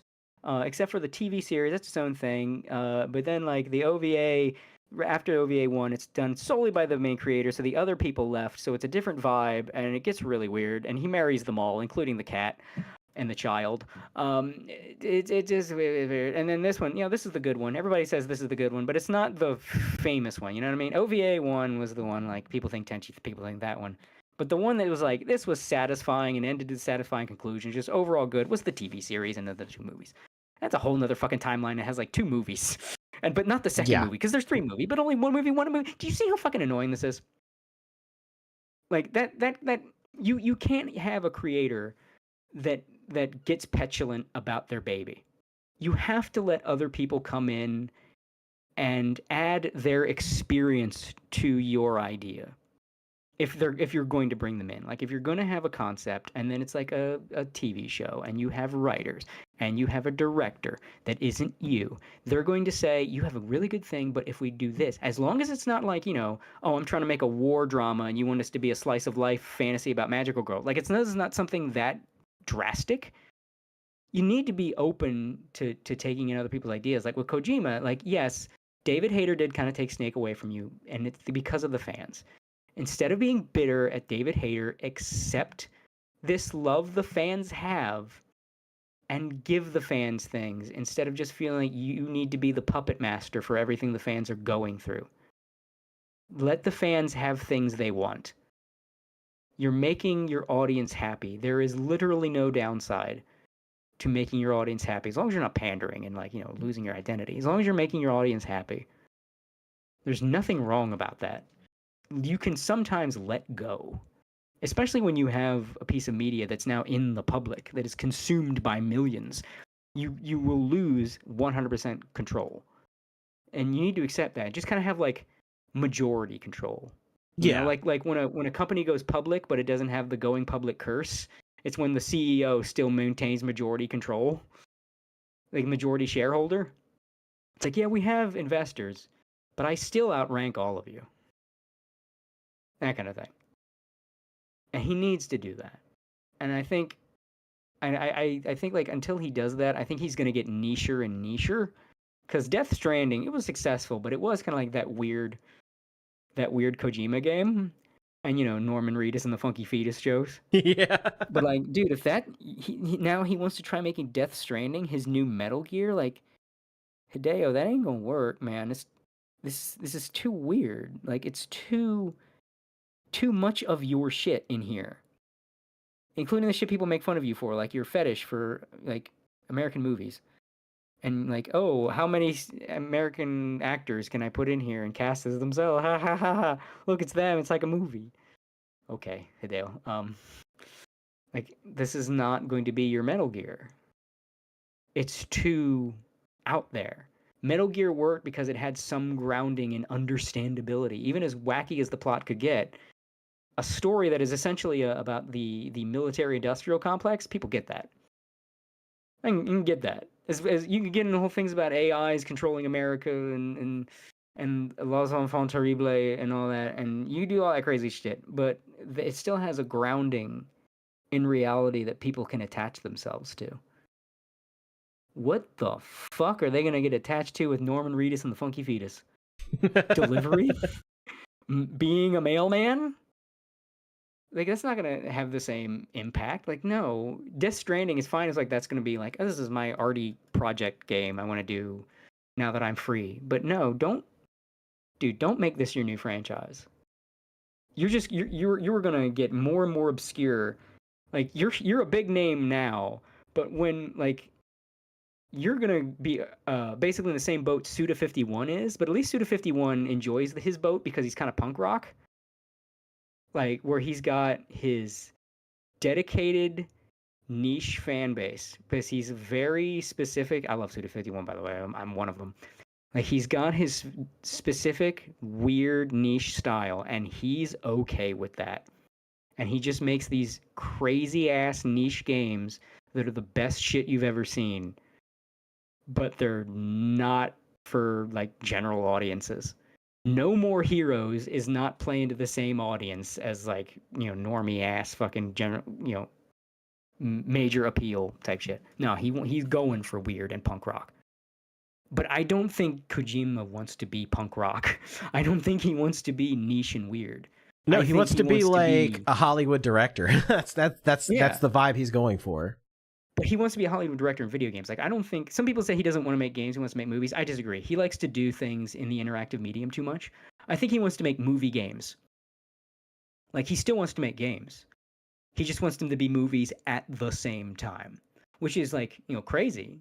And it makes his stuff very unique and different.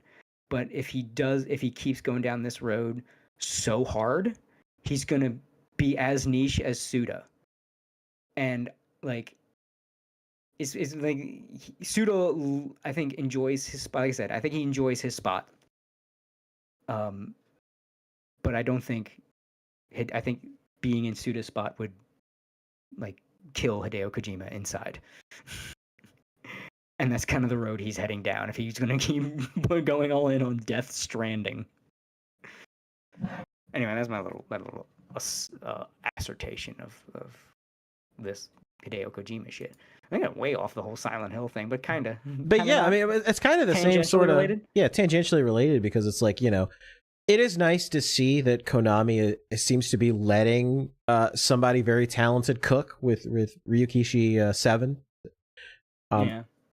I like I said, I hope this is a sign maybe in the future that they can bring some of their, you know, previous creators back and come up with some absolute Kino. But yeah, that is a very valid point about David Hayter and Kojima. He may not want to bring him back, and for me that would kind of be a red line. Like I would rather there just not be another Metal Gear if David Hayter's like not going to be Snake. Yeah. And that sucks because, like, you know, you could close the loop, like, because like my ideal, right, is that they're able to get Kojima to come back, and the beginning of Metal Gear is actually like the ending of 5 that he really wanted to do, and so you get that like the start of it or the ending of 5, and it goes directly into Metal Gear, and you get to play as, you know, Solid Snake, and it closes the loop of the series. That's kind of what I want. Yeah. I could see that. Like the problem is he just won't. If they did get him back, they did make amends, which I don't know. I think it was a very nasty breakup, so I don't know. And it's it'd be like Capcom getting Keiji Inafune back, although I don't know if they'd want him at this point. Let's say Keiji Inafune didn't trash his own reputation, you know, it'd be like them getting him back. But I don't think that was such a nasty breakup. That I don't know if Kojima would do it. But if he did, I still think he would do things that would piss people off, and one of them would be like, no David Hayter.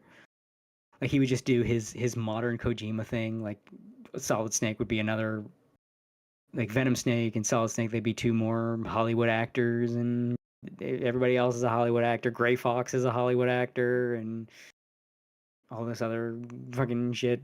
Like I think the Kojima of old is gone. And not to say that he's completely different, but we'll never get what Metal Gear was again. So I think, like, if you love Metal Gear, cherish it. And it's like, you know, I feel the same way about Castlevania. I don't know if I want a new Castlevania. I think it was what it was. Is beautiful, great series of games, and even the plot line wrapped up. I don't know. I feel like if you make a new one, you might fuck it up. I'm fine with there not being another new one. I got Bloodstained if I want that gameplay. But yeah, just I don't know. I think Metal Gear fans might want to hold on to the same thing. Just be careful asking for a new one. Well, that is true. You know, monkey's paw curling. Yeah, you got a good thing. You got a nice little story loop. The story resolves. It's you know, you have closure. You have your ending. Be careful giving them the opportunity to fuck with that. It's like your house. You got a house of cards that's just right. It's balanced just right. Perfectly balanced, as whole thing should be. You don't want Konami's like, ooh, let's put another card in there, and then the whole thing falls. But who knows? Who knows? Konami looks like they might be making a comeback. Maybe, who knows? I hope so. We'll see. I think that's probably the this will be the last thing I'll leave the podcast with. This is from Chibi Doki on Twitter. The Autism Mobile. It's beautiful. It takes up so much of the window. I know. How can you drive it? It's Chibi Doki with the goofy eyes. One thing I do want to tack on in the end here, and I'm going to try not to go too long with this. I'm going to try to keep it quick. As some folks may know, I recently tried out Dwarf Fortress. Oh yes, and, I love Dwarf Fortress. Yes, for those who have felt that they can't play it because it's too much, I can safely say the Steam release does mitigate that, because I would have been in the same boat. The Steam release really does make it so that you too can learn to play Dwarf Fortress. And I think it's funny, I went into this like, okay, I'll start my first fort, figure this shit out, the fort will collapse, and then I'll start the real one. I'm still in my first fort, and it's like taking off, massively successful, and I don't know what to do. I think my first fortress is like the capital of this dwarven nation now, and like the majority are happy, and like I've got all this shit. I'm drowning in riches, and like I guess I could dig deeper, see what I could find. I don't know what to do. I was told losing is fun, and I can't lose. But like I have gotten the crazy stories already. Like early on, for some reason, my fortress ended up being a third of the entire population was children, and this fortress gets attacked by this legendary Cyclops, and I'm like, oh shit. This is my first fucking it's attack the moment. from a It's big the fucking moment. thing. Yeah. So like, okay, send out my military. I don't have much of a military. I got like 5 guys. Hey, 5 guys, get out there and kill this thing. Kick this thing's So ass. the Cyclops comes from behind and brains one of the dwarves that are out there cutting wood outside the fortress, and like sneaks up from behind him and just caves his skull in.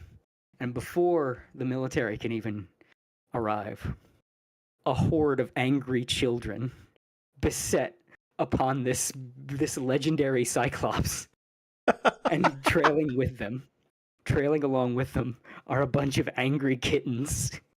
So imagine you're this big ass Cyclops, and you just killed a man, and you just hear a rumbling, and it's just a kindergarten class and children are running up on you, and they just mob the Cyclops, and the children murder the fuck out of the legendary Cyclops. I'm looking at the fight log, and they've like 2 of them have grabbed his legs to bring him down, as the rest just keep beating on his skull. It's all headshots. They're hitting this giant Cyclops skull like one of those like fast beanbag punching bags, the speed bags. His man is like flopping. This is what I imagine when you describe that to me. That's basically what happened. And they're just braining this, just hundreds of little hands braining the Cyclops with the kittens are latched onto him. He's like, it's knocked unconscious, and then he wakes up in the middle of his beating to fruitlessly swing at one of the kittens, who dodges the giant Cyclops, only to leap back and latch onto his face. As the Cyclops is finally beaten to death by children. But that's not even the end. Because, see, half of those children were traumatized by the experience of taking a life. But one wasn't. A dwarf by the name of Kickross. And Kickross eventually grew to be a man. So I immediately put that son of a bitch in the military. And Kickross was that guy. He wasn't even the leader of the troop, but when like shit was coming from the caverns, Kickross went down there and he took care of business. He kicked its ass. He was John Halo. Yes. Until one day we were besieged by the Goblin Horde. Because at this time, to answer the question, I have been in wars. I am now at the point where I got attacked by an entire huge platoon and just wiped them out. Like, my military is so fucking strong now. Like I said, I don't know what to do.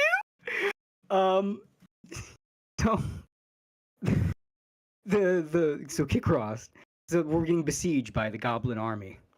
I have a burrow set up. So basically the military set up a little area set up around the gates. So I send the military there whenever we're being besieged. Like, hey, defend the gates, because I have like a wall. I have like a defensive wall around the entrance to my, like, the downstairs. And like, okay, defend the doors. Before they even get there, Kickross tastes blood. So he breaks rank, goes into a martial trance, and solos this entire fucking goblin platoon before he himself falls. Damn. You see the entire battlefield. He is like, it wasn't just like one square. He led this army around the entire area around, what is basically a fort, like entrance to the fortress. Like, led the entire, this man fought an army around like an entire acre. I found there were pieces of him that were found in this area. And he finally dies as the last goblin falls. And I'm just picturing That's awesome. like this bloody armored dwarf. He's missing an ear, he's missing an eye, he's missing an arm, he's just covered in blood, like John Ward at the end of Faith, panting. And when the final goblin bastard is lying dead, he finally lets himself die. He was local dwarf too angry to die. And That he's was still Kickross. He was the child that killed a Cyclops and felt nothing, grew up to be a man that felled an entire army before, and that was how he chose to go out. and he It's like died. knew He was today probably his still day. standing up as he died. Like he was like with his sword still embedded firmly in the goblin.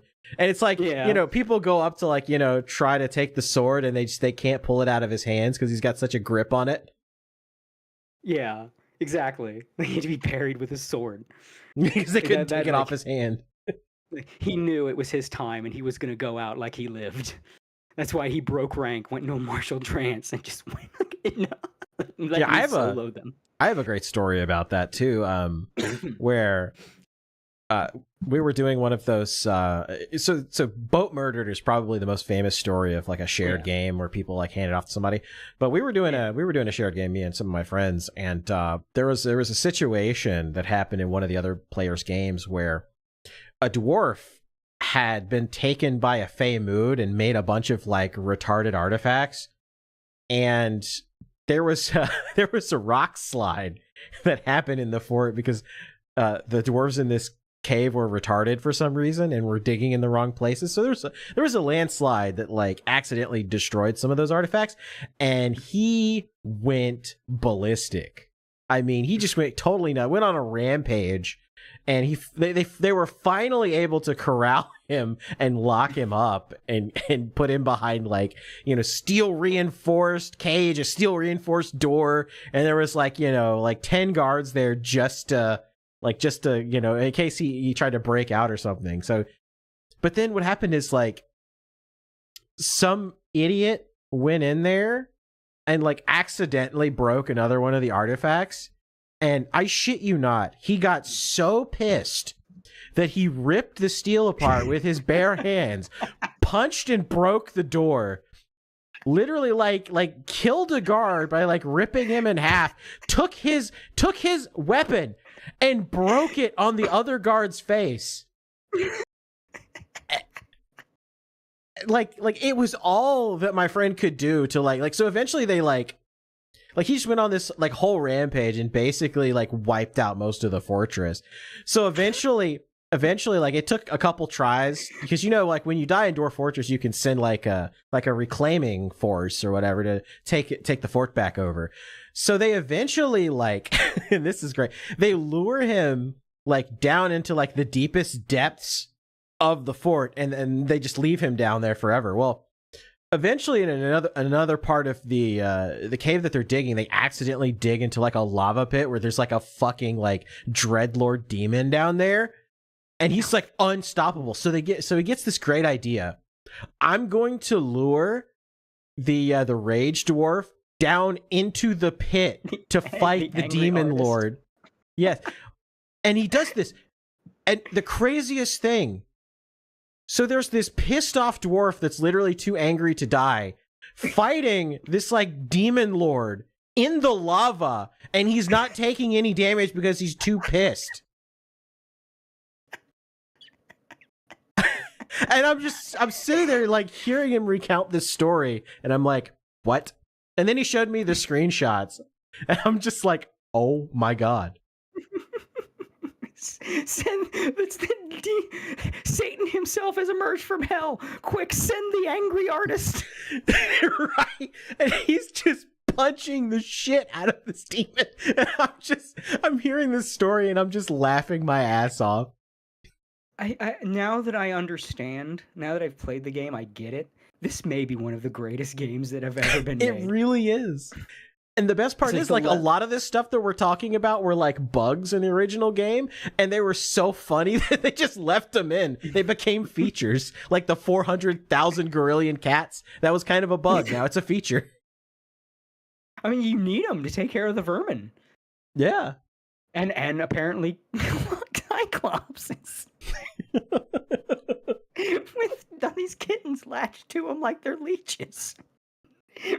As he is beset by Mrs. Grundle's kindergarten class. Oh, that's amazing. I couldn't breathe when it was happening. I'm just reading the attack logs and I see it in my head. It's not even just that it's all these children. It's that they keep going for the head. They like drink his some gummy head's berry juice and they're just like drop kicking him in the head. He's just flopping around like a goddamn. Cyclops is like, what the fuck has happened?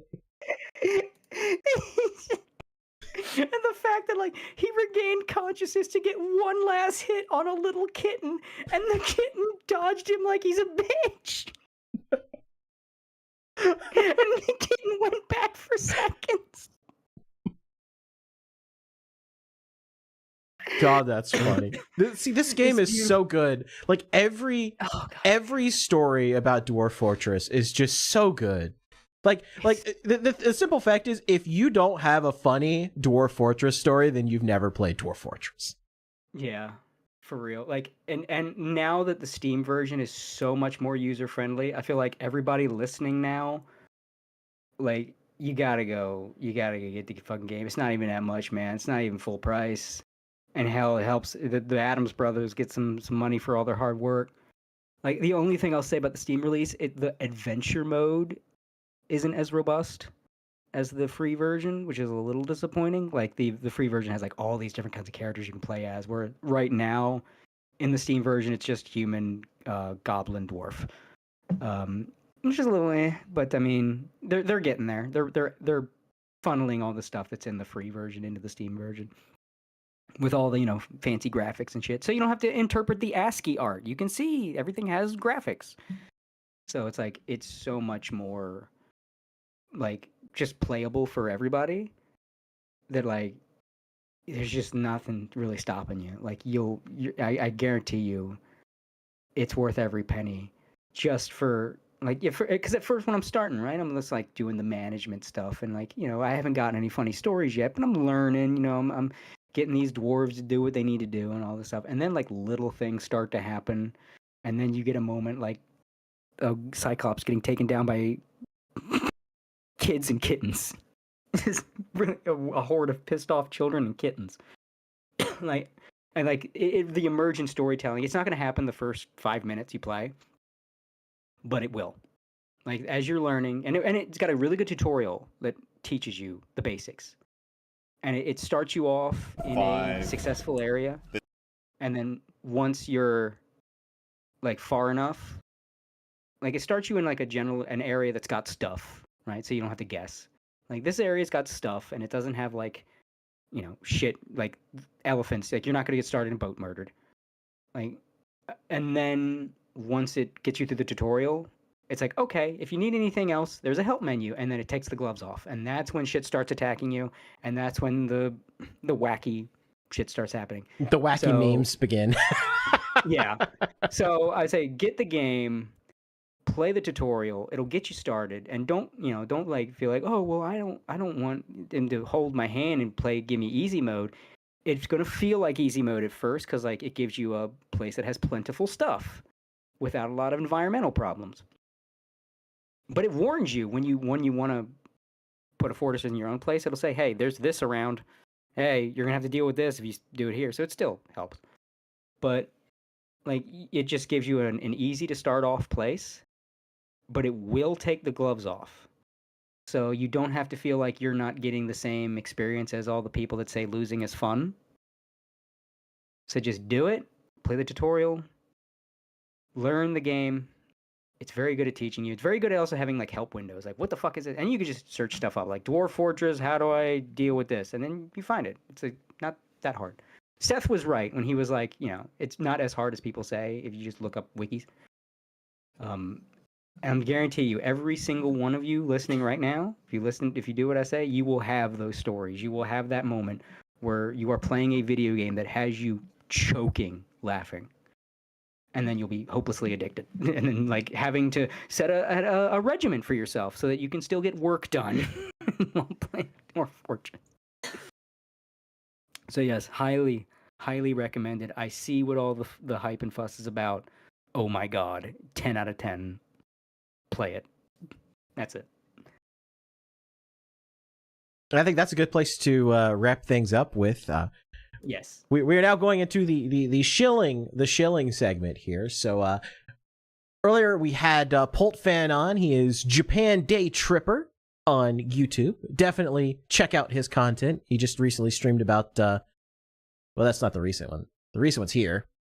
Metaphor Refantasio and how bad the localization is here. And he's going to be doing another stream soon with his mounted Starlink setup. So definitely check that out. And now it's Cody's time for shilling. He is the author of Cloud Scratcher, Saturday morning cartoon style comic with animal characters, but not in a weird way. Yeah. In a wholesome way. None of them are having sex. They're having adventures. So definitely check that out. That's cloudscratcher.com. And I definitely want to make sure to shill his art account. That's Buyerworks at Buyerworks on x.com. This is a picture he recently drew. He says, whenever I draw Pipkin Pippa, it's always some goofy gremlin thing. So I thought it'd only be right to draw her normal for once. And there's your perfectly normal Pippa chat. Yeah, I just needed something to draw, and I was like, I draw a lot of Pippa. And then you draw her like this weird little thing. I'll try drawing her for real with all the details. So.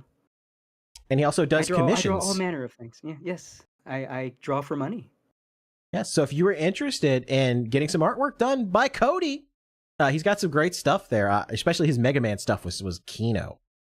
I gotta draw more. I saw these fucking cool robot masters. Like, I'm gonna draw all kind of this guy and this guy and this guy. And I drew like 2.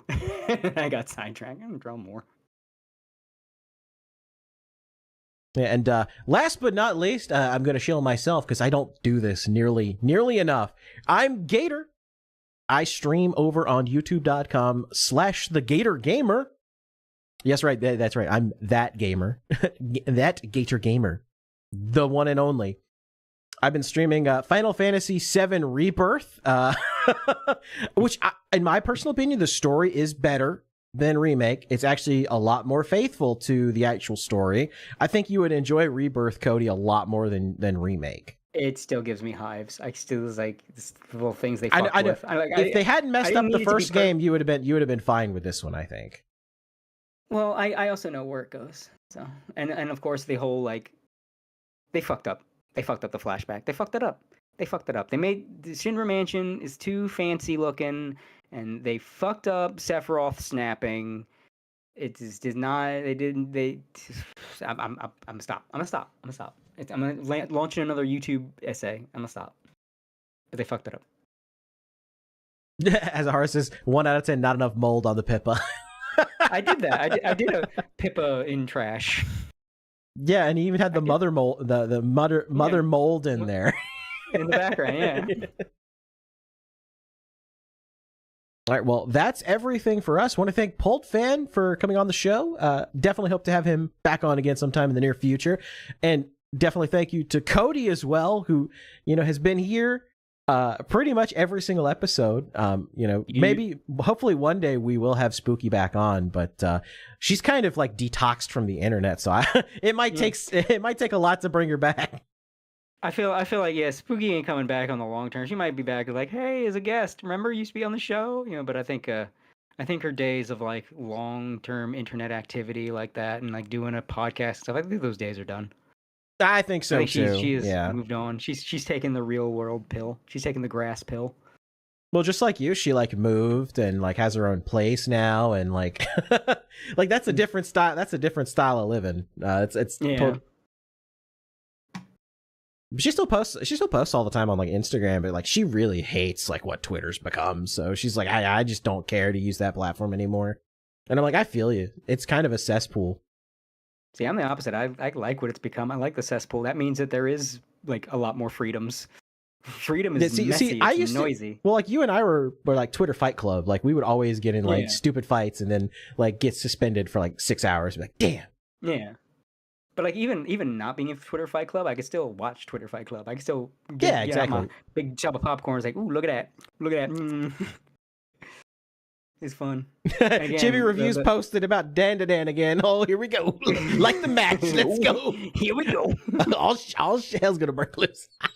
All right. But yeah, that's the show, everybody. I want to thank you guys for tuning in. Again, I want to thank Poltfan and Cody for hopping on the show. If you like this, you can listen to the audio version of this podcast. It is on anchor.fm/anime boomers, which I'm slowly but surely updating and trying to get that close to the show as possible. Still working on that. If you're listening to the audio version of this podcast, you can find us live streaming every other weekend at youtube.com/animeboomers. And of course, once again, I am the Gator Gamer. I stream on youtube.com/thegatorgamer. We also stream on kick.com/gatortime and twitch.tv/thegatorgamer. Where we will see you guys again 2 weeks from now. 2 weeks from now, which I believe it's either going to be a Friday.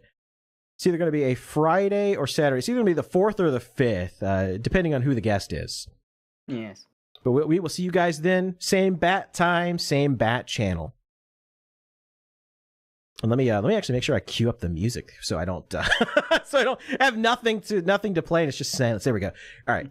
Again, want to thank you guys for tuning Pippa in. this time. Is Pippa streaming? Yeah, she's doing a late stream tonight. She might have already started. Oh, She yeah. said it was going to be around like 12 PST. I don't think she started yet. I think she said it was going to be like 12 PST. Well, then she lied because it's like almost 3 a.m. and I don't see a Pippa. Yeah, she said she's going to be super late. I guess it's going to be even later than she thought. So. Damn, yeah. Here, I'm going to... Oh, yeah, I see that. Yeah, it's scheduled for 2:45. So you know what? We'll go for just a couple more minutes until Pippa goes live, and then we'll go right into Pippa. Okay. Because she says she's going to be talking about Carrier Con, so that's pretty dope. Yes. I've seen the pictures. A lot of people have. I've seen the pictures of like her panel and just taking Pippa plushes around the carrier. Hey, we showed this one earlier. We showed this one earlier. The what comes to mind when you think of Phase Connect. I just love how big coffee is.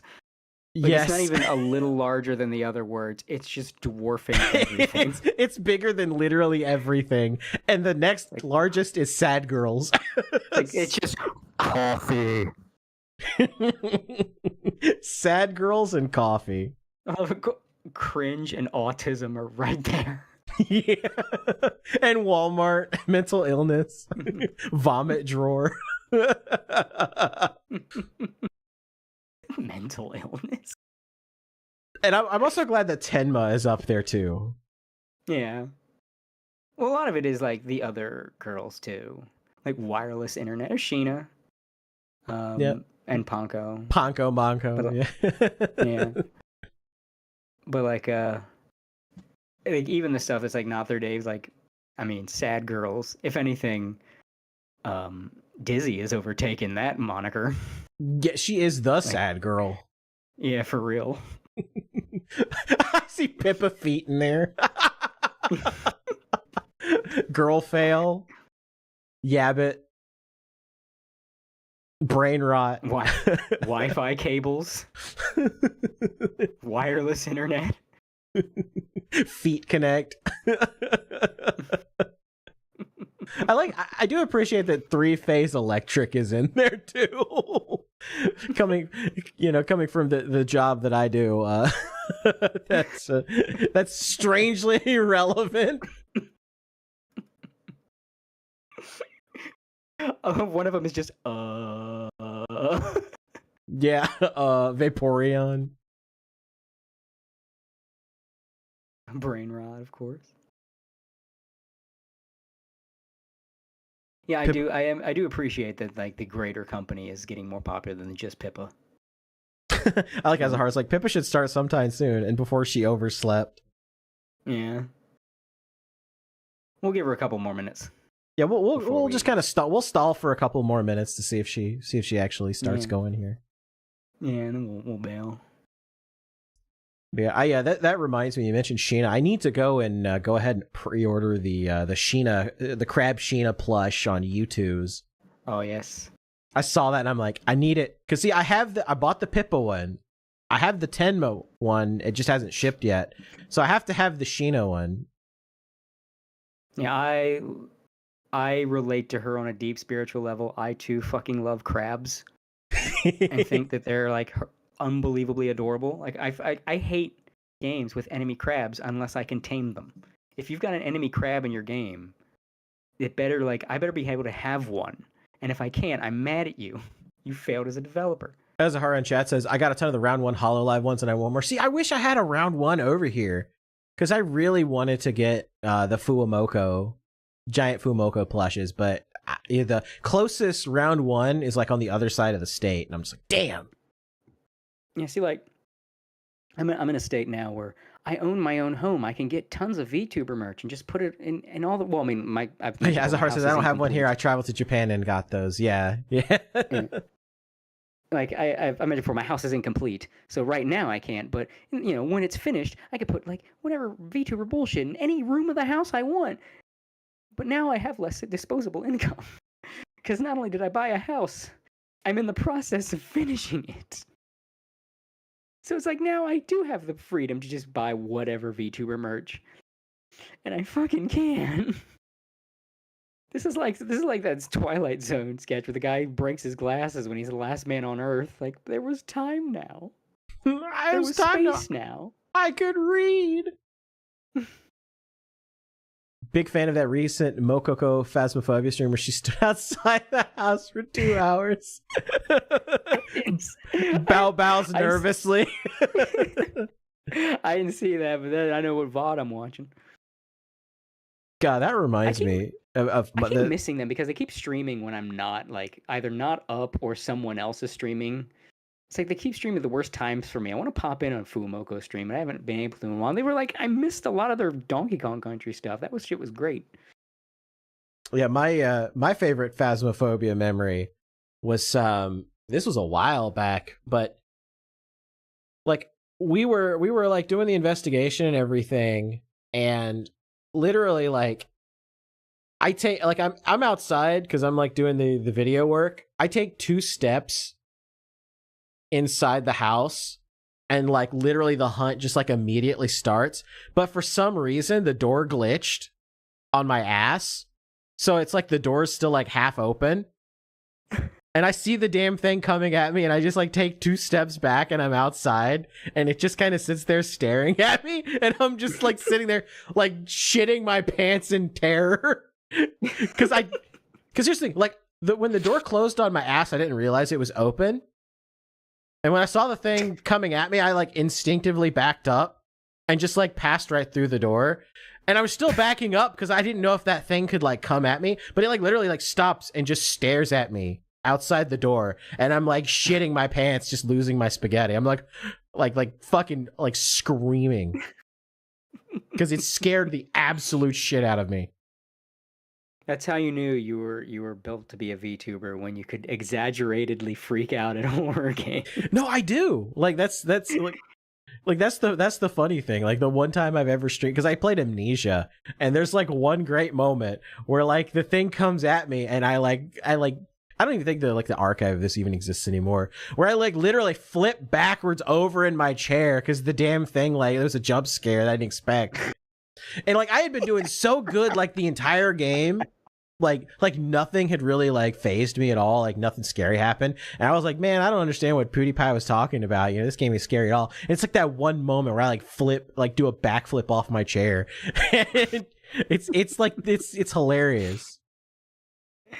Yeah, I can't play horror games. Not even I'm scared of them. I kind of hate them. There's some I like some the ones I really fucking like Eternal Darkness and Faith. I fucking love those. But like horror games annoy the shit out of me. Mortys. Like I know the techniques too. I think it's also because I'm a writer. Like I know the tricks to scare people. So it's like I know what you're doing. It's like you're babysitting a kid, and he's waiting around the corner just to like jump out and yell boo. It's like, do we have to do this? Just, I know what you're doing. It's like you're babysitting a kid who keeps doing it. It's like, you're doing this again. I'm not. Just knock it. I know you're in there. Just stop. And he does it. And you're like, God. Like I'm annoyed at horror games to a point I bring the mood down. You know what I mean? It's not just like, we got you to do something you don't like. Like, you know how there's people that you get them to do something they don't like, and it's funny. And then there's people you get something to do they don't like, and they just bring the mood down because they just get actually pissy. That's me. Like, I turn to an obnoxious bitch playing a horror game. Like, a jump scare happens, like, fuck you. We're doing this. Like, that's me. I am the worst person to be in the room with playing a horror game. I just ruin everyone's good time playing a fucking horror game. It's like I especially nowadays, man, because horror is just, it's like isekai anime. It's all checking boxes. Like, oh, no one cleaned up around here. Okay. Oh, thank you, Saw. Now everything has to be in dirty rooms. Okay. No. Is that the laughter of a child? Oh no. Oh dear. Help. Well, I'm like, you know what it is? When I play a horror game, I turn to an unpleasant moist critical. Man, this horror game situation's really crazy. Yeah, it's just like, instead of like, oh yeah, I'm kind of like deadpan or whatever, I just become bitchy. I become a bitchy critical. Like, okay, whatever, fucking. Man, this game really sucks. Yeah, it's like critical kept whining all the time. That's me playing a horror game. I don't know why I'm playing this game when I could do literally anything else with my life. Yeah, for real. That's pretty much me. It's like a couple, right? There's like, had something else. Like, I fucking love Eternal Darkness. Fucking love Faith. The Unholy Trinity. Those games are great. But a lot of times it's just like, like I know it's not good. Like I shouldn't get this whiny at a fucking video game, but I do. It's like the other areas, like I don't, like if I'm playing a hard video game, I don't get DSP. This is where my video game toxicity got funneled, is just whining at horror games. Like they can fucking hear me. Shut up! I have never told a video game to shut up more in my life than my attempts to play horror. It's a weird tick, and I know it's stupid in hindsight, but it's like, I don't know, man. Something about the tropes of horror games and recognizing them, and like, and knowing like, okay, I know where my life is gonna go for the next.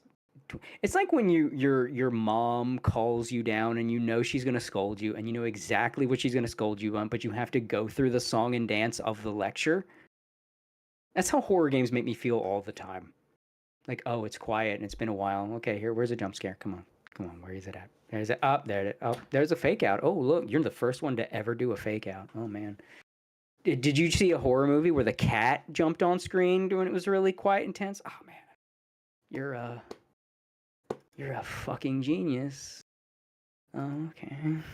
See, I think Pippa must have like bit the wrong wire or something, because she still hasn't started yet. Yeah, I can only As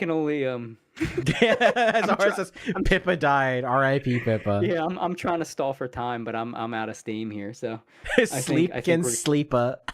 I think we're gonna have to call her a no-show. Yeah, or just like raid into her offline stream. Right into her waiting room. Yeah. Kapipi's a band. Her chat is like the funniest thing to watch right now. Didn't she tweet at like 12 a.m. Pacific time? So like in 7 minutes. Well, no, she said it for 2:45 a.m. But of course, like she's like, I don't know. She might be going by Pacific time, so she may like think like 2:45 Pacific.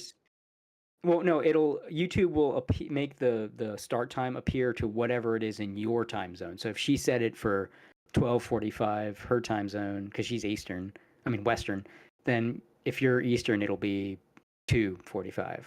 So YouTube corrects for whoever's looking at it. Because you see that all the time with like JP streamers, and they're like, oh yeah, next live at like 4 a.m. Yeah, didn't she tweet 12 a.m. PT? So like in 7 minutes. Yeah. I got her Twitter feed up. I'm gonna check real quick. It's well past that now. Oh no, she's 3 hours. Shit. Yeah, it's 3 hours. Yeah, I'm thinking 2 hours. See, I'm fried. I need to get going. Yeah, late. Yeah, she said late stream today because I'm an idiot with a bad sense of time. Stream will be around midnight PT. We'll keep it archived so people can just catch the VOD since it's so late. Yeah, so we'll see. We'll see if she shows up in like 5 minutes. Oh no, she's posting a chat. Pippa's alive. She's alive. She's not dead. She doesn't hate us. Ooh. She hates us. Ooh.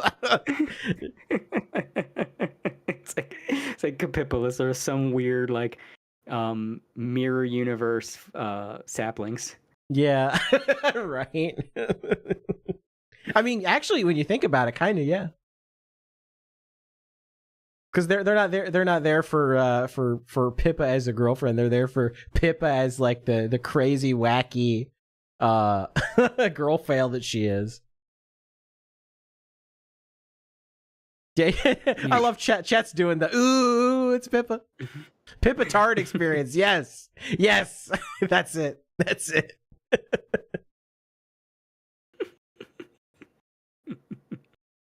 Time sensitive to change, but I'm here just waiting on confirmation for something. Okay. Yeah. And she changed it to 3 a.m. So. Oh, did you see the Shiori? Yes, I did see, and I just want to say, fucking based. I knew Shiori was awesome. So Shiori's doing a collab with Gerard. Mm-hmm. And I'm eating cookies, by the way. I'm tired of waiting. Based. Yeah, collabing with Gerard, and you know about the collabs with the Hollow Stars and how there's a segment of the Hollow fandom. Oh, is that why someone tweeted out that meme of like real HoloLive fans don't hate on Hollow Stars? Yes, because there's like a huge contingent of Hollow fans that hate the fact that Hollow Stars exists and just wants like cover to get rid of them and just have HoloLive, just have the girls, because they're like, you know, these guys are like imagining that fucking Bettel is gonna like walk into like Kiara's room and just like pick her up and take her away. Like they are mentally watching their Oshi get fucked in their minds by like Bettel and Gerard and all these Hollow Stars guys. Yeah, it's ridiculous. And like, I mean, breaking the kayfabe a little bit here, but we know some of them are already taken on both sides. I mean, if we're going past EN, Muna almost let slip that she has a boyfriend. As a horror, I made some AI art of NTR Gerard Shiori. Didn't post it. If you did, dude, there are some, because I posted that like I'm not the biggest fan of unicorns. I think that they go too far and they can be like crazy and extremist. I've had some of those unicorns like below their gasket just because I said, yeah, I don't really, I'm not a fan of that stuff. And they like lost their shit at me for it. And I'm like, you guys, like you guys just like, if you didn't go so like crazy and extremist, I would probably have a higher opinion of you, but you do. And it's like, are you that insecure? Yeah. And like, are you really think that you ever had a chance? When like Gerard likes, congratulates your Oshi, are you like mentally picturing Gerard like bending your waifu over and just fucking her in the ass? Is that like that? Is that where you go to? It's like I posted on Twitter. I said, wow, the new season of Rent a Girlfriend started early. Why would you ever picture yourself as the one getting NTR'd and not the one doing the NTRing? That's what I said on this podcast. I said like people that bitch about NTR porn, like that says a lot about you. You should be projecting yourself into the bull. Why are you immediately identifying with the cuck? As Ara said, one was saying he would cancel his membership. He did, and Shiori blocked him on Twitter, and he was crying. The guy canceled his membership, and everyone was insulting. No, literally, I've watched the entire internet dunk on him. My reply was to a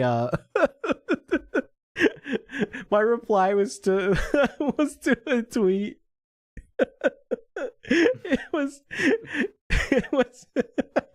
I'm still laughing about all the tweets that were making fun of him because it was so funny. I was replying to a Crisis tweet. She's the Pippa cosplayer, and she said, "I'm sorry, this is so fucking funny." And I was like, damn, the new season of Rent a Girlfriend started early. and Lord Mollington posted in all caps, "Help, I'm being cucked." I was fucking dying. It's so funny.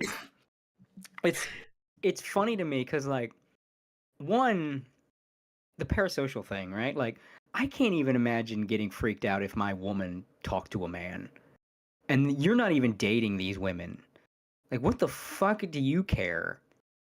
Two, it's so you are a bitch that couldn't get her unless she had no access to any other man.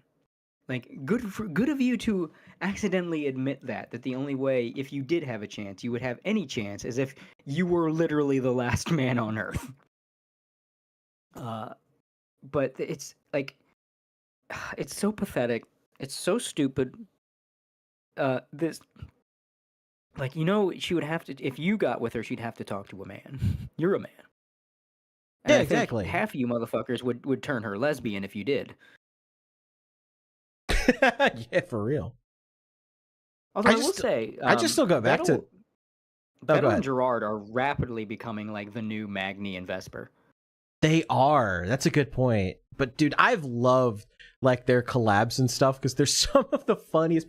I still go back to the Doki Bird Apex game where they told Gerard him just went Leroy Jenkins. Yeah, Gerard just goes Leroy because they told him to go out and die, but they didn't specify enough so that, like, Gerard has, one brain cell. So he's like, I will go out there and I'm going to die. They're like, no, Gerard, come back. We have to res you. Oh, God. And it was so funny. Gerard's a great entertainer, man. He's got some good energy. Like I think someone said in the chat before, he has fantastic energy. I too, Azahara, I too miss Vesper, but I mean, the man's in his own lane in his new incarnation, well, old incarnation. He's in his lane flourishing. He's happy where he's at. And I pop on his stream. Like, let's check out his stream every now and then. He does. I mean, it's pretty much the same energy. It's just he's not collabing with Hollow folks anymore, which is the bummer. And speaking of Doki Bird, since we're still stalling for time here, I forgot to mention that my Doki merch arrived from Gamersupps. I got the cup, I got the shirt, and I even got a retweet from Doki Bird. Hell yeah. Look, I didn't even tag her. Like, I was like, oh, I don't want to bother Doki Bird, so I'm just going to tag Gamersupps and be like, yeah, I have this cool Doki Bird merch. And Doki was like, oh, you think you're slick. I still see it. And I'm just, I saw that and I was like, oh, shit. It's like, oh, shit. And yeah, Patch, I agree with Patch. Hollow Stars is a hidden gem. Like, like I said, I think a few of them kind of stepped in it. They tried to be a little virtue signally. But I mean, they pulled it back. That. Yeah. They're called it. And like the ones that did it, I think, I mean, I don't want to say punishment, right? But like, you play that game, you win that prize, and yeah. The ones that did that, their momentum came to a screeching halt. Meanwhile, the ones that didn't, like shot to the Gerard, moon. Yeah, Bettel and Gerard are a great example. I think some of the other ones are just kind of like I don't think they don't have the moxie, like you have the couple that ate shit and like this is my streams are a safe space, and then you have a couple that are not bad, but they don't stand out. You have Flayon, and his problem is he leans too much into voice acting a fuckboy. Yeah, he's a little bit too femboy, and he's a little bit too. I think that's a little off-putting. Not just for me, but for like a lot of people, because I think, like I said before, to be a good male VTuber, you got to be like the bro, and you got to be the funny side character. And he's missing bro, or not even just full bro, but like, just don't do that. Just don't be femboy. Even if your model's femboy, don't be femboy. He's good as a collab partner, but I don't think I could watch his stream. As also as a fighting game guy, right?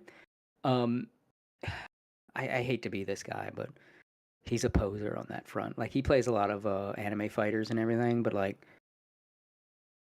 I whooped his ass in KOF. I stream sniped him. Did you really? Yes, he streamed KOF 15. I'm in it. I gotta go back and watch that. Holy shit, I didn't know you whooped his ass. I OCV'd him. And then I took over his room because he wasn't enforcing, kicking people out after a game. And he wasn't just doing it to me. So I was like, well, if he's not going to enforce it, I'm going to keep playing matches until he kicks me out. And I just kept playing matches, and he made a new room.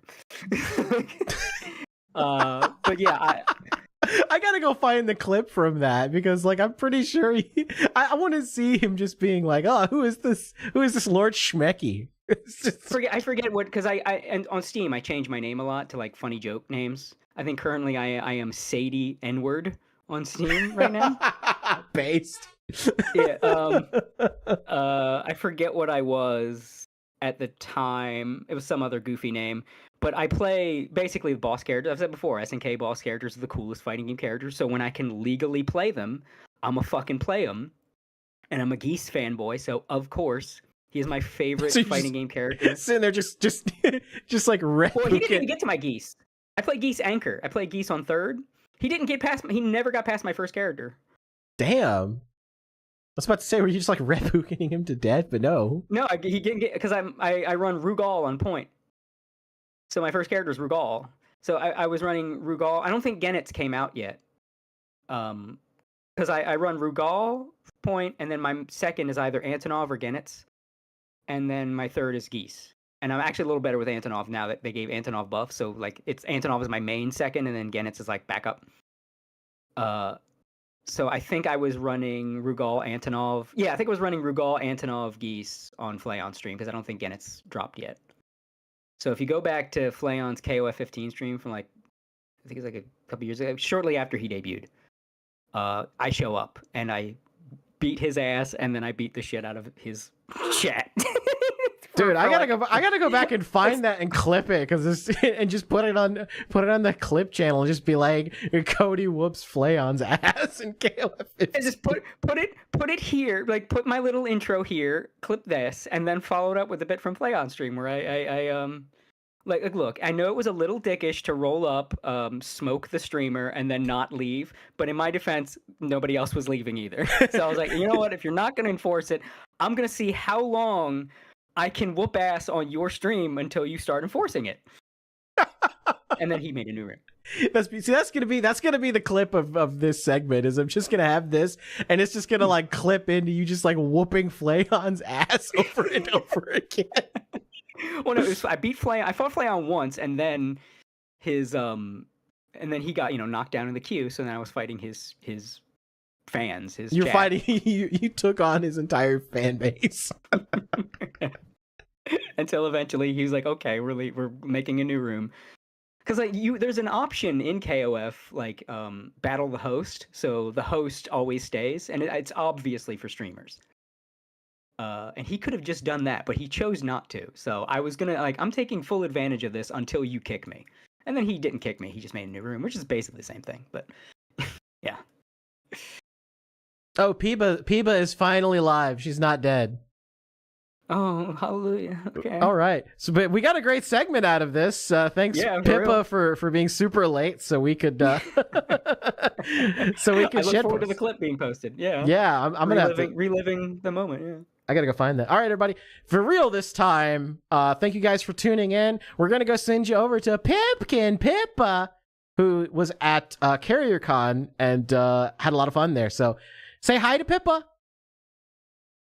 And we'll see you guys in 2 weeks, either on the 4th or the 5th of April. Beep, beep, beep, beep, beep. Beep, beep, beep, beep, beep, beep, beep, beep, beep, beep, beep.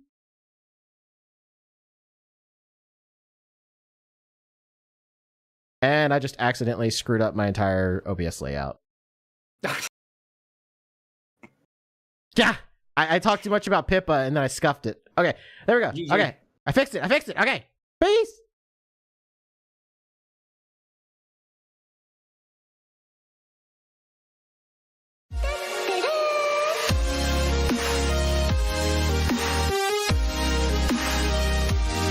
Master.